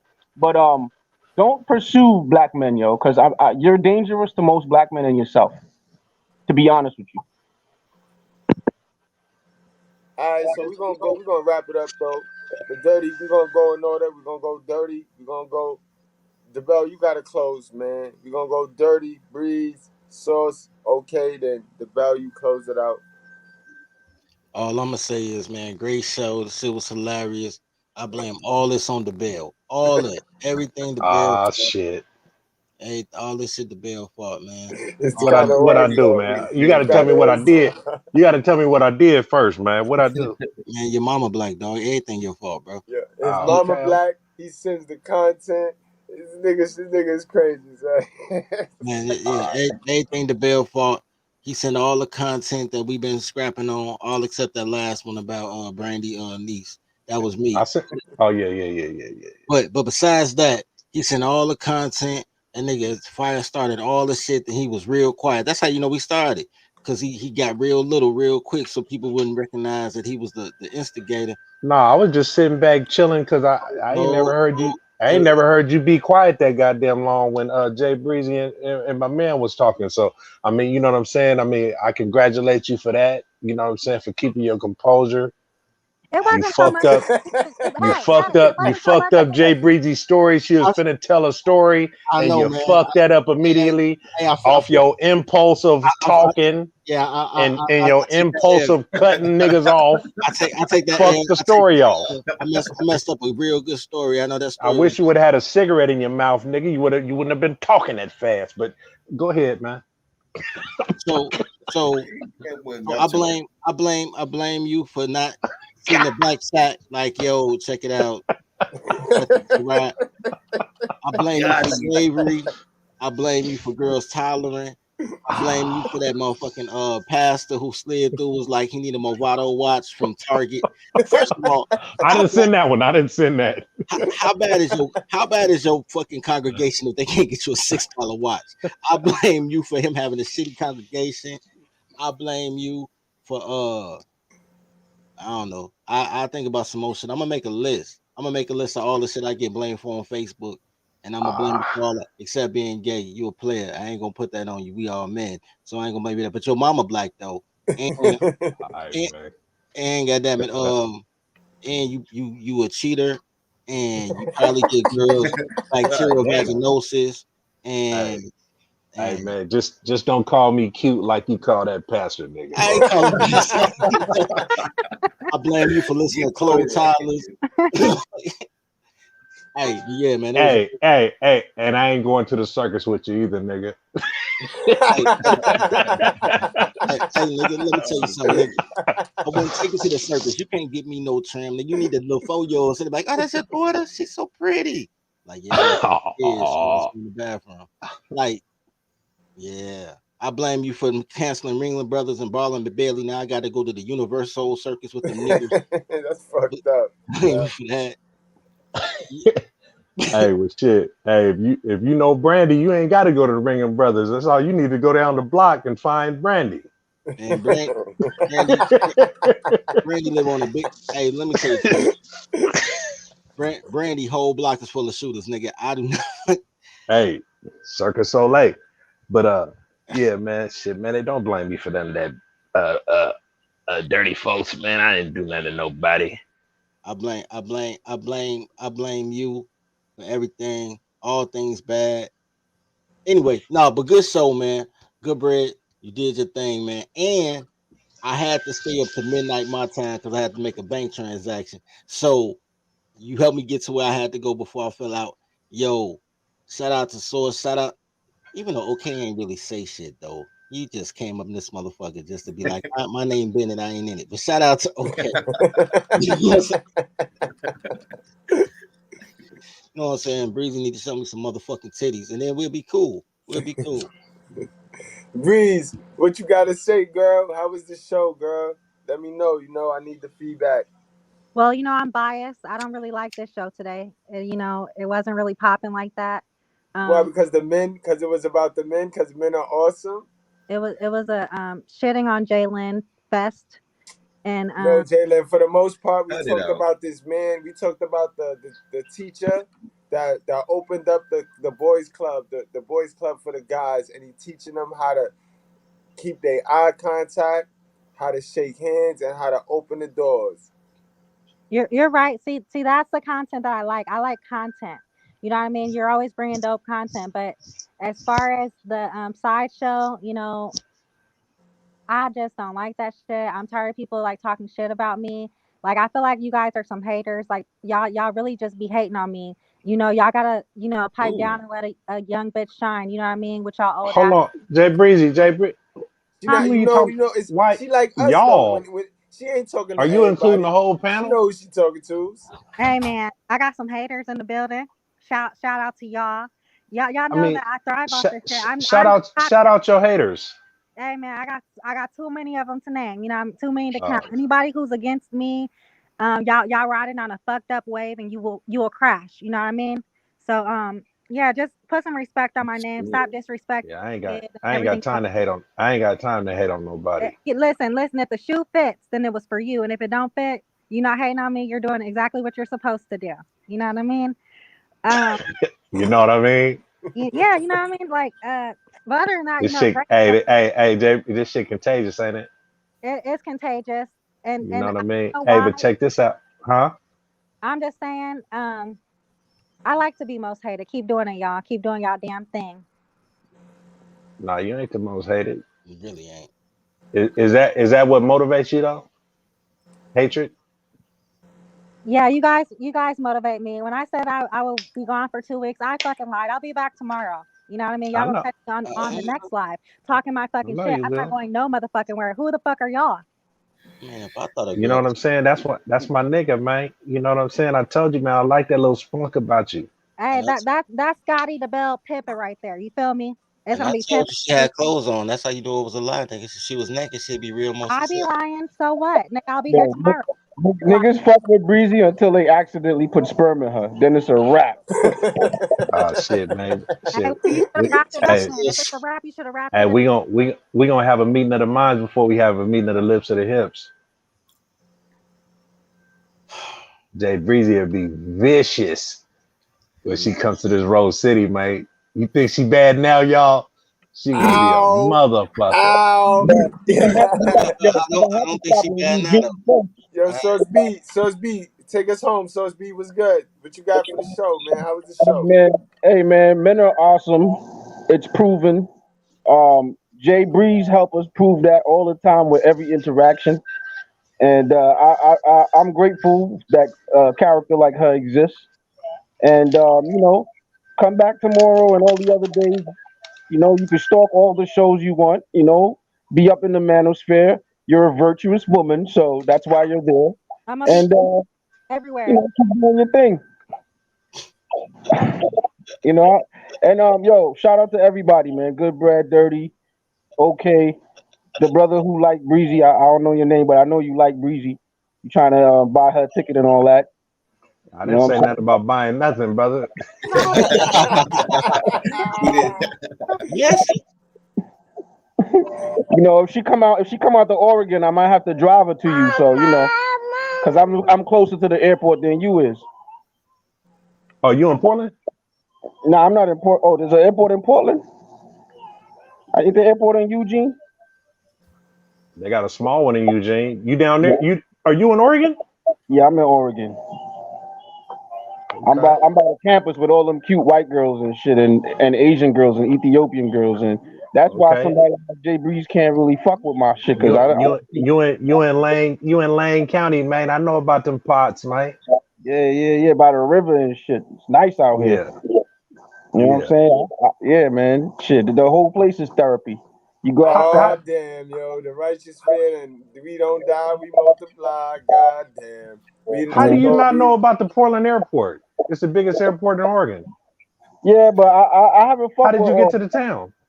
I haven't fucked with or you know I got a wife out here and a kid out I here. mean, did you drive or fly here? He took I the flew nope. here. I went to the small airport. She Oh, said a okay. snowmobile. Yeah. Y'all niggas wrong. First of all, I hate y'all too. Y'all is very bad people.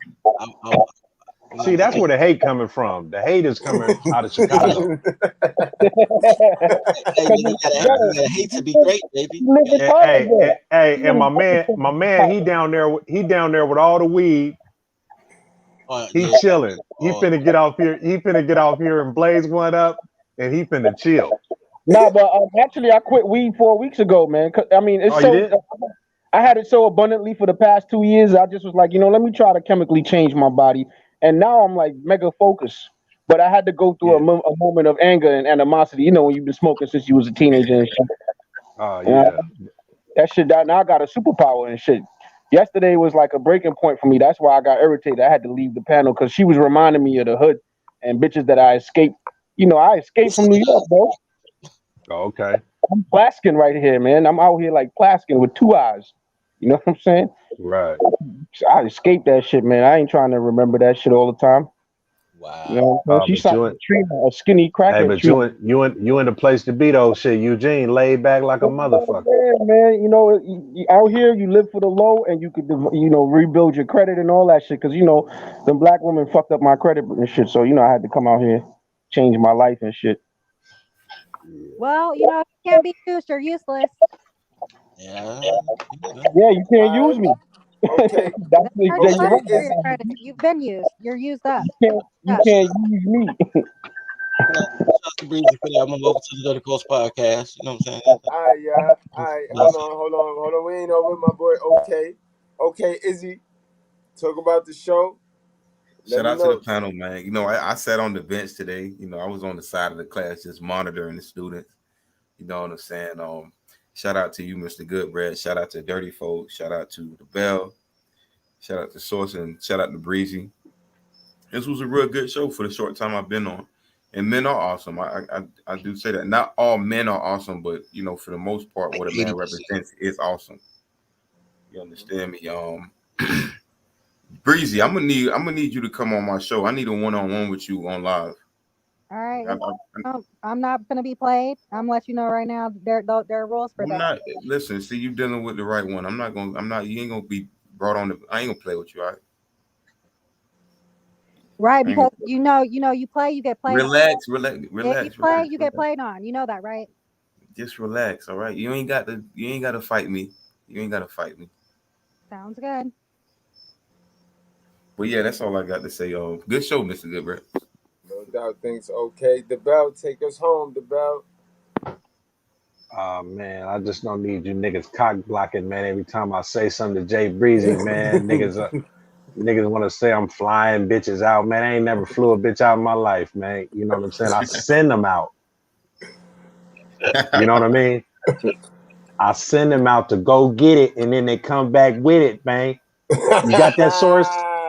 When the Source in the system ain't no Yeah, but you know, it's always the first time for everything, bro.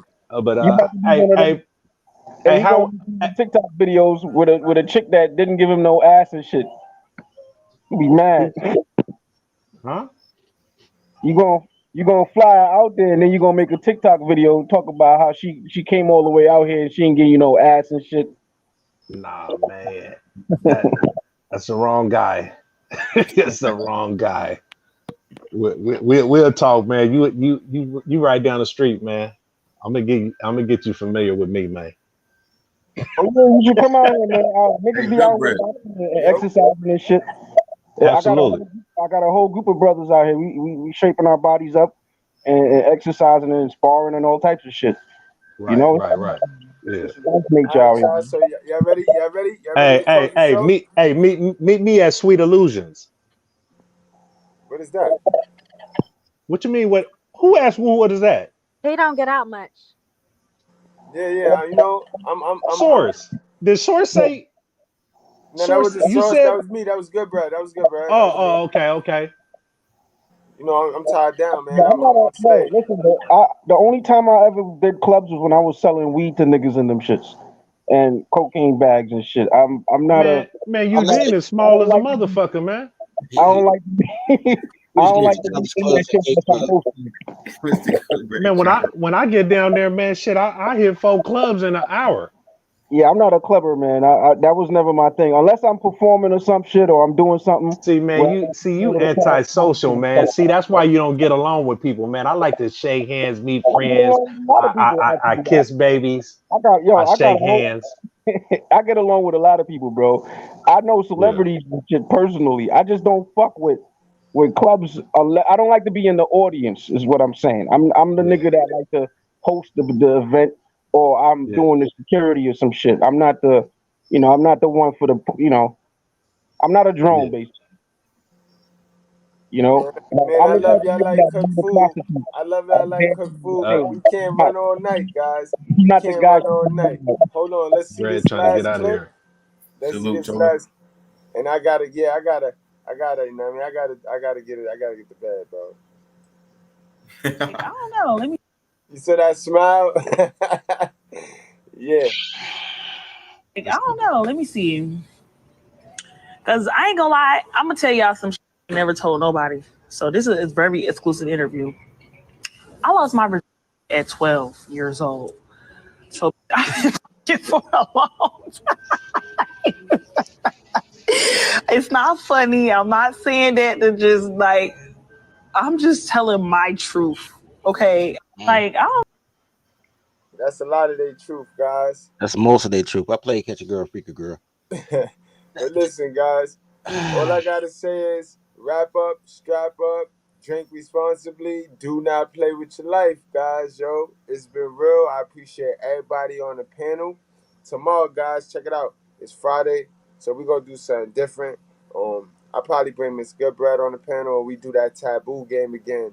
So you know what I mean? Y'all gonna help me win tomorrow, yo. Don't put me down. Don't let me down tomorrow, yo. Y'all sat there and watched me get my ass whipped last time, B. All right, so I need y'all to be on your A game. I'm gonna be throwing winks. Yo, listen, man. We gonna get it tomorrow. So we gonna be playing taboo, and y'all already know. Dirty, yo. I think they want to hear that closer, Dirty. I guess. Hold on. I gotta go full dirty for this. Jay Breezy, hit me on my IG. Love each other as you love yourself. Beat the pack. Try buck.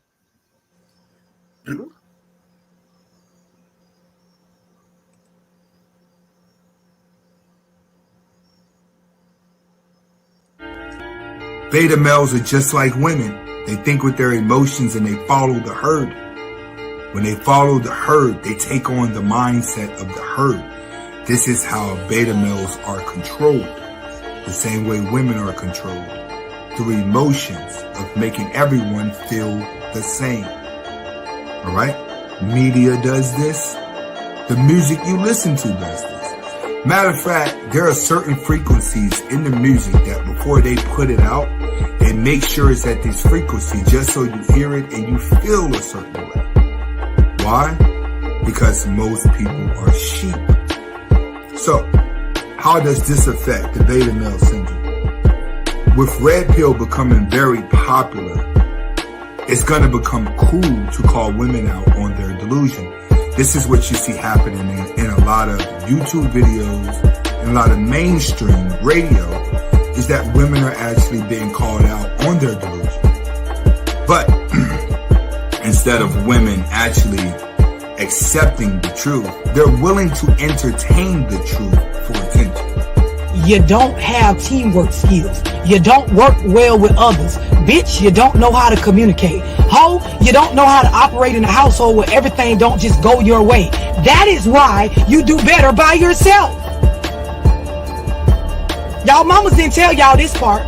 They told y'all the first part, well, you shouldn't be struggling with a man. She didn't tell you that if you don't acquire the skills to work well with others, bitch, you won't be able to do better with others. Women starting a gender war against black men. We came to the conclusion yesterday that black men have won. What we're looking at is a bunch of howling nigger wolves. We got them against the ropes. You know, they have lost, and it shows, because if you look at the results of what black women are today, they are losing.